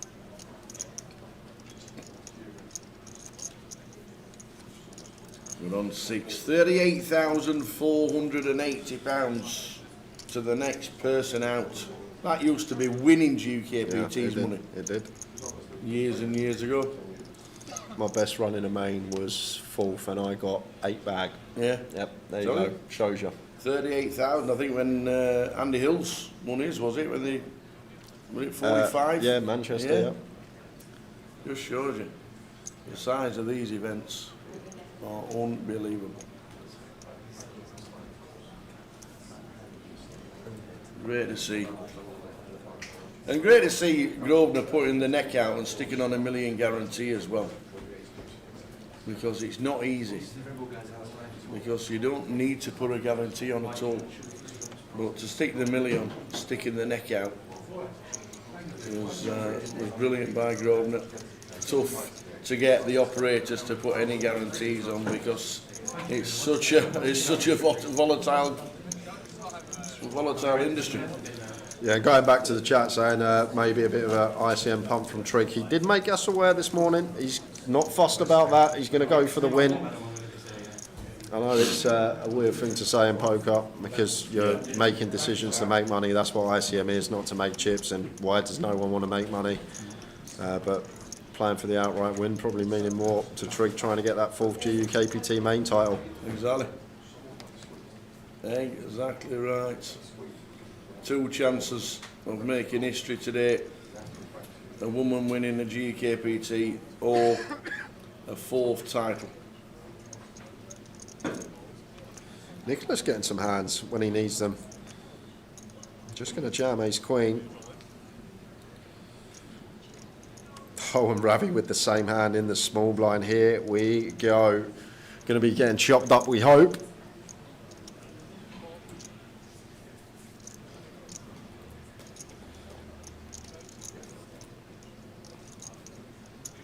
No, not even click, Dean. I think 8's just defend there for Trig. Maybe it's a thing versus button.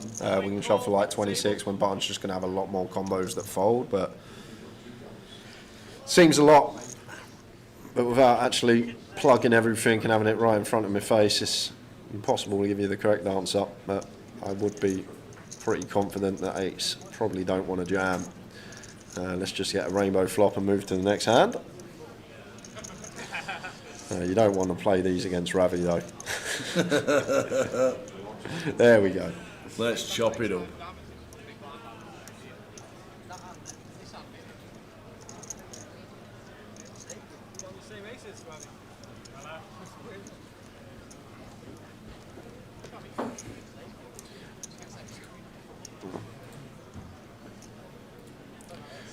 Obviously outlasting these 3 short stacks worth a lot of money as well. We make like 60k.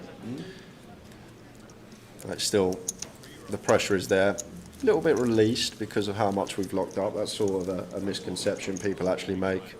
You get to like 5-handed, 4-handed, and there's a couple of short stacks, and people say the ICM becomes more extreme, but it's actually the other way around. Once you lock up a bigger proportion of that prize pool, the shackles are let loose a bit more.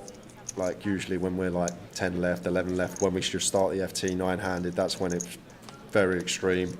Just because even still, we've made an FT, but we've only locked up like 8 or 9 buy-ins, and then if we can outlast those 2 opponents suddenly, that's 20 buy-ins we've locked up, and already a healthy amount of the prize pool in there.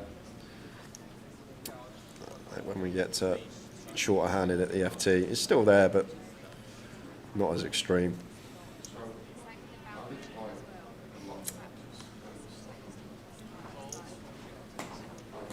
Less than half an hour to go till the end of the session, and then a break, probably of 20 minutes.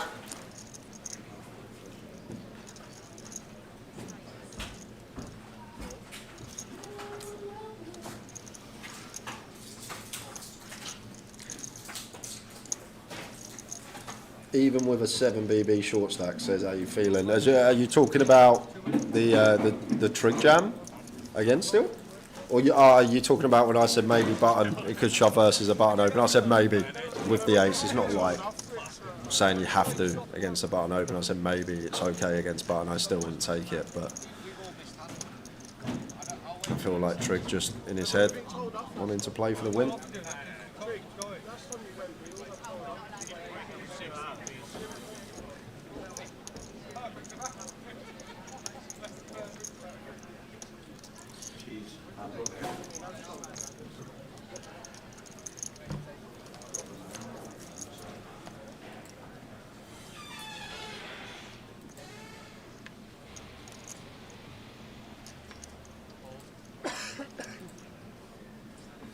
Ace Queen for Nicholas. Gonna go for open here. Gonna go for jam. I might have gone for open. Seems close. I have 13-14. Just maybe too much hand. Just want to get action, like Josh might have entertained the idea of defend with ace-5 off there, get an opponent out of position to put in money with 3 outs. If you see Katie, can you remind her to eat or drink something? Have you seen what she's got in her litre massive tub there? It's like a super juice. It's blueberries and blackberries and raspberries and all sorts in there. It's about a litre big, that. It's huge. So I think she's doing all right, Donna. We'll have a word at a break.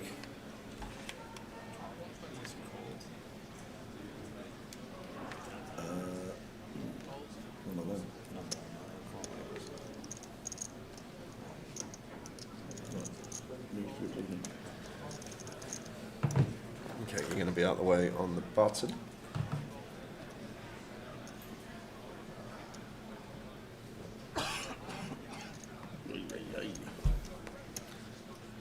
Trig stood up, having a quick chat with Katie.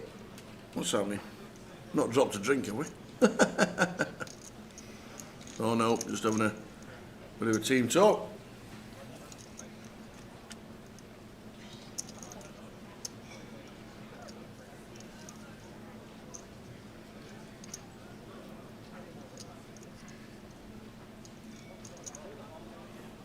No green. No, that's on. Should be working. Yeah, just the guy who wasn't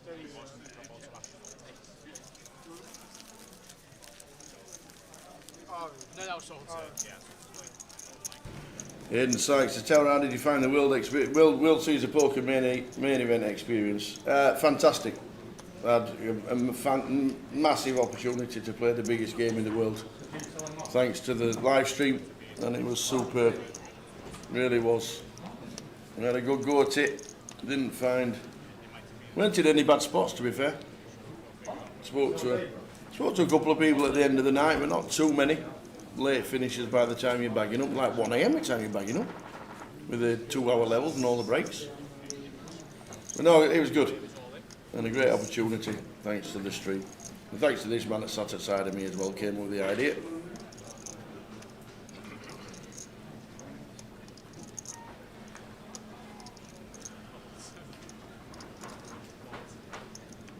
We're gonna be getting this through. Can't call this as Nicholas, even for 8 BBs.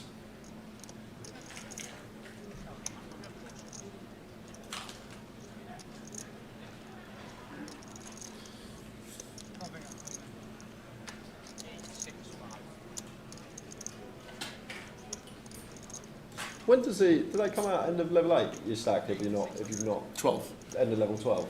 Come out of the first break. First break, yeah, that's one. Yeah. Then it goes back in. First break. That's what's happened there, Ryan.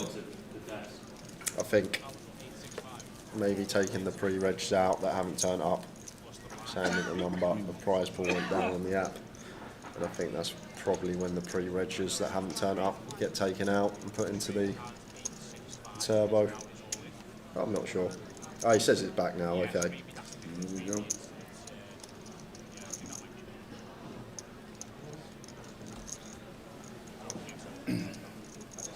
So 6 left, but 2 short stacks under 10 bigs now. Rick, Trig and Kay. Different scenario for Trig. Can't play this hand now, but he is reaching. You do only have 9, but wow, Queen Jack off, gonna take it from gun. 9 BBs. Ooh. Is this short stack on short stack? No, it's not. Katie's out of the way with a force. Easy fold for Katie. I'd take suited here as Trig. I just think offsuit, a few pips out. Ravi, out of the way. Well timed though, does get it through, picks up blinds and ante. It's just so condensed. Like, as trick, we can outlast Nicholas and then we can outlast Katie. Suddenly, instead of cashing for 38, we cash for 75. It's almost double your money.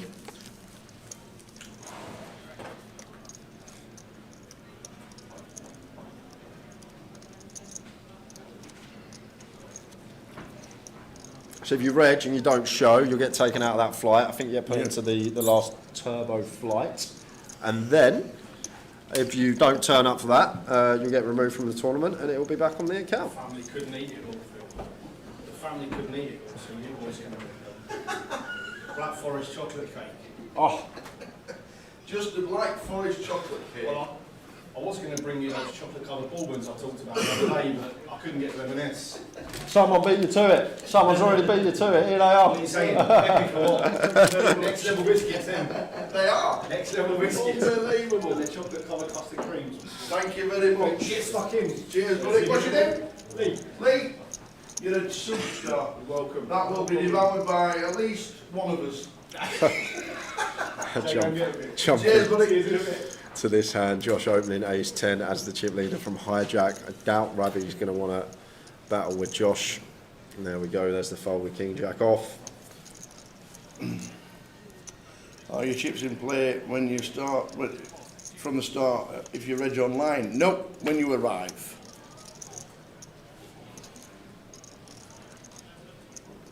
Trick jack 10 off here. Feels fine to defend in the big.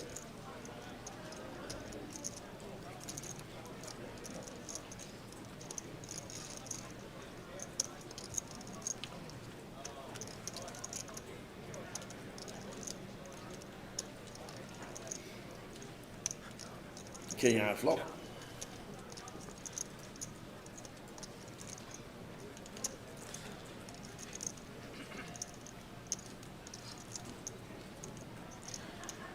Just going to see bet the king high board small here.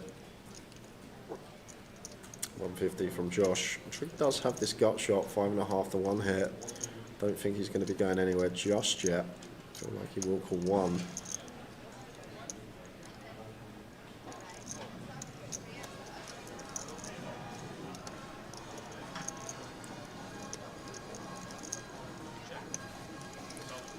Clubs on the turn here.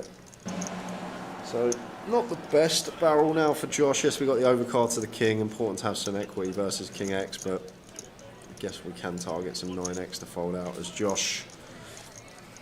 And now as Trig. After check turn, pretty confident not going to be too much king X. Like at this stack depth, I feel like Josh is just happy to either go bet, or maybe bet and then shove turn. There's a Trig going to go for a tiny little 210 here. Trying to have a 9 in there as well for value, maybe for that size when we go 20%. Kind of nice if we can have some 9x for value as well. Just widens our value range, makes it tougher for ace highs to call. Ryan said, do we decide if I can buy in locally for Thursday? I wouldn't trust it. But somebody says somebody bought in at Walsall yesterday. I totally believe them. Please stop saying this, because Dina's going to come in here. Yeah. She's going to rip but our I heads wouldn't off. trust it, and I would say no. That's all I'm saying. We had a situation about 5-6 years ago. Yeah. Goliath. And somehow, some way, whole Grosvenor Casino were buying people in, even though Reg was closed. Over the phone, weren't they? And you could call up whole casino, give your date of birth, your name, pay by debit card, and you'd be into the flight. And we're doing it all day. Whole was busy as anything. And then we just had Dina coming in. She goes, "Who's been telling everyone you can buy in at Whole?" And me, I'll just point at a tower. Just point at a tower. So we don't want a situation like that happening again. Because it should just be in club now where you can buy in. We were advertised that off-site buy-ins had finished last Thursday, but then somebody said they got in at Walsall yesterday. So, but we advise it's not. Cheers, KJ. We've just been brought in a double chocolate Black Forest Gatto. That's what we've been brought in. back to the table because Trig's got out the small and big. This is a call. This has to be a call for Katie, doesn't it? King 9 Seward. She may let it go. And with the stack that she's got, and here she goes. Katie Swift is all in. And they're both smiling away because the best friend's off the table. Trig with the ace, king of hearts. Katie down to 7 BBs. And king 9 of spades. Who's shouting for the spades? Yeah, have to call this one as Katie. Pretty standard call when you stack size at 7 BBs. Out the big. Queen 7 9. Oi oi. Shoots to the lead for the double up. Looking good. Oh, the opposite ace is an absolute killer. What a game. No way. What a ridiculous game we play. And doesn't find anything on the river. Ouch. But what? All that hugs and kisses and all sorts going on there. Fist pumps and kisses and loves and all sorts. £38,480.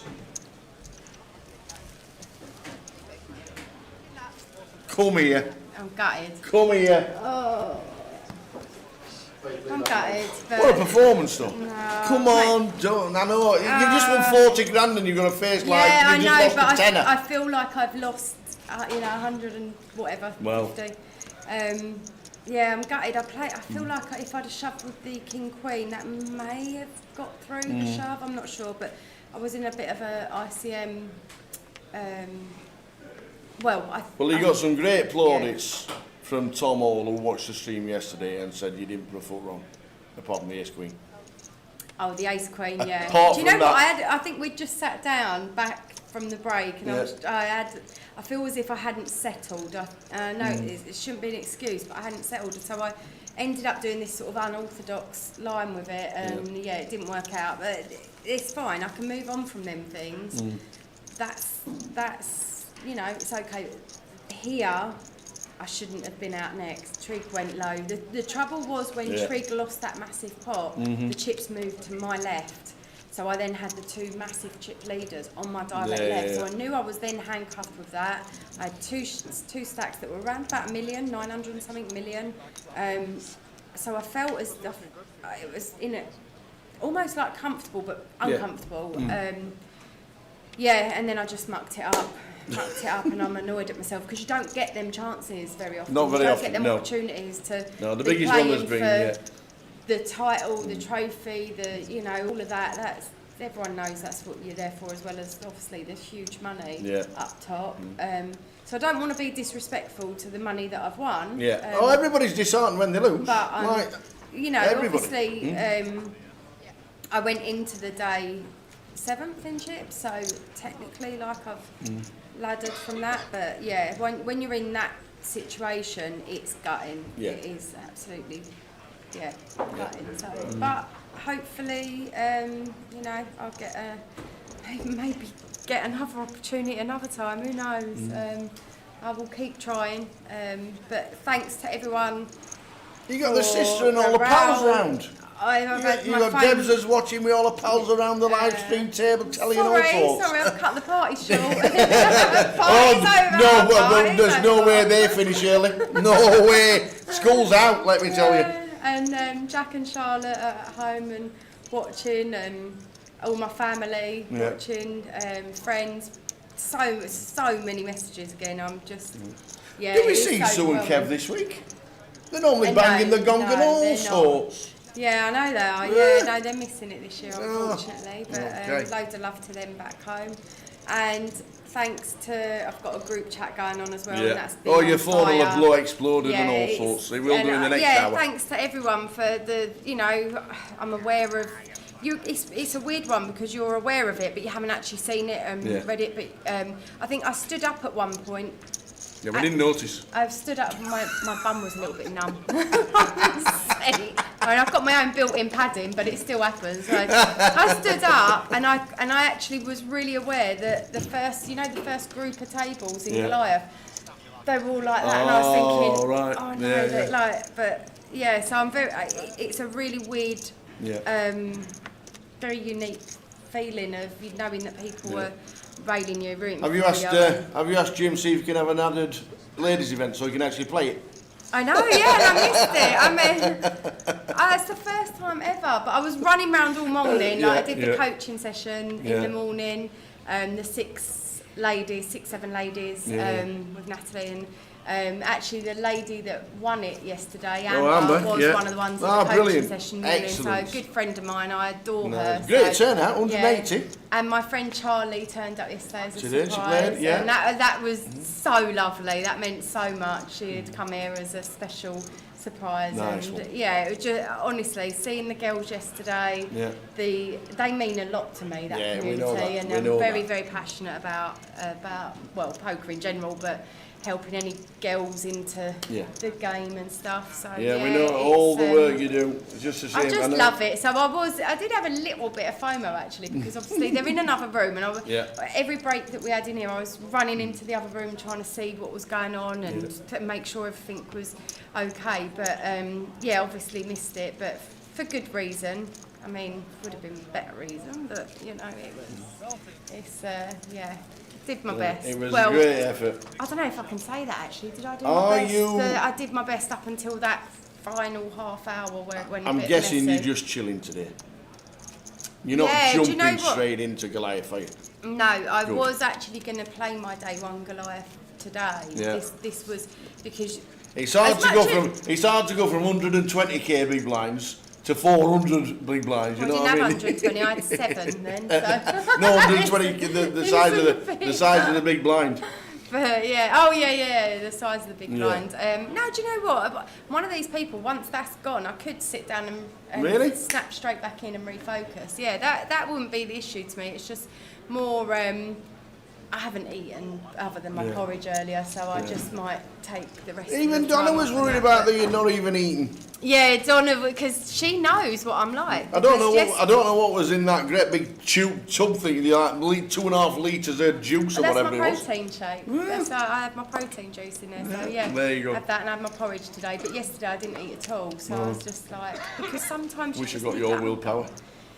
Yeah, it was, I'm a beast around a buffet and anything like that though. Horrendous. No discipline then. But thanks so much, and brilliant to you guys. Super effort. I feel like I've let everyone down again. Yeah, nobody down at all. Nobody down at all. Do it, but there's a win in there eventually for sure. We've had a second, but what else? But do you know what? Sometimes I find with these things, when I go through this, like I'm mega disappointed right now, but when you go through that, it's kind of, that's what then ignites, of course, it fuels your sort of desire to win, and you can then level up, you can look at it, I'll review it, I'll work out where I've gone wrong, what I could have changed, and maybe come back better next time, so I don't know when the next There's a few more events to play this week. Yeah. So well done you, go and have half an hour. Thank you very much. £38,480 in the back pocket. Yeah. Well done. Yeah. Come here. Thank you. Thank you. Superstar. 6th. Thanks, guys. For 38 grand. Katie Swift. And I want Trig to win it now. I hope they've gone to a good home, because I'd love to see that story of the 4-time champ now, and everyone knows we're great fans. I saw the big hug when you got eliminated, and of course it was Trig that did it. And I adore him, so it's a at least they went to him. So, well done. Good luck to him. Thank you. 8 minutes left of the session, and then a 20-minute break. So it's all right. Yeah. So 8 minutes left of the break. Katie's just gonna pop off. Her phone will be going absolutely bonkers for the next hour for sure. Everybody watching and wishing her well. Great score of £38,480, which means that Mincash now, with the 5 players left, is 53,000. £53,670 for next out. We're heading towards a break. About 7 minutes left. Super well done. The chat box went mad for you. And it would have been great if we would have got that win, but it was near to be. So we're down to 5. Ravi looking down, not done too much on this final. To be fair, Ravi. He knows how important the score, the points are.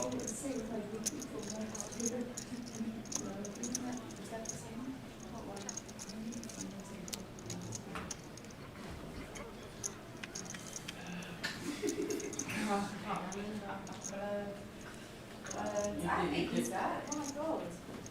It's huge.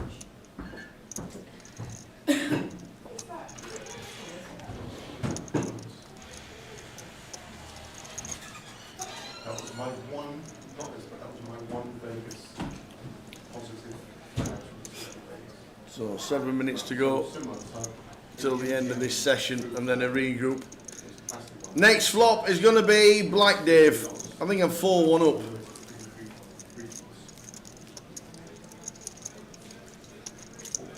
It does, it shows you there. There you go, Pete. I know not on the hand, I know what you mean. Regarding the hands, people use it, either have the stack or the BBs, you can choose. But on the actual payouts, on the actual stacks there, 51 BBs, 47 BBs. But I know what you mean. I mean, I'm guessing you mean underneath the players as they are playing the hand. Maybe it's something we can add too. The guys are up for adding and making things better. So instead of 3.8 million at the side of it, you could have how many BBs it is, which is a good idea. Any update on the debit card buying on the app? Not at the minute, Raj. If there is an update, we will let you know.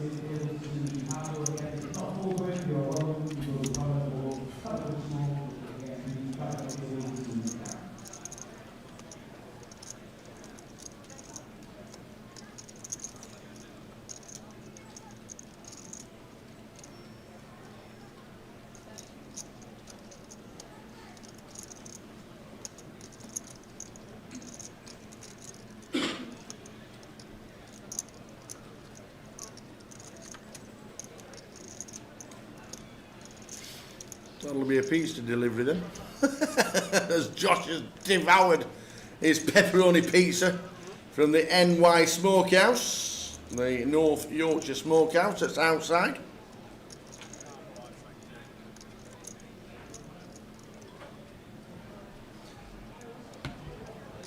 Hiya Annette, hey Tower, great seeing you over the weekend. Do you know what the cap is for the Joker's Wild? It's 400. The cap is 400. It's played as a freeze out, but there'll be over 300 plus alternates for that one. So 400 is the cap. Get in quick if you want to play it. Tell Josh to watch his fingers. He's loving that pizza from the NY Smokehouse.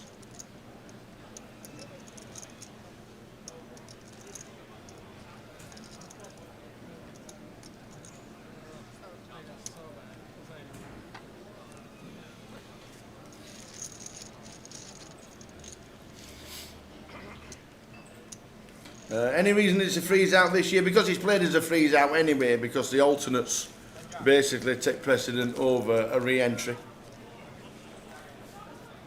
And there was 450 alternates last year that got in. So basically just giving everybody the opportunity. And it does have to finish at some point, obviously.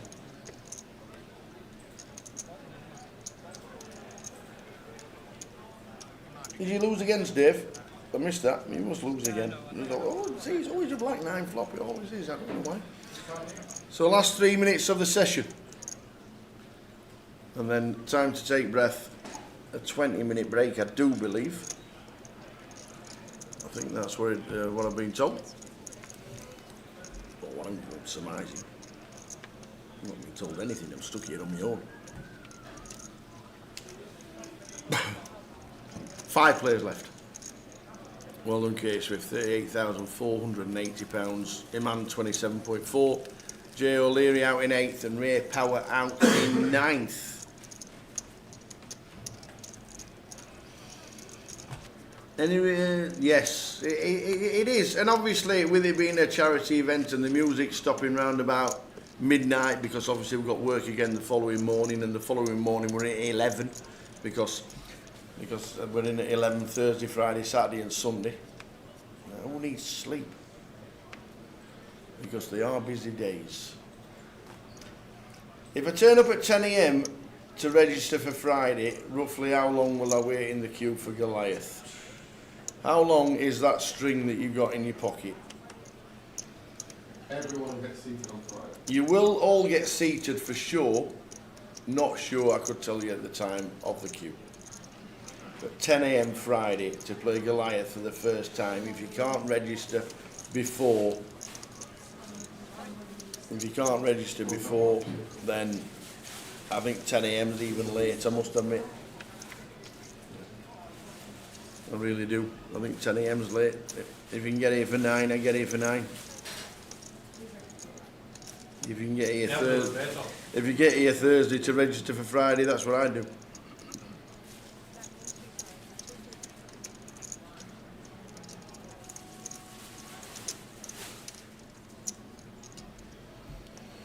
So the final minutes of the session, Trig building back up to 3 million. Oh, he's not taking this one though, with Simon hitting the 8 on the turn. Bingo for Simon. Backdoor flush.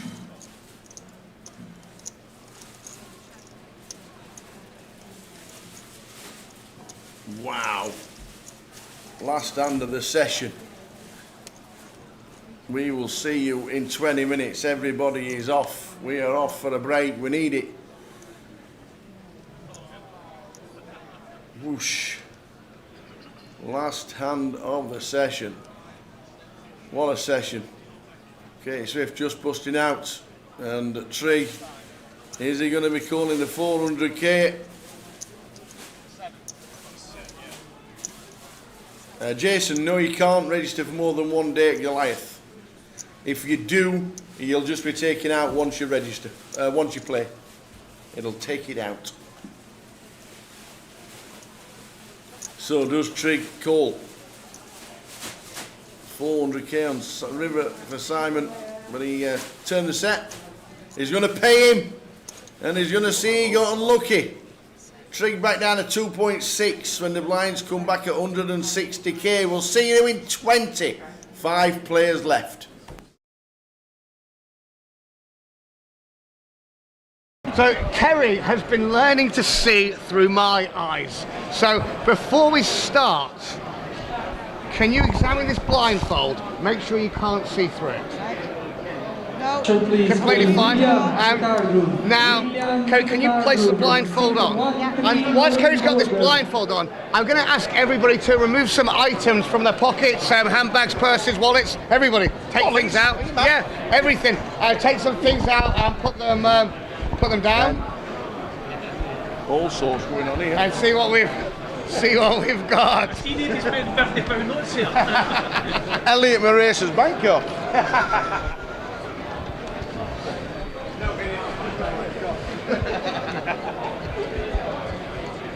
What is this? You've got a wallet. Great, thanks. Look harder. This is. I'm just looking at the brand of it. Is this Louis Vuitton? Thanks very much. This is. You've got a bank card there. It's the bank is Monzo. Have you got a driver's license there? Retake your seats. Cheers. This is. You've got another bank card here. This is for Lloyd's. And this one? Attention, you've got please start making your way to hall 4. That's all pen. Hey, what colour is it? Blue. Please start making your way to hall 4. Look. Have you got a lighter? What colour? Pink. Thank you, okay. You've got a key. I'm just trying to think what car it's for. This is for a BMW.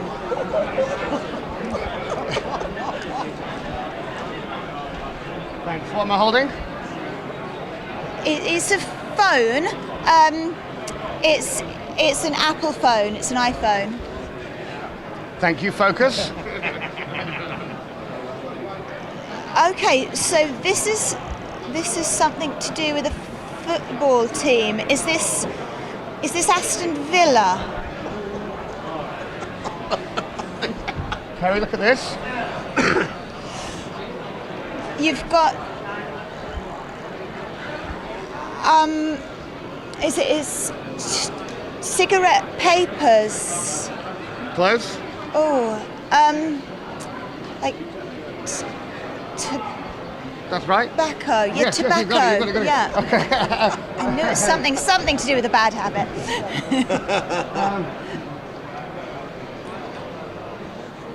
Cheers. Okay, this is. You've got some money there. You've got a coin. It's a 5p piece. That's all we've got there. Fab, thank you. What is this?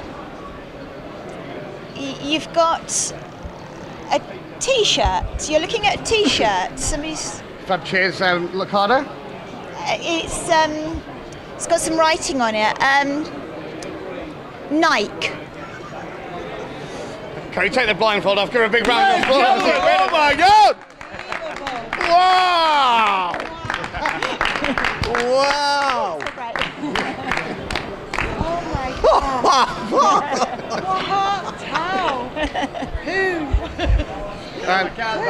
Yeah. And if anybody wants to look at the blindfold, you can check out the blindfold. Let me check that. I think it's yours. I need to check that out. I need to check it out.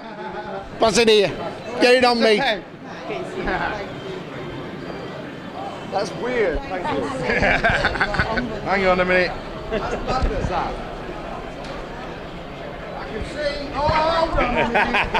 Hang on a minute. I can see people. I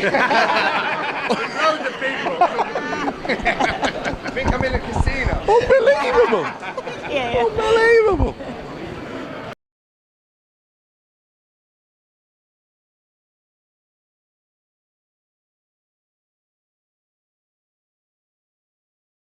It's Goliath, which means it's Sean Hayden. Lovely to see you, sir. And to see you. How are you? Just making sure there's nothing in the hand, that's all. How are you? I'm excellent. Show you a trick. Have you had a good year? I've had a fabulous year. Right, come on, entertain us. It's Goliath again. I'm going to show you a trick. It's called Finding the Kings. It's called Finding the Kings because it only works with the 4 kings. Okay? What I'm going to ask you to do, sir, is touch the back of any card. That one?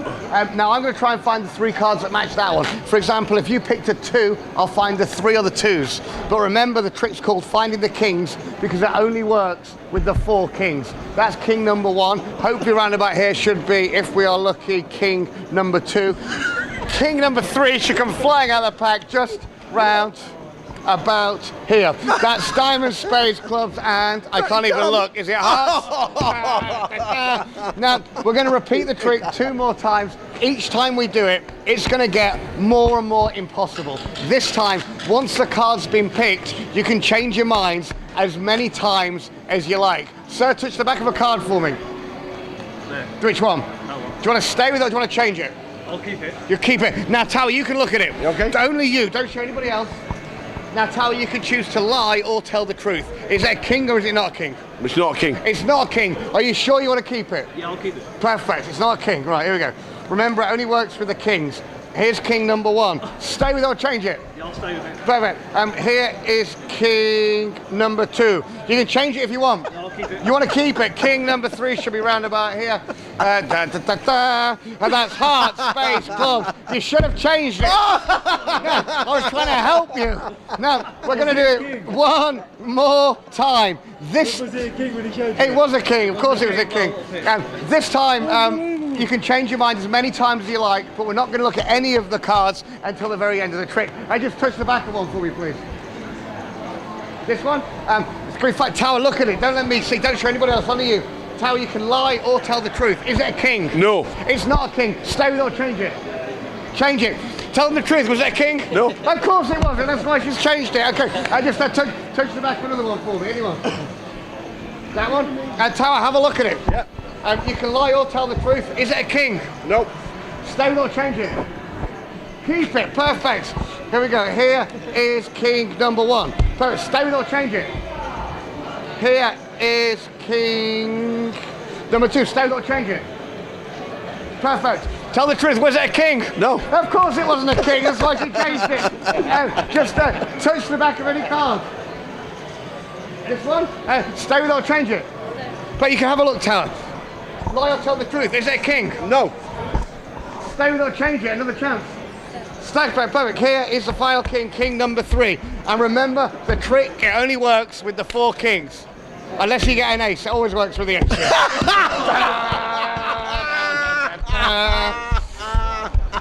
I don't even know how it happens. I said they weren't a king. I don't even know. Tower, pick a card. Anyone you like. One out of the deck. Anyone you want out of the pack. This one. Got it. Look at it, remember it, show everybody. All the poker players are waiting for the 2 5-minute total. There's a new game starting on table number 5 in cash game area. Now we've got a couple of cuts now. Before we try and find your card, I'm going to show you something with the aces. We're going to use the ace of diamonds. I'm going to try and make the ace of diamonds and the ace of hearts change places. Not with each other though, with the black ones. Now, I'll show you again because it happens pretty quick. We've obviously got the ace of diamonds and the ace of hearts and the ace of clubs and the ace of spades. So name for me, red or black? Red. Watch. The red ones. Now have a card magically appear between them. Tower, what was the name of the card that you picked? 8 of clubs. The 8 of clubs, ladies and gentlemen. Now, I'll show you again so you can see there's no other 8 of clubs in the pack. Say stop anywhere, sir. Stop. Here, the 8 goes in here where you said stop. All I do is snap once, and then the 8 disappears, and it changes into the ace of hearts. I know what you're thinking, where did the 8 go? Where did the 8 go? No way. Now have a look, No. turn it over, show everybody. The 8 of clubs. No way. It really is. The 8 of clubs. Now, I'll show you how it happens. All you do is just squeeze like this, watch. That's when it happens, that's when it changes. I know what you're thinking, where's the 8? What? Now, people think I cheat. They think that when you're not looking, I take the 8. They think I hide it in the palm of my hand, put it into the box. That's not how it's done, because that's not the 8. To change the ace back to the 8, all you do is shake it like that, that's when it happens. Some people think maybe there's more than one 8 of clubs. If it was true, it would look something just like this. Obviously, that's just a lie. It's the same 8 over and over again. The reality is, all I've got here is the 4 aces. And if you want to know where the 8 is, have a look over here underneath the box. Are you following any of this? Now, I'll show you again. The 8 of clubs, so you can see it really does go down just in here. So I don't cheat. Could you push it in the pack? And then have a look up here in my mouth. Yeah, I don't even know how it gets up there. So you can see how the 8 goes in here. This time, instead of the 8 disappearing, watch, the whole deck disappears, leaving me with just the 8 of clubs. And if you want to know where the pack goes, have a look under the box. What? Very finely, we'll bend the card in two like this. The bent card, the 8 of clubs, it really does go down, I don't know, somewhere round about here. Now watch. All I do is snap, the 8 jumps up. I've got no idea. No way! Ladies and gentlemen, come on, Sean Hayden! Thank you very much,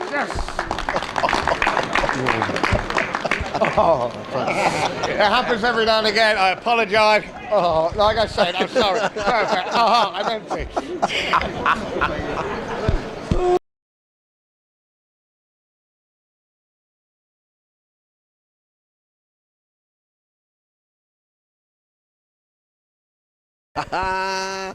Well, the jacket's on, the hat's on. This is Goliath, obviously, 2025. Come on, let's have a walk through. To be fair, I'm wearing this because I have to. He's wearing that. It's not even a bet. Let me tell you. What you do with these? You got your card. We are going to do a complete walkthrough of what you do to play Goliath for the first time. There's still people not played Goliath ever, and they're over 18 and I still don't understand it. So all you do, you come through the door, you walk down. Sometimes there's a bit of a queue in the morning when it's a bit busy, and you give them the card and you say, please, can I get in? So you give them the card, you swipe it through, and then you're done. Swiped and done. And we're in. You need to be a member of a Grosvenor casino. You will be anyway, but you need to be a member of a Grosvenor casino.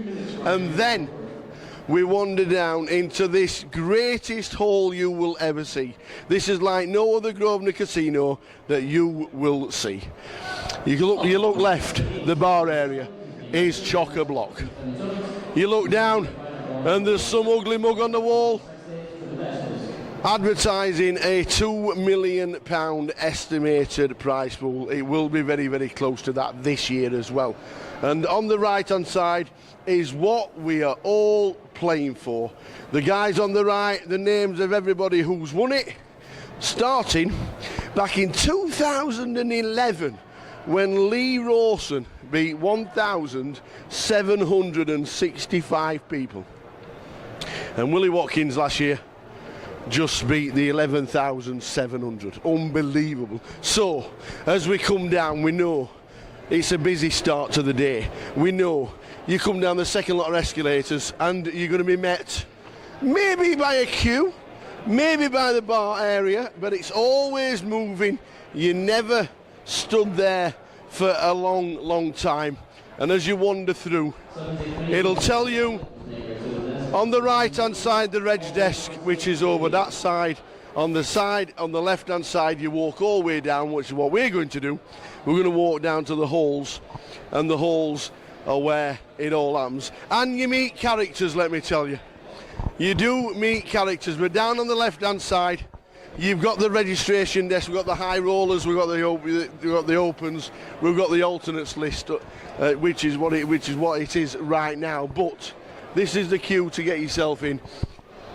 It's just an amazing, amazing event, and everybody is just sat and queuing, and they're all ready to get themselves in. But if you're here for the first time, let's take you down to the main hall, because the main hall is where everything happens. It's where all the Goliath is. This is the main hub of the casino. This is the main hub of the casino, where on your breaks you'll come and have a little bit of a punch, you'll have a quick bite to eat in the restaurant directly behind us, you go to the bar for a pint, you'll have a chat, you'll speak to everybody, you'll hear bad beat stories. There'll be bad beat stories coming out of your ears by the time you've finished. But as you wander down, you know this is still in the main casino. We've played here before when we've done the UK Open, when we've done GKPT. But what you haven't done, if you've never been to Goliath, is wandered through this bit. Because this bit is the place where Goliath happens and nothing else Grosvenor related. This is where we all play GKPTs, it's where we do the UK Open. But this is now the area where you wander through for the first time. This is all brand new. You met with the finest pizza company in the entire world. The NY Smokehouse. Not New York, North Yorkshire. God's country. God's country. These guys working all day long superbly. This is now the food court. I'm not being funny. I'm not being funny, but look at the cakes. Unbelievable. You could sit here for 2 hours. At least. One each. What a great place. We've got the spuds, we've got the hot dogs, we've got the burgers. We've got coffee in town. And then, as we wander through, we come to very close area of where we are going for walking in for first time ever of Goliath. This is all new to everybody if you've never done it. You're walking down, you've got two entrances. That's the side entrance, but we're going to go past the Legends Wall, because this is where all the legends are from winning Goliath. This is a superb wall, and if your name's on it for 2025, you'll be the side of Will Watkins. As you're walking through, you're getting closer. There'll be sign-ups on the left-hand side. Everybody who's coming in as an alternate will sign in on the left-hand side. The PokerStars guys are in town. if you won yourself a ticket, get yourself in. Tell them when you won it, and you will get yourself in. They'll put you in. You then go into this place, because this place is where it all happens, and this is the Hall of Goliath 2024. 25. 2025. We started in 2011 and it's just got bigger and bigger and bigger. And when you think a day one now has 1,400 runners. When Lee Rawson won it, he only beat 1,765 people in total. That is how much it's grown in the 14 years of Goliath. 2011, 1,765. Day 1A of 2025 has got nearly 1,500 runners. It's absolutely immense. And nowadays, if you're going to win Goliath, you need to be... Well, what's life without whimsy, you know? What are you doing to me, man? I think it's a punt for call. I think it's a bit of a punt for call. It is 20 to 5. So buttons on you, Rob, yeah? What is it? 81, 60. 75, you say? Must be on stars.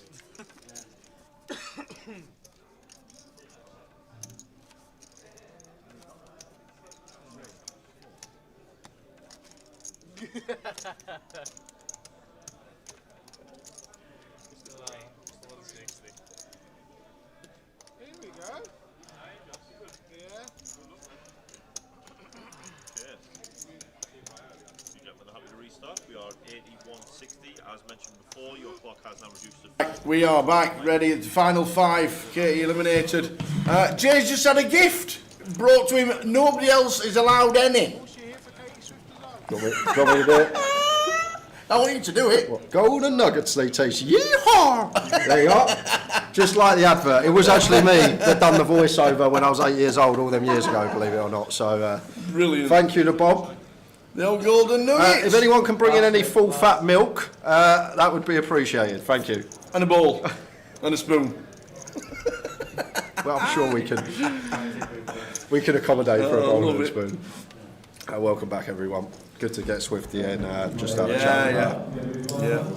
She says she's going to watch it back and chill out. That's what she said.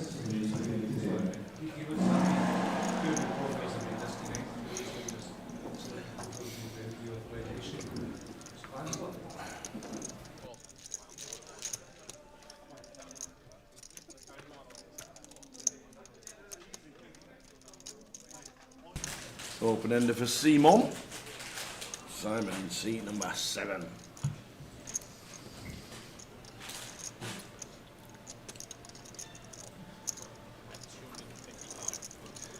We're going to continue here, Josh. Pretty clear check call. Waist 10 high can be the best hand here. We're now in a 5-handed setting. So under the gun is effective hijack. We're going to have the check call as Josh, and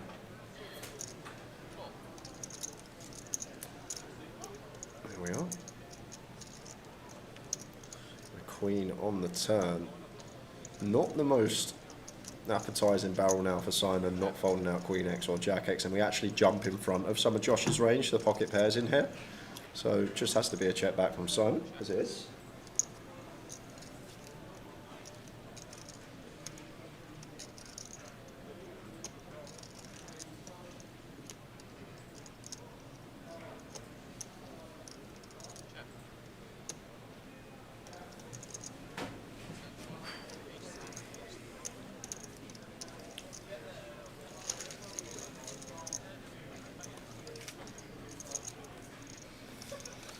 So Josh Curry, chip leader, 44 bigs.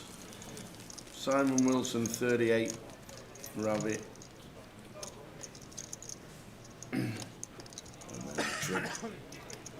Nick Drinkwater in 5th in the right side. Must be cold, he's put his jumper back on. Any relation to Danny? The footballer? Yeah. I've never heard that surname other than Danny Drinkwater. That's true. That's true.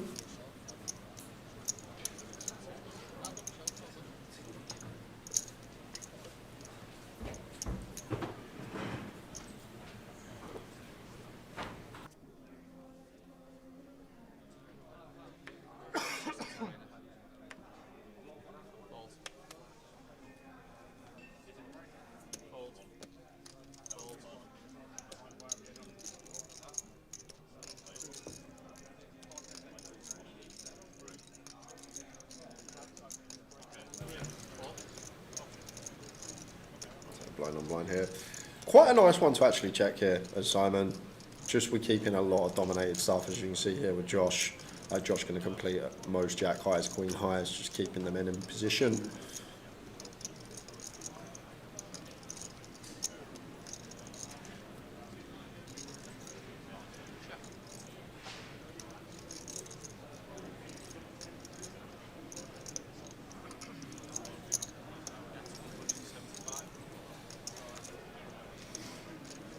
So Simon continues. He might have been away from the tables for 10 years, but the guy can play, knows the game inside out already. Won cash last week, back into it the next.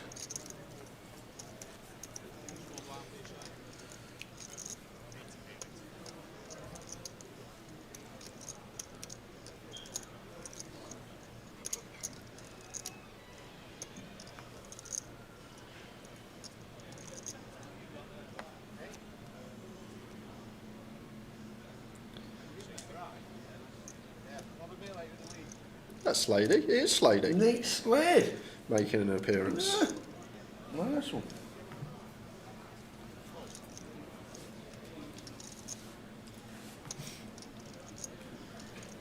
Queen 10 4 trig. Might have let this one go. We got Nicholas sitting there super shallow now. He's actually so shallow that we have to call off a streak. Happy to run it with the Queen 10. Nicholas Ace 7 is slightly ahead. In we go. Nicholas Drinkwater Ace 7. The trigger.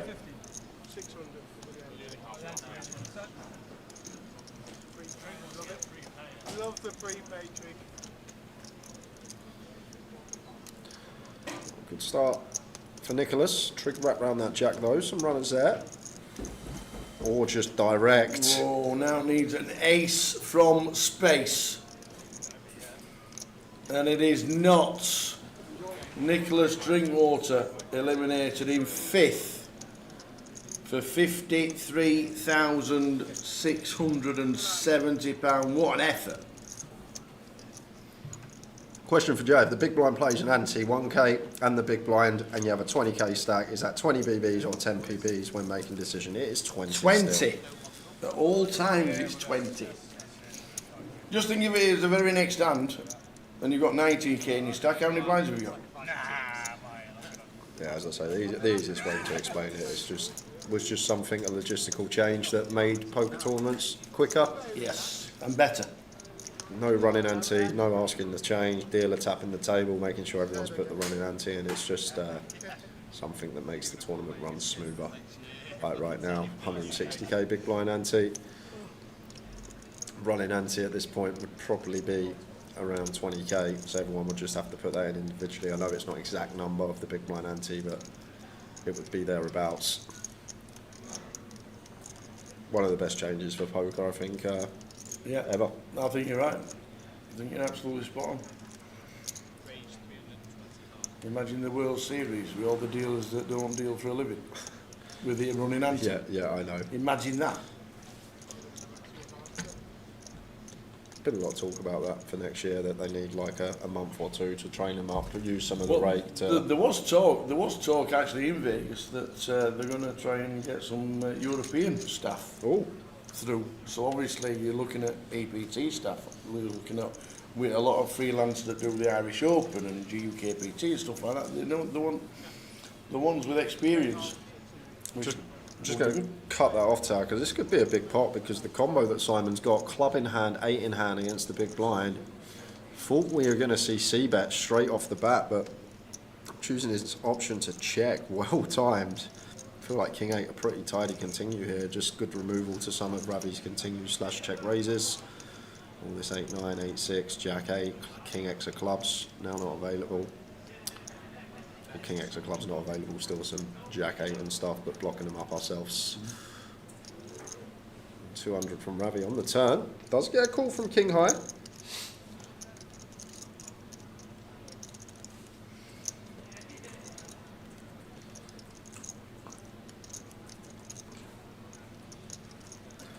Not going to be calling rivers.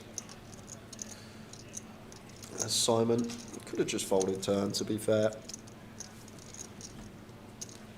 And maybe feels like Ravi's going to overdo it here with his gut shots.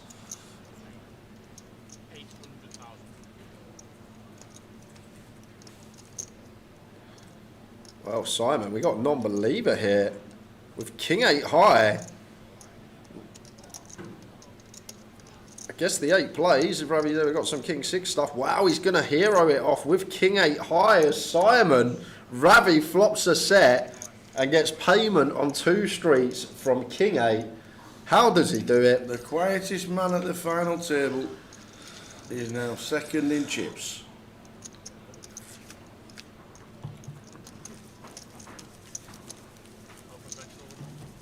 Yes, it was relatively a quick call.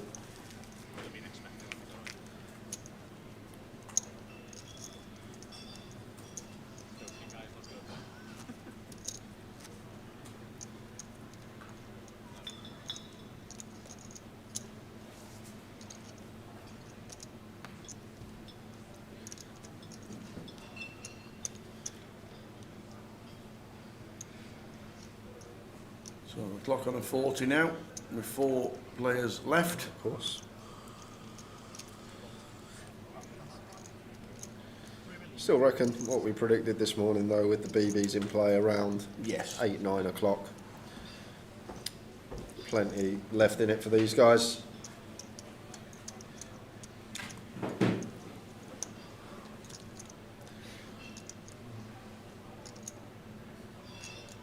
And now Ravi covering trick. Going to complete with Queen 6, 7 deuce suited for trig, just probably going to be checking behind.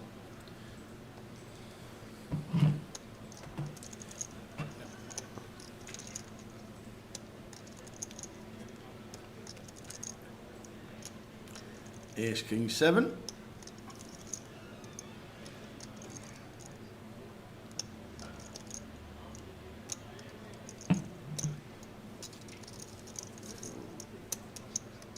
Ravi going to start with bet here. Not going to be folding out the 7 deuce of trig. Quarter pair blind on blind, and when Ravi covers as well, he may get a bit fruitful with some Ace X high low, some King X high low. Can still have like some King Queen, King Jack that may prefer to complete, keeping the dominated stuff in. Got to call once as trig.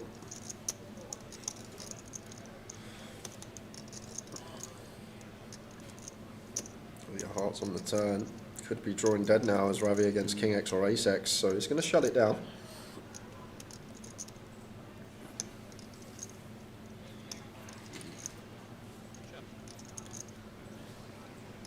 Five of hearts on the river. Trig gets the check mark. With the old whip. What does he get there? Ravi. Yeah, check back. Where does he go? Yeah, Queen I can still show down the winner, I guess. Beat some diamond stuff, maybe some Jack 10. Can you register today on the app for Friday? No, the option to buy in on the app is not there anymore, unfortunately. Developers working on it frantically to get it working. Needs to be here in Coventry. And if you've got friends here in Coventry, tell them to get you in and sort out the readies whenever.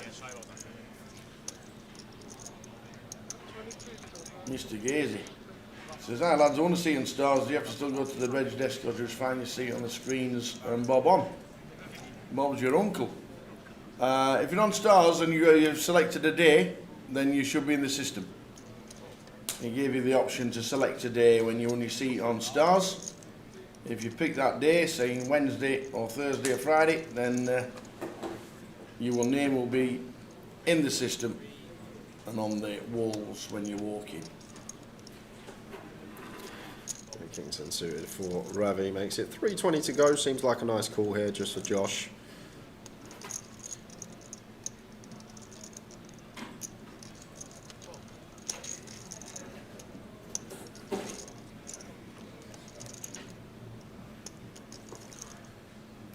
Flop 963. You can see either or here for Ravi. We've got some nice backdoor equity, so could see either.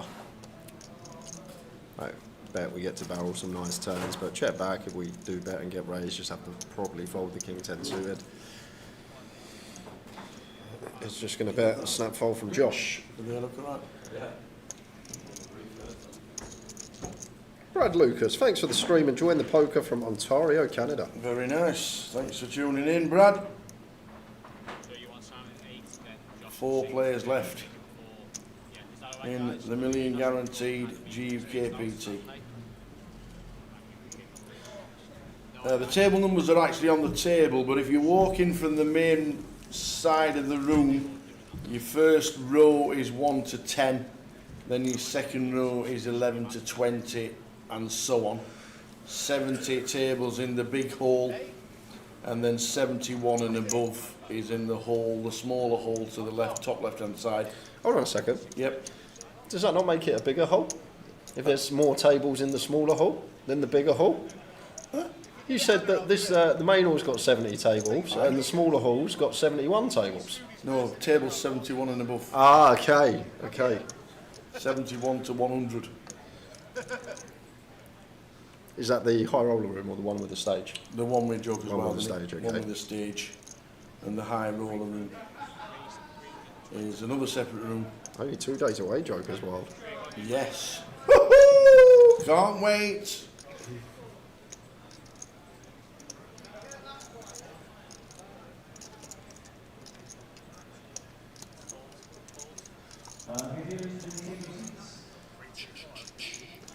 Ace 5 off here for Simon. Going to defend.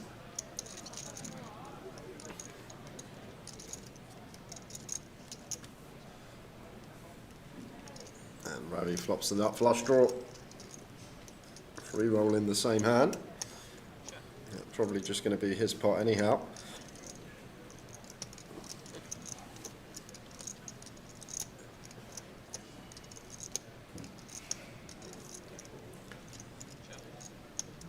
See a turn.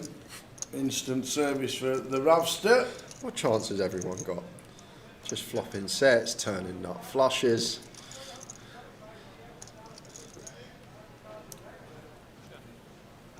I'm going to check back again. Really trying to eke something out of Simon here, but it's not going to happen. It's just going to be bet fold river. Doubt we're going to see another hero from Simon here.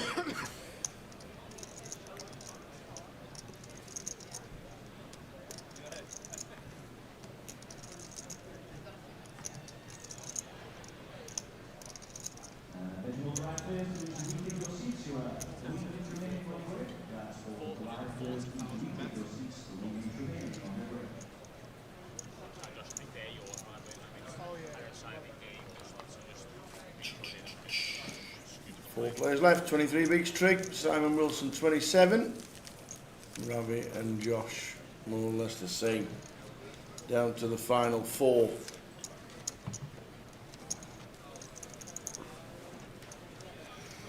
Mine for this was $12.50.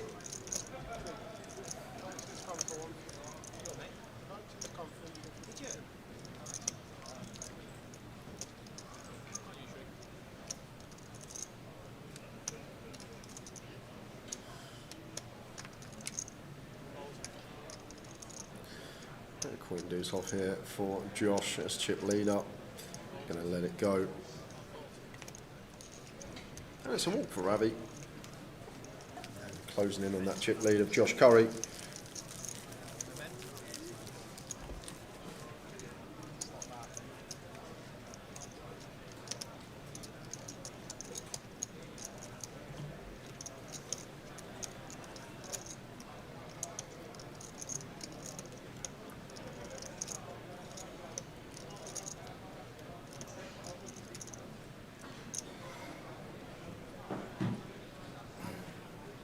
Josh from gun.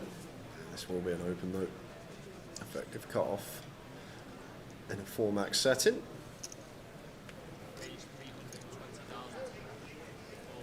Looking at 320, trick 9-6 of spades, clear defend.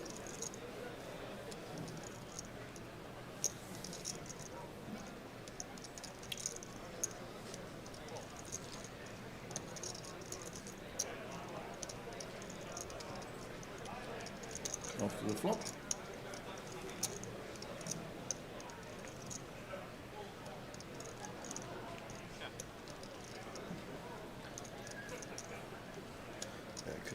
Go for one small bet here.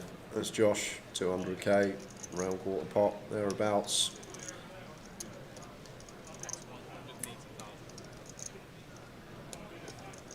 Yeah, twin quarter and B20, and that's going to be end of hand. No wiggle room in any manner here for Trig. Well, I say that. Street poker coming back in 2025. Forget having the right combo, having a diamond, having something that is doing something in terms of our holding. Just back to the streets. I don't believe you got it. I'm going to race. Look at them stacks. 9-6 of spades on 10-4 deuce. 2 diamonds, check raise coming in.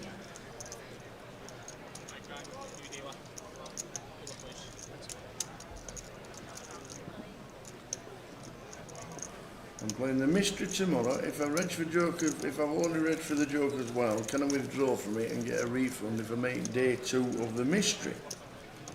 The answer to that would be yes, but the mystery bounty starts at 2 on day 2, and if you bust before 6 o'clock, you might as well jump straight into the Jokers. So I'd wait. If you make day 2, day 2 of the mystery starts at 2 o'clock, Joker starts at 6:30. I'd wait. And then if you are still in, then you get pulled. Jack 9 suited for Simon. Seems fine to open. 4-handed cut off. Jack 7 of spades from Ravi here. Should hit the mark.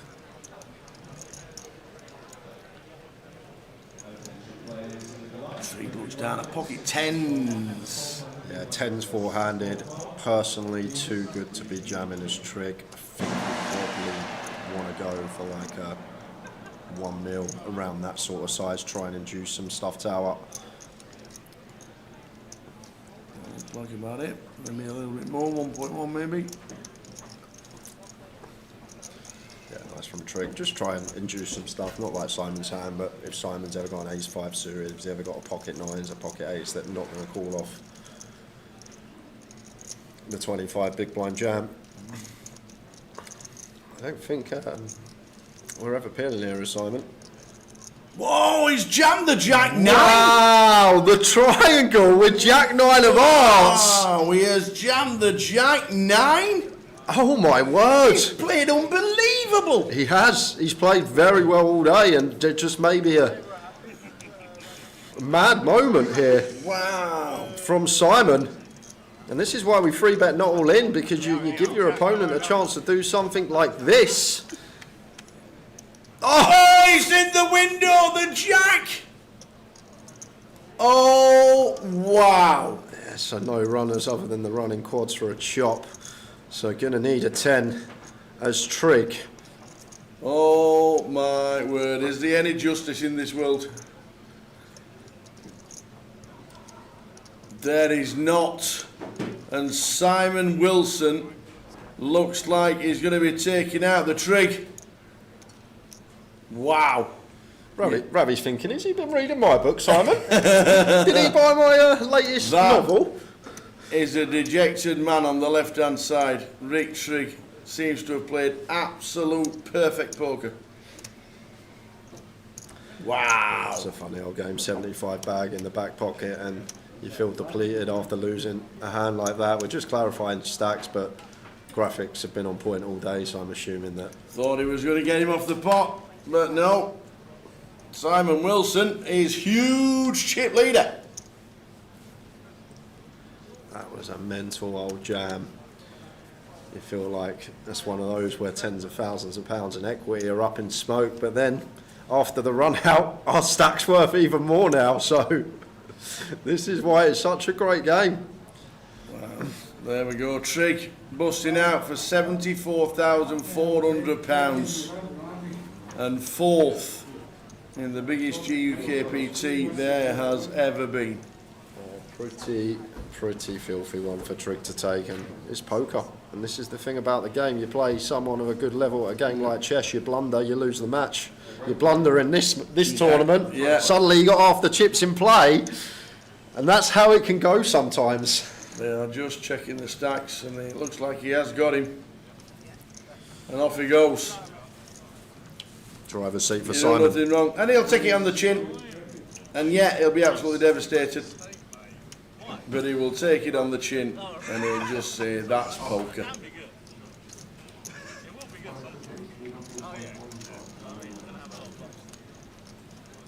Wow. So there we go. Huge pot for Simon Wilson. Trig getting unlucky at the wrong time. And now these three have locked up a six-figure score.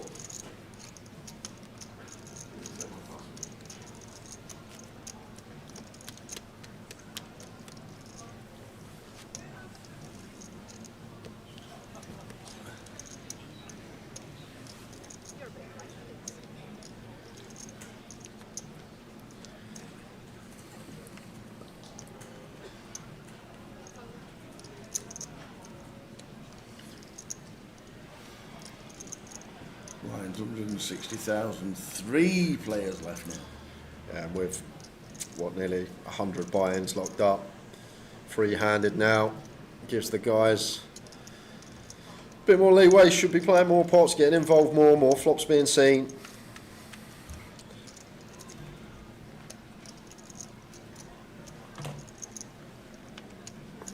Bottom for Josh, gutty for Simon. Nice one to bet here for Simon with 5 high, folding out better hands when we get the fold, equity to get there with the gut shot to the nuts, but goes for the check back and does turn a 4 here. Just going to start seeking some value from this third pair. We assume that Josh probably going to start leading some 10 and 6x of his own blind on blind, and Josh going to have to call here with bottom and see a river card.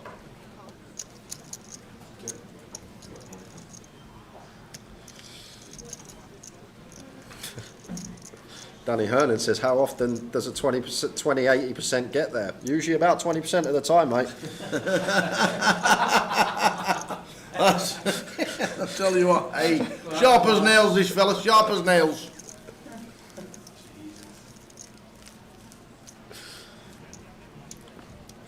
I know what you mean, like, it doesn't seem like that, but...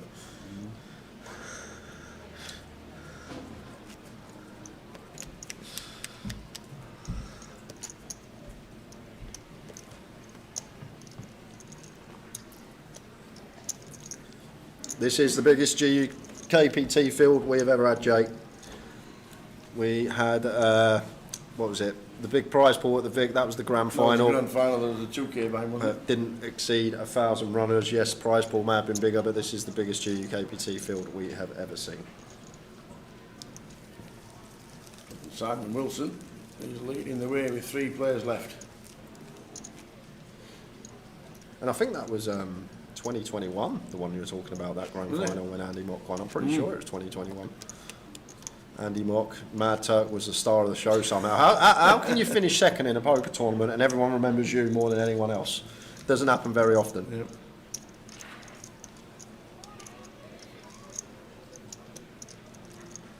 Yeah, by field size. Yes.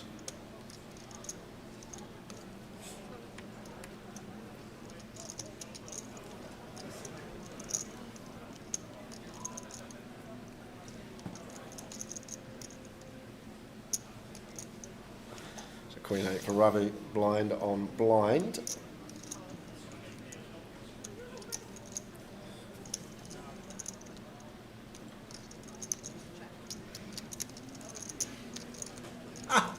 My mate backed Simon Wilson in the betting thinking he was the Irish Open winner. Imagine that. Imagine that, Simon Wilson, where is he? Where is he on there? 25-1, thinking he was the Irish Open winner. Well, he's chip leading out at 25s. Wow. Brilliant. Imagine the bonus. Imagine the bonus.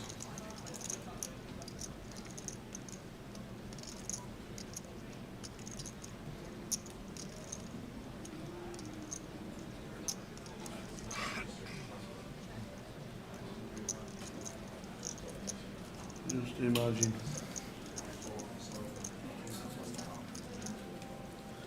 Imagine.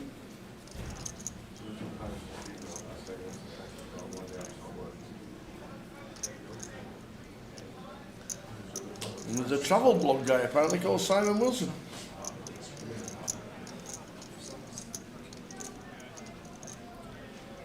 So Ravi going for the bet on the flop, and Josh leading turn, and Ravi going for the call with Queen 8 high here. And does river the 8 on the end.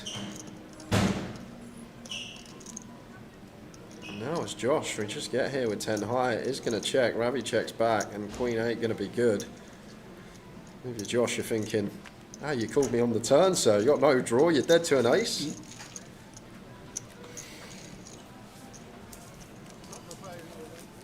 56 big, Simon 44 Ravi, and Josh on 28. Local lads satellited in on Wednesday for 150 quid.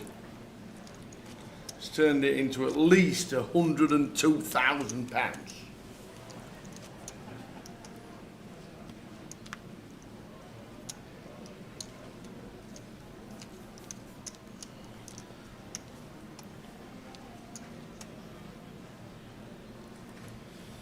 How are we doing, Jamie?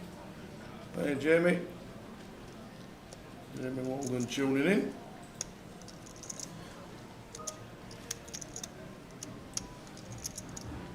Yeah, Goliath Main finishes on Sunday.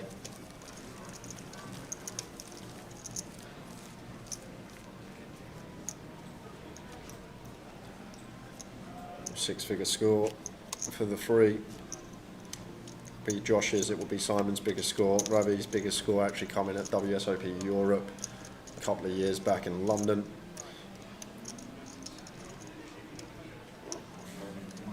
Well, that must have been a WPT. WSOP. It's not been in London for 8 years. WSOP Europe. I played it. Sure. I made last 3 tables. I was on Ravi's table. It was definitely a WSOP. Sure? Yeah. Okay. May have been a circuit, but it was definitely WSOP, whether it was Europe or circuit. I would say WSOP Europe, I'm pretty sure it's been in Roswell for about 8 years.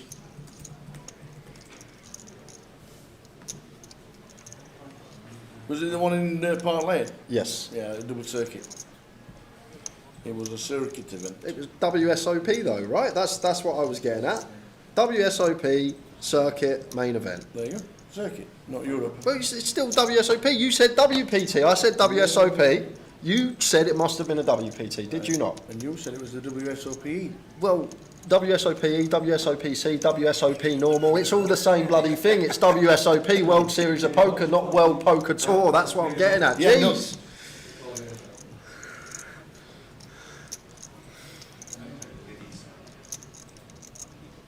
Some good events there in about 2 weeks. It wasn't even that one, it was UK IPT I was thinking of the last 3 tables. But it was that event that Ravi ended up final tabling. But yeah, the one that was at Park Lane. Back to the action because we have Josh here with Just a flopping. flopped flush. Absolutely. Flop check mark.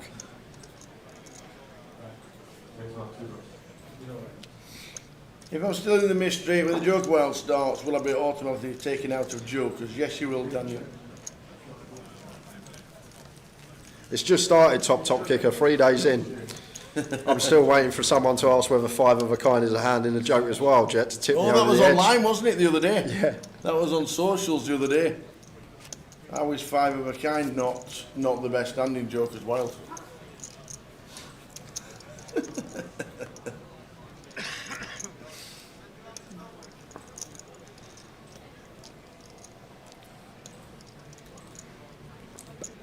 3 players left. Ravi Sheth on the left. Josh Curry in the middle. Simon Wilson on the right.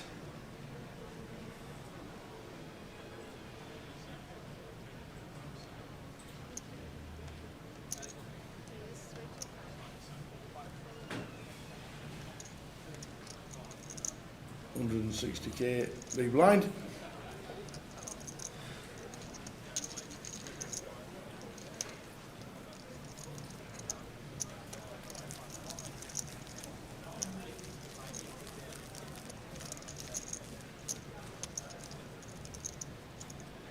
Just the one joker in the deck. Yes. Joker deuce is better than aces. Running through the rules, you can use a joker anytime during the hand as any card to make your hand better. The rest just plays like hold 'em.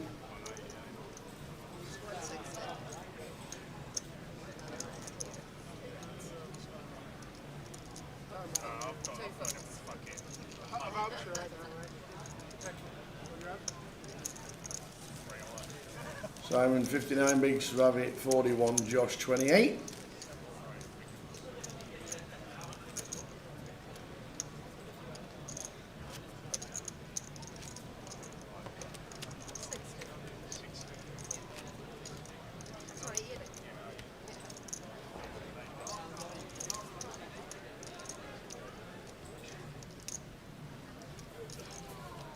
Somebody put something out about face coverings in poker tournaments and whether they were going to try and ban them.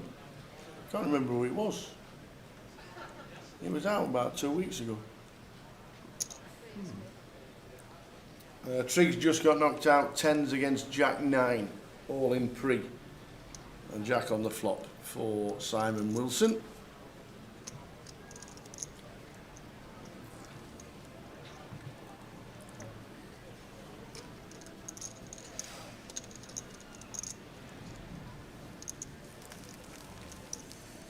Yeah, and Katie busted to trig, king 9 suited, less than ace king.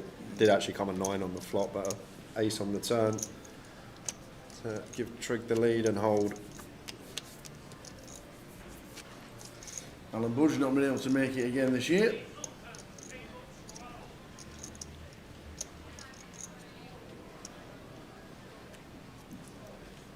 The thing is, like, people do actually wear them for health reasons, or if someone's feeling under the weather, they're coughing, they'll put a mask on for the day. So yep. I don't really know, like, you can't stop someone from wearing a mask because they don't want to catch a cold. So it's hard, unless we suddenly get some translucent masks and you can see through, and it's just a mask. You can see, smile. yeah, exactly. You can see their facial features underneath, so you can still get a read, but it's tough. Yeah, that would be hard to monitor, wouldn't it?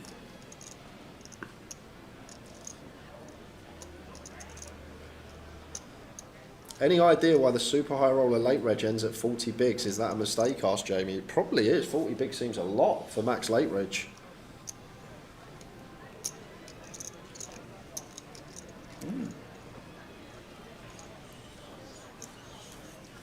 That's the first time Jim's not been here. Literally, he's been sat here all day, and then the one time we need him. Best way to lose Jim, need him. And then you never find him.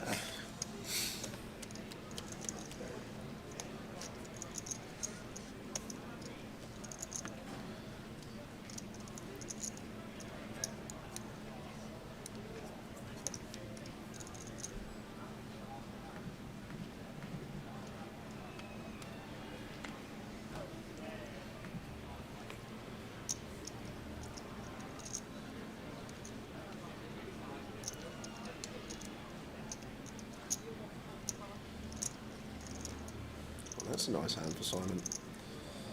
Couple of ladies.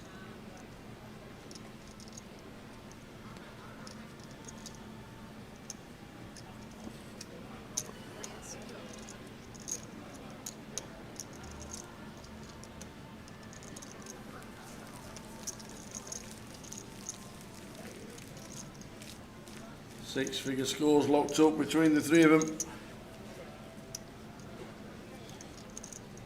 We'll get that checked for you, Jamie, as soon as Jim's back in. We'll get that checked.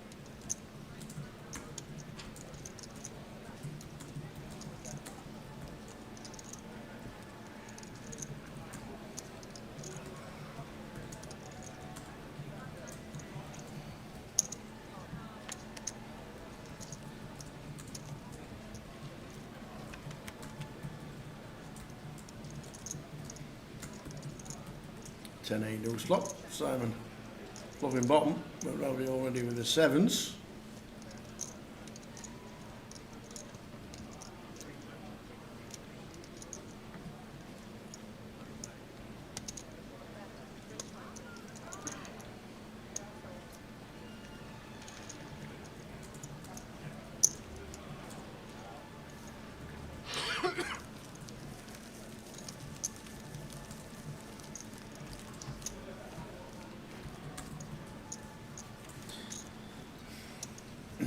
Does the mystery bounty count towards the MPL? I don't think it does it?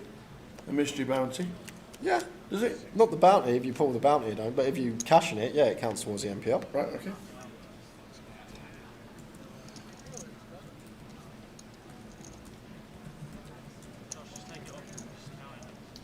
Thanks for that. Thanks for that.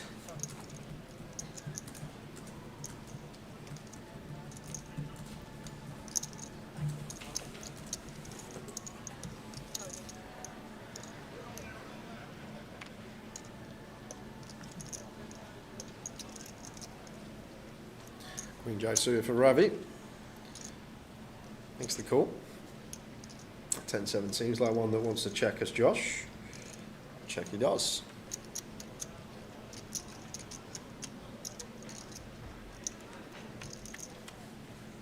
Jack out flop, Jack down 5. Good for Josh. Yeah, it could be a bit of bother here for Josh. Got a nice combo to get aggressive with if Ravi checks over to him. We'll see. Ravi does start with check. Josh with 10-7. It's a nice one to stab here as Josh. Like fold out some Queen 4, Queen 6, King 4, King, these type of holdings. Club in hand. Gut shot.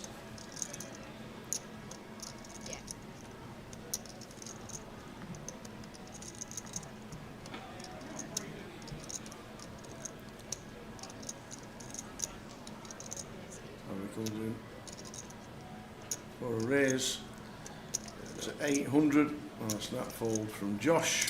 Mr. Go, I got some good news and I got some bad news. Aye. The good news is you haven't missed a giveaway. Yes. The bad news is there's no giveaways today as it's final day planned for nearly £200,000. Correct. Not even an inkling of numbers talk from any of these three. No. No one wants to be the first to crack. I don't think Ravi would deal anyway. Don't know Simon well enough.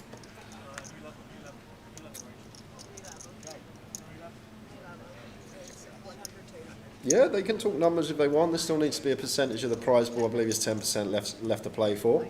They can't just chop it down the middle, say that's it, have to play it out for the trophy. It's in the rules. But they could chat numbers if they wanted to.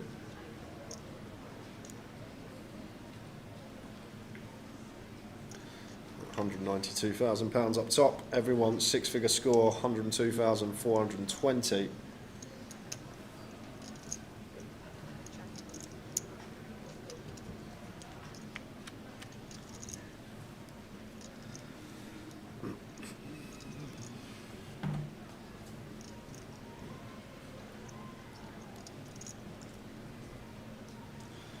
Just going to go for the stab. Queen Jack Spade, got a call once here, blind on one as Simon, I feel, but he's just going to let it go.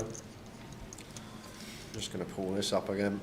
There's Ravi now sitting. I think he locked up 50 odd points, so minimum going to be shooting up to 226. If he can win it, would be up to 6th place with Tom Clack thereabouts, but only the key thing on 13 results. So if you then take 305 away from Tom Clack, that's going to give you 65, and then if you divide 65 by the 7 results he needs, it's not many average points. He needs 9 points on average to go top for his next results. Like a cash, isn't it? Basically a min cash, yeah. So going to be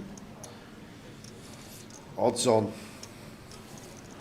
to take down the National Poker League. Still some work to do here today. Simon and Josh not just going to be lying down.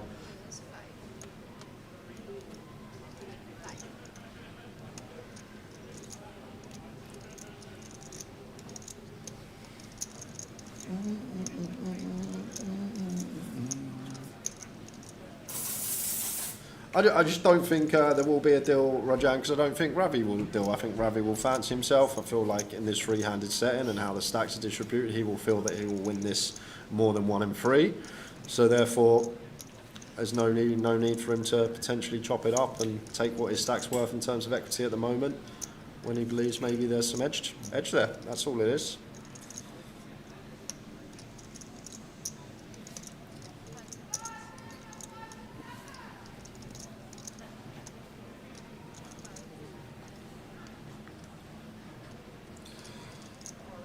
Three-handed 10s, just getting to send them in as Simon. Ravi went for the fruitful 3-bet offsuit high-low in the big blind, blind on blind.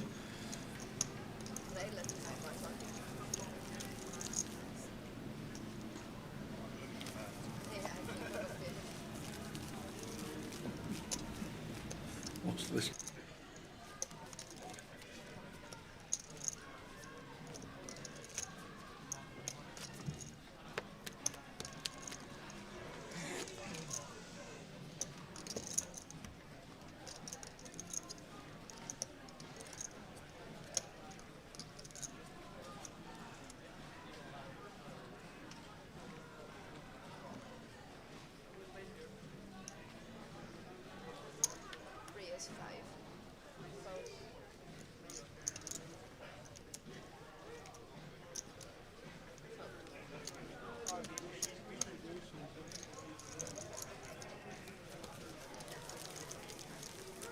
$192,000 up top.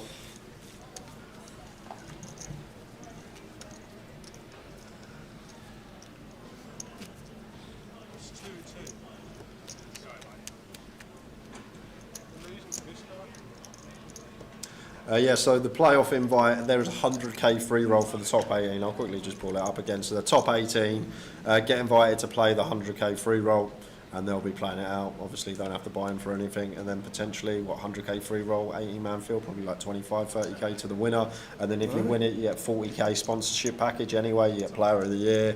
So it's a lot to be won potentially. So playoff, if you win that, around 30k, 40k for the top sponsorship, essentially another 70k.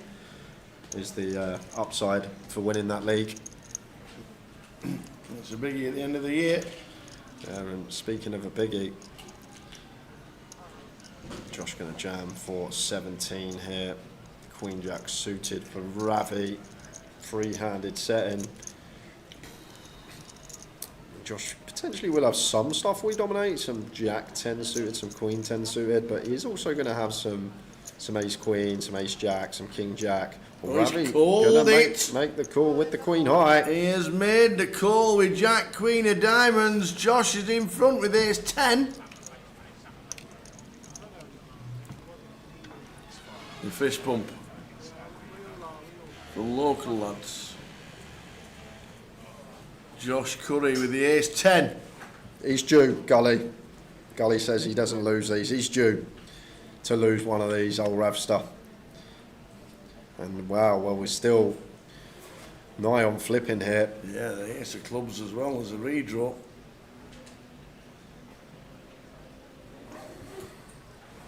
Same scenario, an ace or a club needed. Or Ravi is taking out Josh Curry in third. It's a red 7. Ravi up to 10 mil. Josh has turned his £150 satellite to £102,420. Not bad ROI. Not bad at all for Josh. Actually played really well as well. Josh, Yeah. credit where you actually think he played some very nice tournament poker for someone that I think plays predominantly cash. Done well to hold his own in a tough setting. So they're going for a 10-minute break. The heads-up battle. I don't know.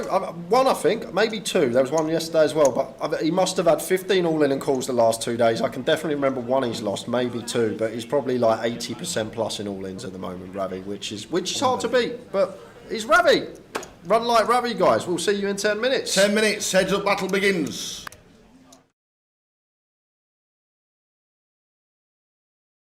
So Kerry has been learning to see through my eyes. So before we start, can you examine this blindfold? Make sure you can't see through it. No. Completely fine. Now, Kerry, can you place the blindfold on? And whilst Kerry's got this blindfold on, I'm going to ask everybody to remove some items from their pockets, handbags, purses, wallets. Everybody, take things out. Yeah, everything. Take some things out and put them down. All sorts going on here. And see what we've got. He need to spend £50 notes here. Elliot Morace's banker.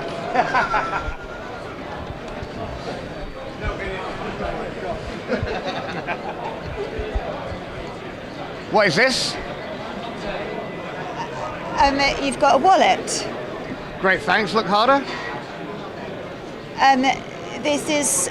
I'm just looking at the brand of it. Is this Louis Vuitton? Thanks very much. This is. You've got a bank card there. It's the bank is Monzo. Attention to all. Oh, have you got a driver's license there? Retake your seats. Cheers. This is. You've got another bank card here. This is for Lloyd's. And this one? Attention to all Oh, players remaining in the hard you've roll. got Please start making your way to hall 4. That's all players pen. remaining in Hey, the what high colour is roller it? event. Blue. Please start making your way to hall 4. Look. Have you got a lighter? What colour? Pink. Thank you. Okay. You've got a key. I'm just trying to think what car it's for. This is for a BMW.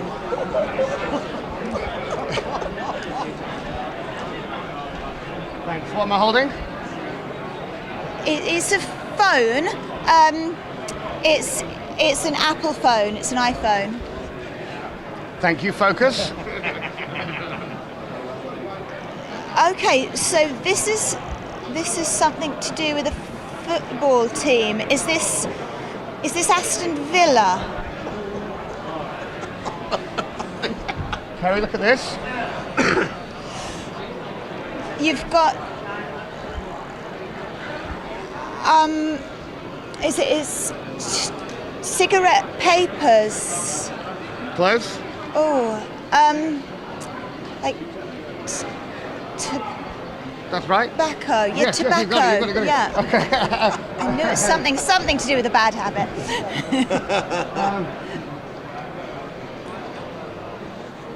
Cheers. Okay, this is. You've got some money there. You've got a coin. It's a 5p piece. That's all we've got there. Fab, thank you. What is this? You've got a T-shirt. You're looking at a T-shirt. Somebody's. Fab, cheers. Look harder. It's got some writing on it. Nike. Can you take the blindfold off? Give her a big round of applause. Oh my God! Wow! Wow! Oh my God! What? How? Who? Yeah. And if You can anybody check wants it. to look at the Everybody- blindfold, you Yeah, can check feel out the free to check it blindfold. out. Let me check I that. think one of yours. I need to check that out. I need to check it out. What's in here? Get it on me. That's weird. Thank you. Hang on a minute.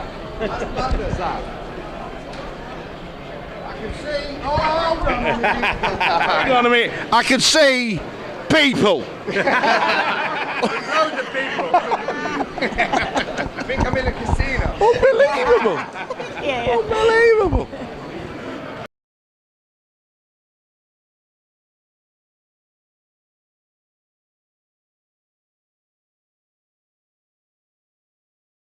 It's Goliath, which means it's Sean Hayden. Lovely to see you, sir. And to see you. How are you? Just making sure there's nothing in the hand, that's all.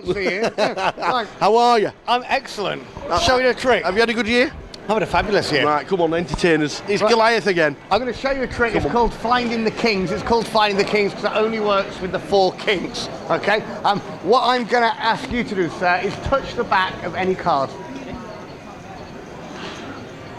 That one? Now I'm going to try and find the 3 cards that match that one. For example, if you picked a 2, I'll find the 3 other 2s. But remember, the trick's called Finding the Kings because it only works with the 4 kings. That's king number 1. Hopefully round about here should be, if we are lucky, king number 2.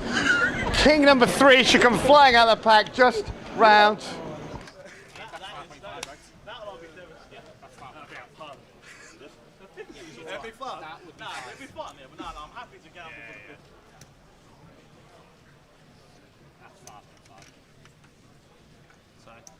Thank you. Give him this back. We can find him. I'm not going that. Turn it round. Doesn't matter now, we've got the blues. Right, 2, 4. 4.5, 4.6, 4.7.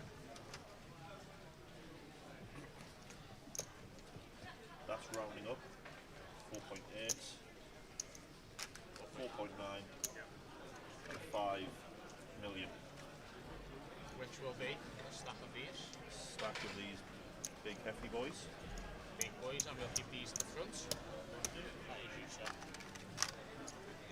Happy days. And then Ravi. We've got 2, 4, 4.2, 4.3, 4.4 million. 4.5. We round that up to make it 4.75. 5 million. Is that right?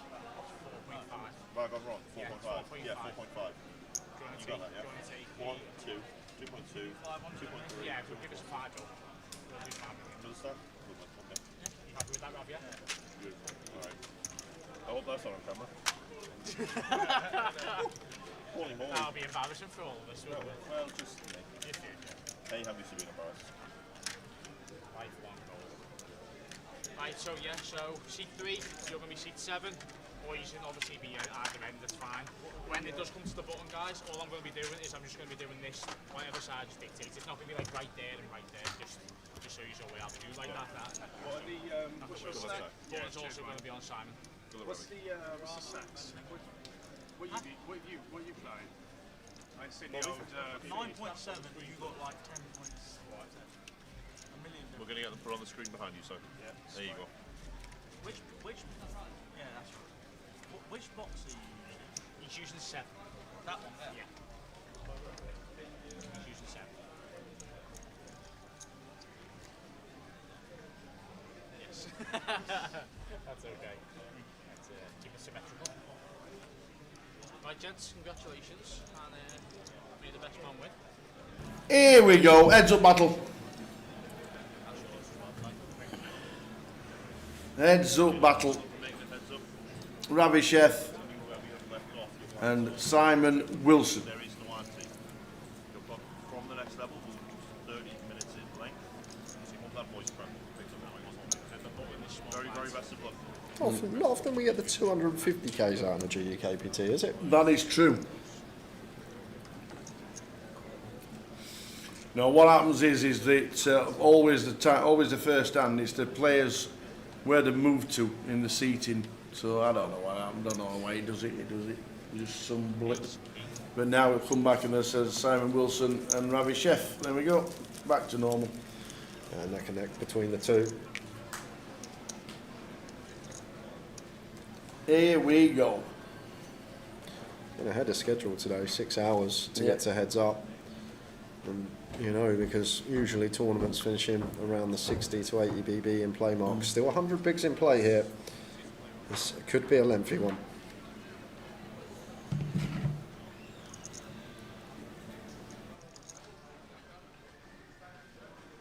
Raise 400,000.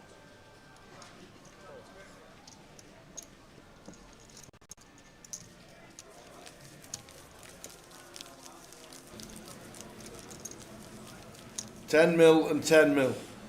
How are we doing, Archie? Archie Seaton in the chat. Hey, Archie. Surprised you're not here, Archie. There's been some really good tournaments. 3K high roller coming up as well.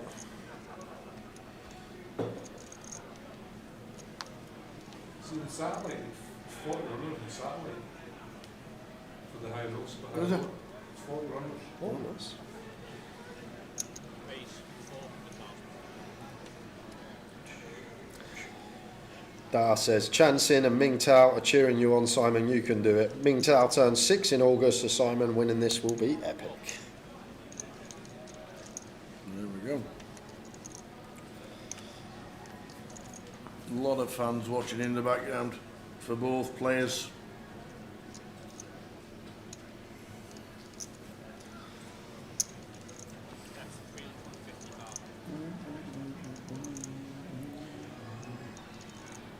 And maybe one heads up that can go for some check raises, equity dinar with the 4s.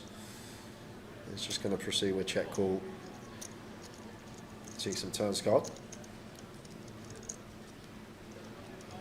Which is a 6 of diamonds. Quick check, check. King of diamonds on the river, so going to be chopped up unless someone wants to try and take initiative.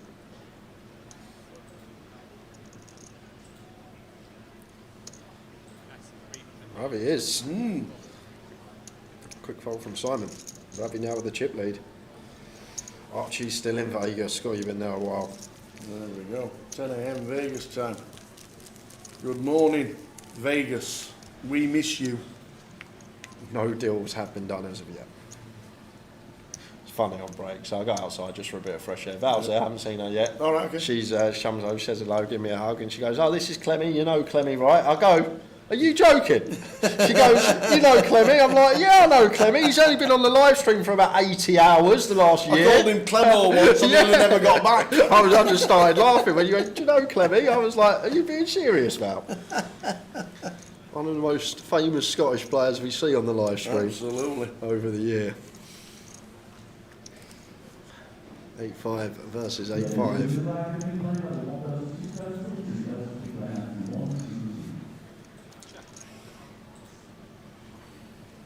Trying it, Phil, trying it.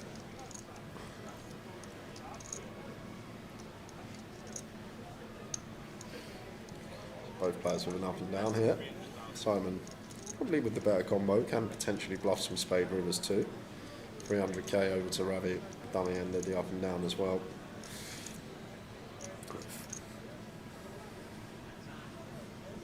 Ravi can't come in with raise now, in position. Makes it 1.2 million and straight away really putting Simon to the test early on in this heads up battle. But Simon wanting to see rivers. Off we go. Well, potentially chopping it up, but I don't think we'll get there. Well, it's quite interesting, like, as Simon here, like, Ravi's bluffs probably are going to contain a queen a lot of the time, maybe like a queen 4, queen 5, so it's difficult to potentially lead river here, but he is going to go for the lead. It's about half pot by the looks of that. Going to be able to take this one from Ravi. Actually, King of Spades, I didn't even realise that spades complete. It's actually kind of nice with the 8 of Spades, I guess, but I do feel like a lot of Ravi's raises in position are going to be like the straight draws. Maybe he just calls with queen high actually, and dummy end more inclined to raise.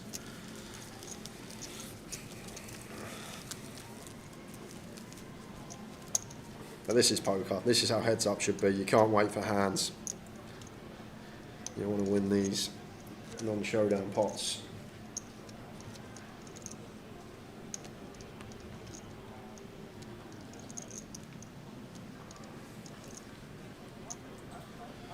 be a fascinating watch out because Simon has shown that he is inclined to get aggressive today, especially when he started getting chips, and we've already seen with the Jack 9 4-bet against Trig that he's not afraid to get after it. So this could be a good watch for the next couple of hours.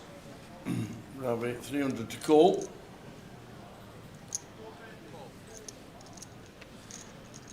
Looking for. Cheers, mate. Ace, Jack, Jack, flop, 2 spades. Flopping in Ravi's favour.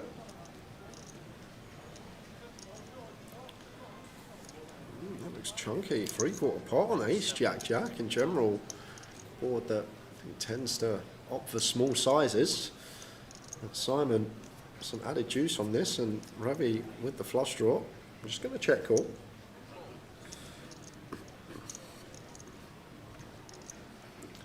Seven of clubs. Quite interesting now for Simon, because something to like take note of when we go 3/4 pot. Like we're going to lose a lot of holdings that would potentially call versus third and quarter. Like Ravi's range becomes slightly stronger when he calls 3/4 over like third or quarter. Like he's probably not going to have queen highs. He's going to lose some king highs. So maybe more condensed range of Ravi here, down to ace X, Jack X, and then maybe some spade draws, pocket pairs. J-Wit TV satellited into Friday's Turbo. Will be your first tournament in person. Very nice. Yeah, just enjoy it. That's the main thing. Take away from the experience. Have a good time. Don't enjoy it to the point when you win a hand you need to do a lap round the featured table with a sign in your hand, but enjoy it. Like Chef Brad did. Like exactly Chef Brad did. Every hand he won, he started running round, screaming. Thought I was at Avon. No. No. Afternoon, Brad. Afternoon, Roy. Roy Cypher's just bust the Goliath, but he's been watching the live stream all day. Going to try again tomorrow. Nice one, Roy. If you're still around later, we'll try and catch up.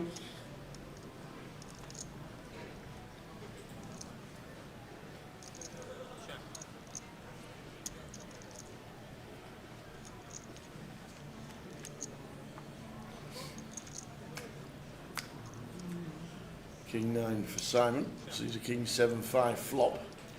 Checking over to Ravi. Bottom pair. Could see either here with 8 in hand. Straight draw, back door to go along with it.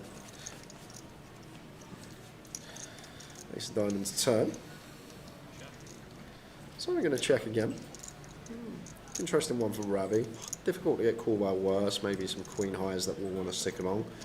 But he's going to go for the delay for 200 with probably the inclination of checking back rivers here. Got to be the idea.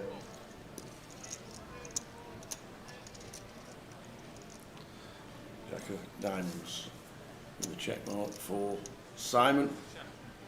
Goes check, check. Any tips for timings and registering and all that boring stuff? I thought you just said you'd satellited into the Friday's Turbo. Yeah, well, if you're already ready for the turbo, just turn up on time and there you are. You'll be in the seat draw.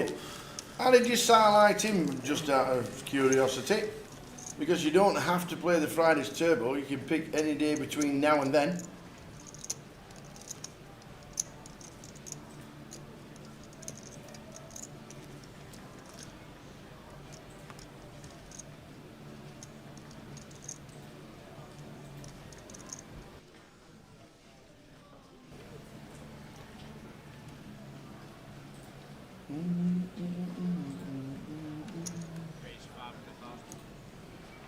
Yes, indeed a C4. The Turbo is the holding tank for all satellite qualifiers. It is indeed.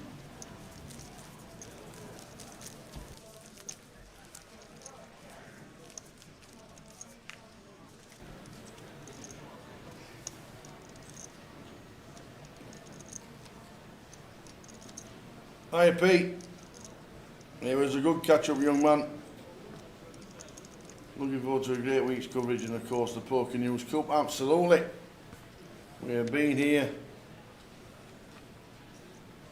since Friday. Friday day setup, Saturday Goliath day, and then we did day 3 of this event, and today the final of this event.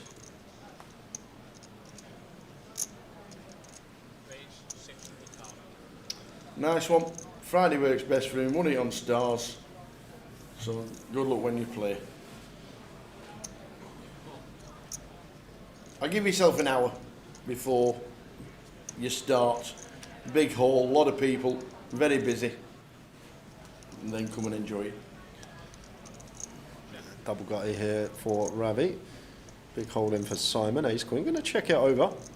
Ravi can definitely start with bet here. We don't expect to fold out ace high yet, but we can already have some ideas of multiple street barrels to try and dislodge these by rivers, but going to take a freebie. And now Simon going to start betting with his ace queen high. 8 on the 8 of hearts turn. Bet 350 from Simon. Ravi hitting the turn.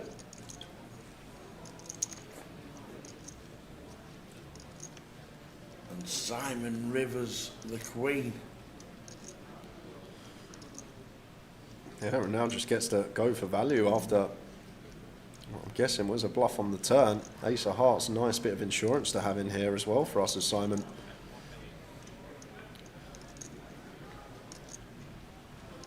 It's quite interesting for Ravi here with just an 8. Looks like he's going to pay and get curious. Going to see the bad news up against the ace queen. Taps the table. Leaves his card in the muck. Can you give, is it starting to say for the seniors 25 or 20? I think it's 25, isn't it? I know, yes, it was reduced last year. Now you've said that. I wouldn't have remembered that, but I remember it being reduced. I don't know, Mark. I have no idea. I'm more guessing it'll still be the same 25, but I'm not too sure. And can we give a shout out to Craig Barrett on his 60th birthday, watching the live stream? Happy birthday, Craig. Where are you watching it? Which pub?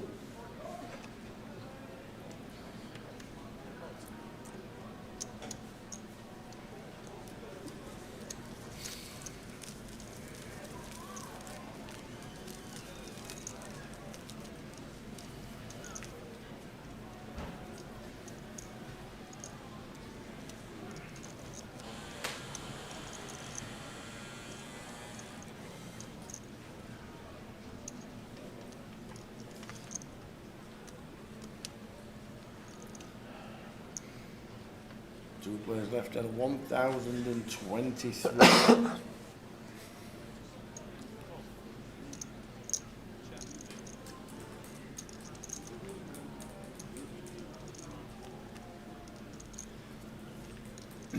Jack now 7 all diamonds. Simon the 6 of diamonds, unbeknown to us what Ravi has.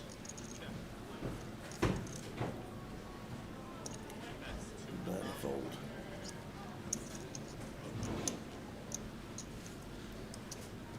So Josh just busting out in third for 102,000. Trig in fourth for 74.5.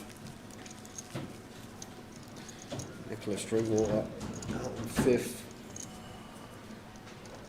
for a 53k payday.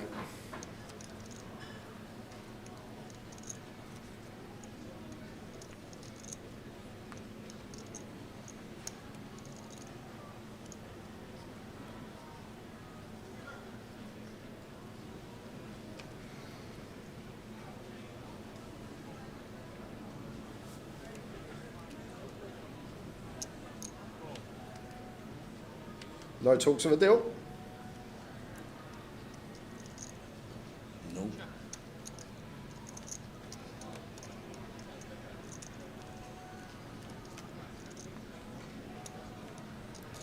Ace 9-6. Simon catches a pair. So we'll start betting here and now. Don't expect Queen 10 diamond to be folding just yet though. We'll ahead of all these type of gut shot stabs, diamond in hand. I'd probably fold Queen 10 off, but Queen 10 diamond seems slightly too good. Ravi agrees, in with the call.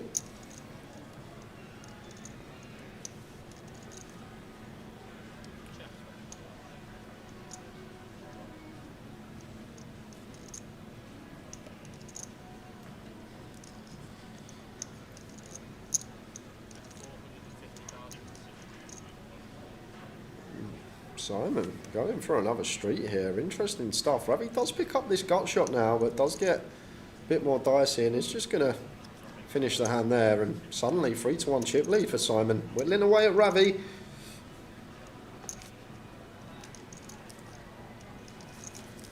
Oh, then Mikey plays poker.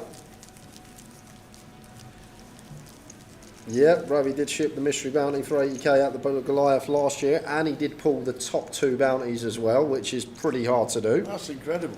I didn't know that bit. What were the top 2? 5k? No, it was 20, 25 and 25? 25 and 10 I think he pulled last year, yeah. Jeez.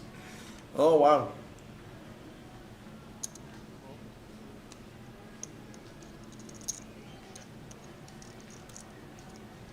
Or it might have been the UK Open bounty actually, now I think about it. I think it actually might have been the UK Open. Yeah, you could be right actually, Lords. That probably was Ben Minner, because something's just come to my mind that it was the UK Open mystery bounty when Ravi pulled the goods.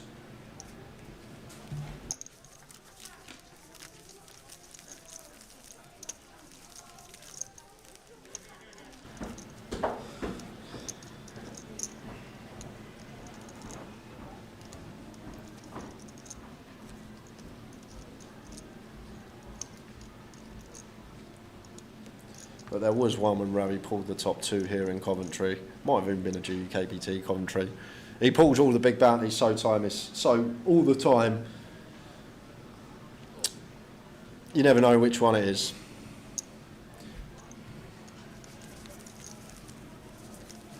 I'm sorry, Sophie. I thought we had the 10 of diamonds that hand. I thought we had Queen 10 diamond. If he had Queen 10 no diamond, apologies. I can't be bothered to go back and look. It did look like the 10 of diamonds on the screen.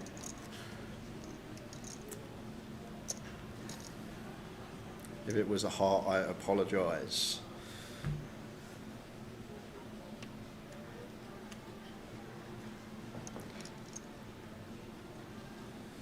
Lads, first time attending the Goliath tomorrow. Can you give me some info on re-entry? I'm pre-registered. If I bust, do I have to join the alternates queue to re-enter? If so, how long alternates typically been waiting today? I guess it'll be the same sort of numbers tomorrow. Today's actually been pretty good.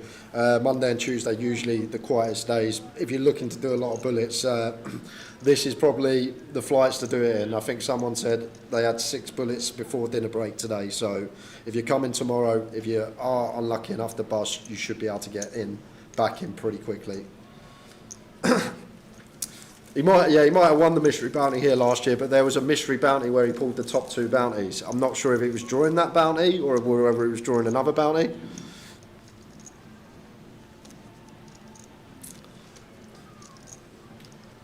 It's Ravi at the end of the day. We've all seen him win comps across the board over the last 2 years. It's difficult to keep account of how many there are and how many big bounties he's pulled. Run like Ravi is the saying we have here in UK poker.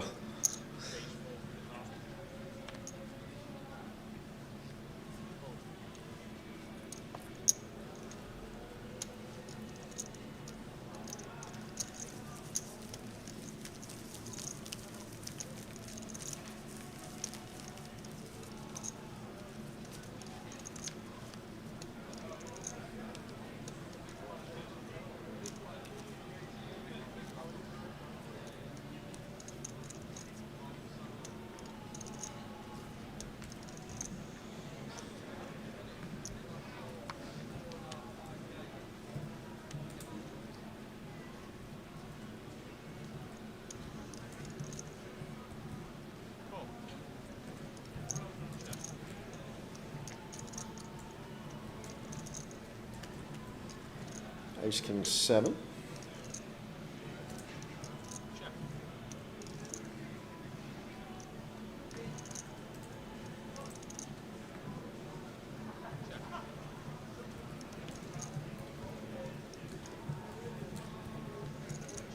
Eight on the turn gives Ravi the lead.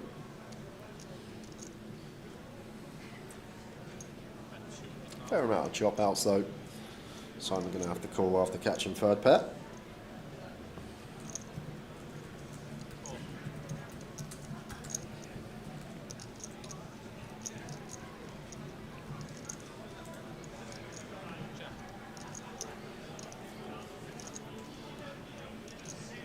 Probably going to go for value here, Ravi. Yeah, it's nice. Good find. Just, we deduct once Simon checks twice. Unlikely he's going to have an ace or a king here, and our jack kickers play, and we can target a 7, we can target an 8. That's a terrific fold there from Simon, by the way. Terrific fold, front door flush draw breaking out. A lot of these up and downs, gut shots breaking out. Top notch lay down there, especially with our side card. 3 of clubs, nice one to have, sort of unblocking all these potential bluffs that could be coming in from Ravi. We will be streaming tomorrow. We got some good news, guys. We are going to be streaming the high roller final table. I had 50 day 2 buy-ins today, which is unheard of. So we're going to have probably another 6-figure score up top for you tomorrow. Going to be great to watch as Simon gets ace king suited on the button.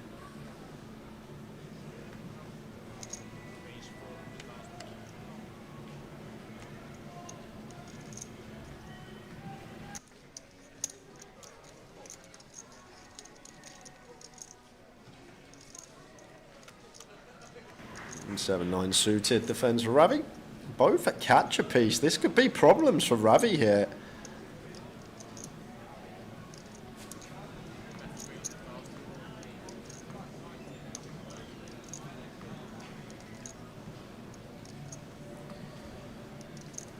They do well to turn it around from here, but I don't think you can ever write the Ravster off, and that is why you can't write him off. 7 on the turn, and is this going to be the double up here for Ravi to get him right back in it? And it's just consistent getting there, and not just getting there. When someone's sitting there with top pair, top kicker, and this is potentially going to be it for Ravi to get his double. The 9-7 just turns it.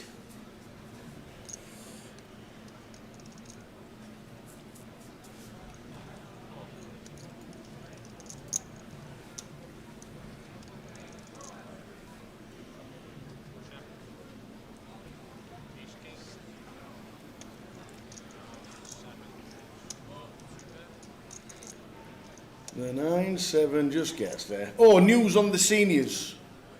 The starting stack for the seniors on Sunday is 15k. There we go. Nice. I've asked. I text Mike, I said, excuse me Mike, what's the starting stack? It's in the book, it's advertised, 15k for the seniors.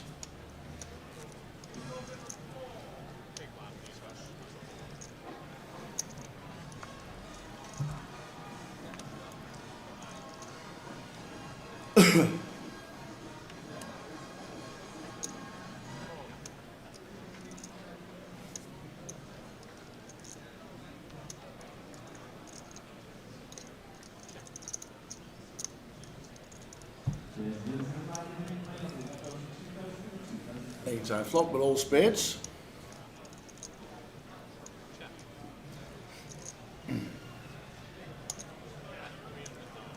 How we doing, Steve? Hello, Chunky. How you doing? Anyone in the chat playing Goliath this week, says Jay Witt, as it's his first event on Friday.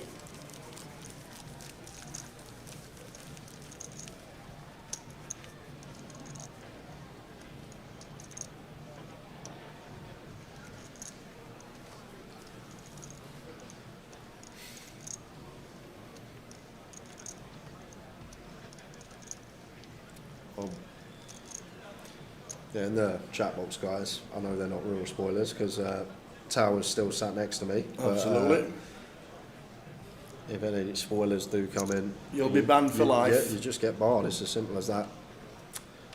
Banned for life if you're sticking any spoilers in the chat for whenever anything happens. Not that anybody has.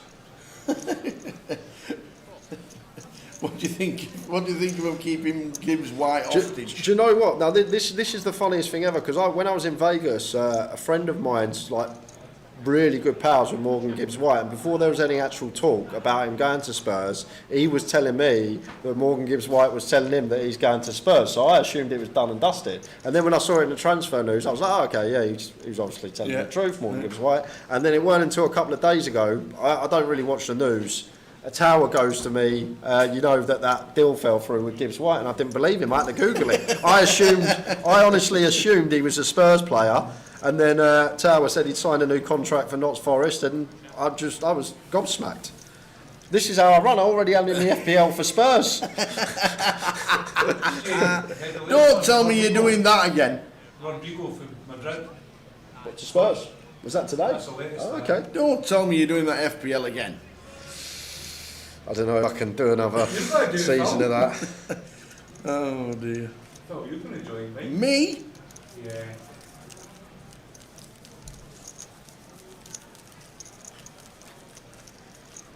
Oh dear.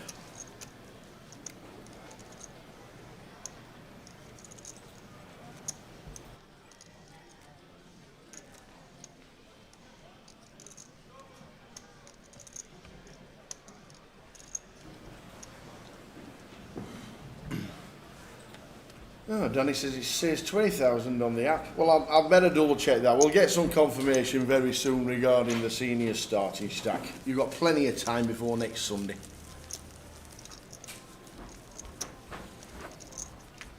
I'll definitely let you know today or tomorrow.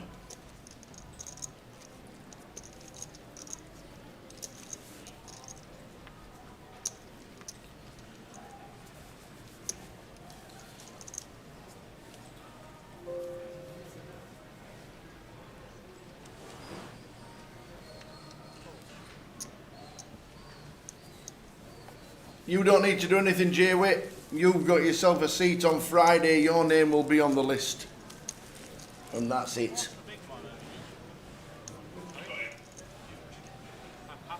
Oh, right. Yeah. Oh, yeah. I clicked over that.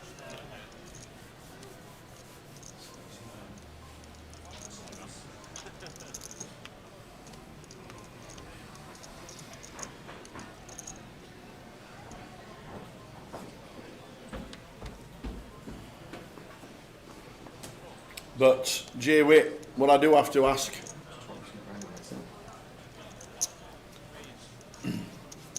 Here's 9 for Simon. Just come back to that Jay-Witt very shortly. 3s for Ravi.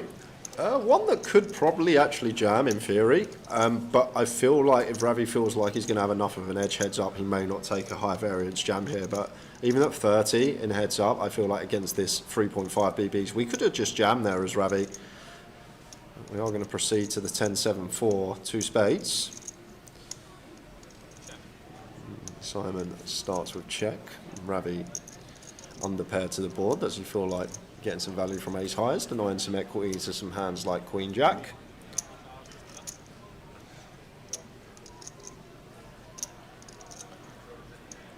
He does go for 350 and ace high obliged to call once in a heads up situation. When I say obliged to call, is that a raise coming in from Simon here? Making it 850 to go and straight away 3s in the coffin. We do have spade, we do have backdoor straight draw and position. Ravi going to take his 5-1 price and see what happens on turns. 10 of diamonds turn. It's actually quite an interesting turn here because Ravi's range will have a lot of 10x now that want to bet call, and then when Simon has some jacks through aces, they're probably going to slow down on this 10 and start checking over. So if Simon does want to barrel here now, basically going to be telling the story that he's check raise something like Queen 10, King 10, Ace 10 on the flop, and now turn in trips here. Well, I guess for this size 750, we can still have some pocket pairs in here when we go this small quarter pot, 8s, 9s, maybe some ace 7, maybe some king 7. But if we want to go for the third barrel as Simon here, we need to be telling our story and see what the river brings. Ooh. 6 of hearts. Well, 8-9 actually completed now, having a 9 in hand, one of these bluffs that we could have potentially had. But the interesting thing, well, he goes quickly for the triangle. There's the all-in, and Ravi calls the check raise on the flop, calls the turn bet, and now having a think over here with the pocket 3s. But as I say, once Simon check raises flop and continue... Wow, he's called already? Called? What? With the 3s? What? Whoa! Did he kind of know? What? At least take 20 seconds, bro. Don't just have to embarrass someone like that, Ravi. Think about it for a minute, sir. That's wild. That is enormous for Ravi. Up to 13.5 milli, Simon on 7. Oh, we can say what we want about Run Like Ravi, but one thing you can't take away from the boy. The calls like that. He can play, and he has such good live reads on certain situations, and just that sort of white magic of knowing where he's at in any given spot. And that to take 5 to 10 seconds there and flick it in with threes. Wowzer. Wow. Call of the festival so far by Country Mile, and we're going to do well to top it. But as I say, like, I didn't even get a chance to dissect the hand, but once Simon Chet raises flop, continues betting the turn and jams river, he's just not going to have aces, kings, queens, jacks, is he? He's literally going to have a 10 or better. And I guess Ravi feels like he's maybe not raging much 10x on the flop, or maybe a 10x just bets in the first place. Wow. Wow. So chip reversals, Ravi big chip leading out.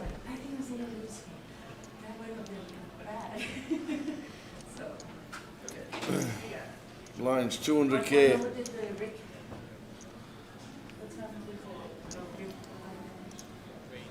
So 7 mil, 35 big still for Simon. Plenty of play in this one, as we know. Must have had Mariah Carey on, or Enrique Iglesias then, Ravi. That's all I can think was playing in his earphones. Ravi? Oh. Mariah Carey, or Enrique Iglesias. Hero? Yeah, they both sing Hero, don't they? Yeah. Because that was some Hero. That was... Yeah. Hero. What? I don't know the Enrique version, I must admit. You don't know Enrique Iglesias' No. Hero? I know the Mariah Carey one. You would know. Would you dance? Oh, is that the one? Hey, I tell you what, I nailed it from that one. There you go. There you go. Fair play, Jane. Fair play, Jane. Tonight, Matthew. I'm commentating with Enrique Iglesias. Ick says, nice one, now hurry up, the pool in Vegas is calling. Where are you staying, Ick? Where are you staying?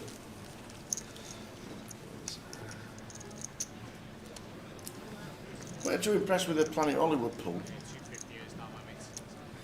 To be fair, it was in the shade till gone 11 AM, and then you got 4 lounges, and every other one you had to pay for, and then the other lounges weren't even near the pool, which were in the shade till 1 PM.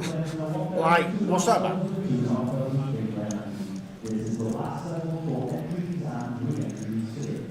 Ravi with the 7s. Simon not for his cards in the box. Queen 3, 8.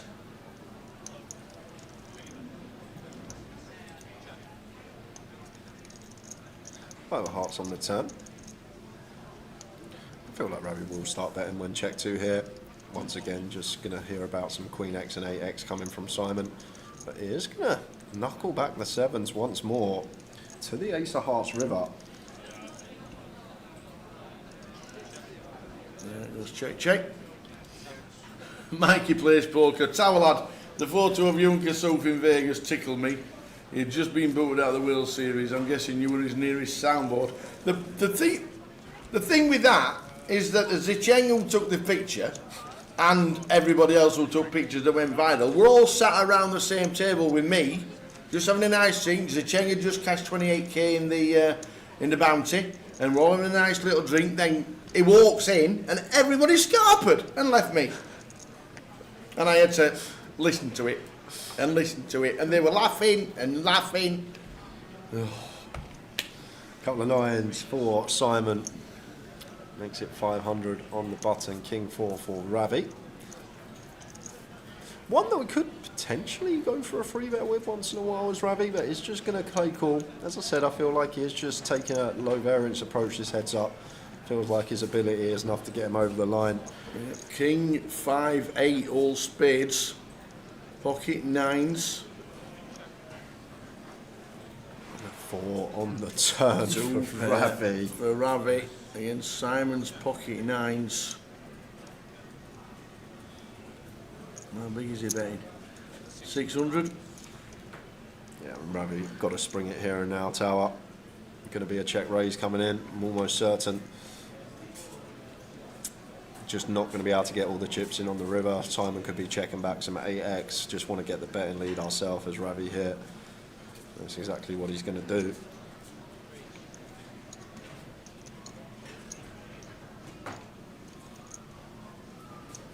Simon's just probably got to fold 9s now. There's just no coverage really. 9 of diamonds, the only good. The triangle's in, Tower. Whoa, here we go. The triangle is in, and Ravi is 1 card away from winning the biggest GUKPT main to date. Wow. Simon with the 9s. Needs the 9 of diamonds or we have a champion. Ravi's put his earpods away. He knows it's not coming. He already knows. It's the 5 of hearts. He can him a spoiler. There's no need for spoiling it, Ravi. Unbelievable. What an effort from the Ravster. Let me tell you. And Simon's played superb. We've never seen him before. No, unbelievable. Shall we go out for a quick chat? I think you should, Tower. Shall. Let's go. Off we go for the chat. I'm sure Tower will throw it back to the booth, guys, but we'll do a quick roundup for the tournament. So 1,023 entries, biggest ever GUKPT main today. Obviously the meal guarantee was on, which obviously helped. And let's start when that was put on. A few questions whether it be hit, whether there's going to be an overlay, but it was never in doubt. Everyone turned up in Coventry for one of the biggest festivals of the year. And yesterday we had a day 3 playing down to a final for the first time, and I think that was terrific.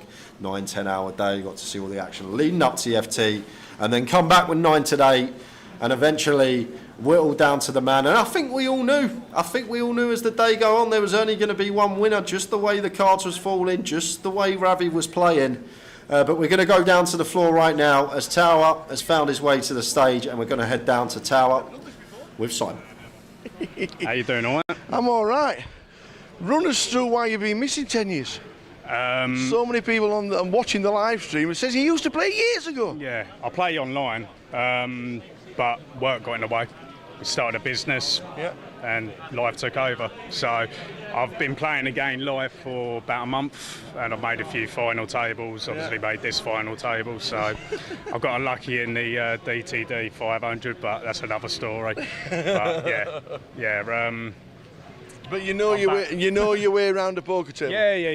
Yeah. To a certain extent, anyway. It's the biggest field we've seen, 1,023 runners. The game's evolved a little bit in 10 years. You've obviously kept up with it. Yeah, 100%. I study. I watch the YouTube videos. I play every weekend, so I'm not left behind in the times, and I'm very aggressive, you know. So it's obviously got heads up with Rav, but he's a luck box. So what can you fucking? Sorry, excuse my language. We have a little book on the Saturday with the final 36 players. There was somebody online saying they backed Simon Wilson because he thought it was the Irish Open champion. My mates were saying, and occasionally I look at what's going on now and I see him about, you know. So is it 2 hours and all? Yeah, I've got 2 hours. Yeah, I've seen him about. But brilliant. Have you enjoyed it? It's been a long 4 days, and as you could tell, like I reshoved him with not a lot, you know, but it's Rav, so I'm probably good. 99% of the time I'm good. Run like Rav is real, you know. But I was trying to one out. That's how good he runs, you know. Well, £140,000 second place, mate. Yeah, I'm well happy. Absolutely fantastic. And fingers crossed we see more of you. 100% you will. Brilliant. You will. Simon, thank you very much. Top man. First time for years. But not the first time for this man. Not the first time for this man, the Ravster. That was a grind today. Today was totally different from yesterday. Yeah. Yesterday you had the cards. I had everything. You sat in that seat. Hand after hand yesterday. Today was tough. Yeah. Tough day. Was the NPL looking down? Was that part of the strategy of sitting back and just watching, or just no distribution? No distribution. No. I just didn't want to force the issue. Normally you see me, I have the chip lead, but I didn't. I was middle of the pack. Yeah. So. Yeah. Yeah. Chuffed to win. Yeah. Well, we know you've got the high rollers and you've got this, but the GUKPT with 1,023 runners. It's impressive, isn't it, man? Special, yeah. This is something special, yeah. Yeah, it's an amazing result, and this field must have been tough to grind your way through it. Yeah, tough 4 days. Yeah, very tough 4 days, but again, I'm just very grateful to win. Yeah, absolutely amazing. It really is a fantastic effort, and now a GKPT title as well. But 192,000, just going in the back pocket, or going a nice holiday somewhere? Yeah, nice holiday, then safely in the bank. Yeah. Brilliant, great. Yeah. Love watching you as Thank you. always. Just going to get Simon with the trophy. I ain't got the big mic, so I'm just going to shout, ladies and gentlemen. Yes. Can we have a big round of applause for the champion of the GKPT, Mr. Ravi Shah?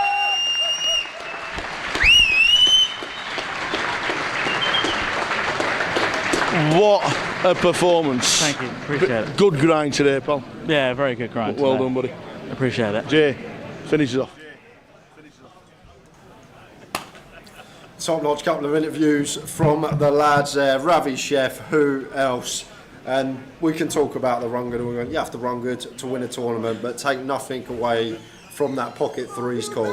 If he calls pocket threes there and he's wrong, Simon wins. Simple as that.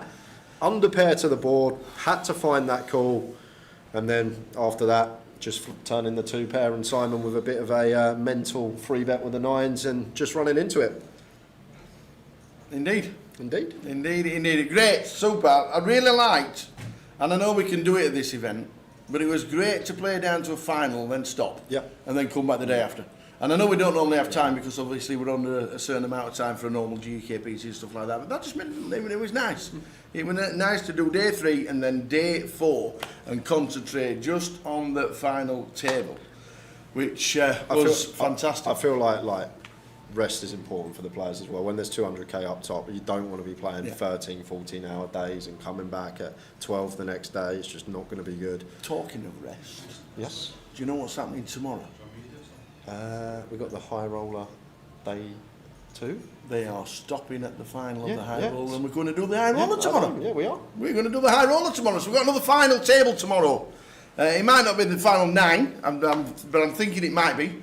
We are going to be doing the high roller final tomorrow as an extra for everybody, because we've got the high roller. This is the high roller, and we are going to the high roller final. Probably about 75k up top. Not bad. Not bad. How many buy-ins for the high roller today? 50, day 2. 50 day 2 buy-ins for the high roller. So we are going to concentrate on the high roller tomorrow. What we're going to do now is we're going to stream a live 25p, 50p. No, we're not. I was looking forward to that. The stream will finish. The stream will finish today as it is right now. But what we're going to do is I'm going to get on the floor, do a load of floor videos, get a couple of interviews at the breaks, get a little bit of live footage. I might even do a Facebook Live. We need more content like that Kings versus Ace King hand from yesterday. We need more content. You know that's like had 100,000 views in one day. I know, mate. He's become famous. So live streaming tomorrow. Is it a 12:30 start, Paul? 12:20? Not sure yet, but please keep eyes on social. We're going to hit the floor. I'm going to get round with the camera on the floor, have a laugh at Goliath, bring you all the latest news of Goliath for a few hours in that, and we're going to be live streaming the high roller until we crown a champion of that tomorrow. So it's an added extra for us that we've got another trophy and another title on the live stream. So looking forward to that. Thanks to everybody in the chat, thousands watching today. Really enjoyed that. That was a good laugh. Really enjoyed it. But champion, Mr. Ravi Chef, and like Jay has probably said, run like Ravi might be a thing, but you've still got to be able to play the game. Yes, you have. And he's got to get there, and he does the things a little bit different than everybody else. Well done, Ravi. Title in the bag. We will see you tomorrow for the high roller as an extra, and updates on social media on Grosvenor Poker all night tonight regarding Goliath. We'll catch you later. Ta-ta. Good night.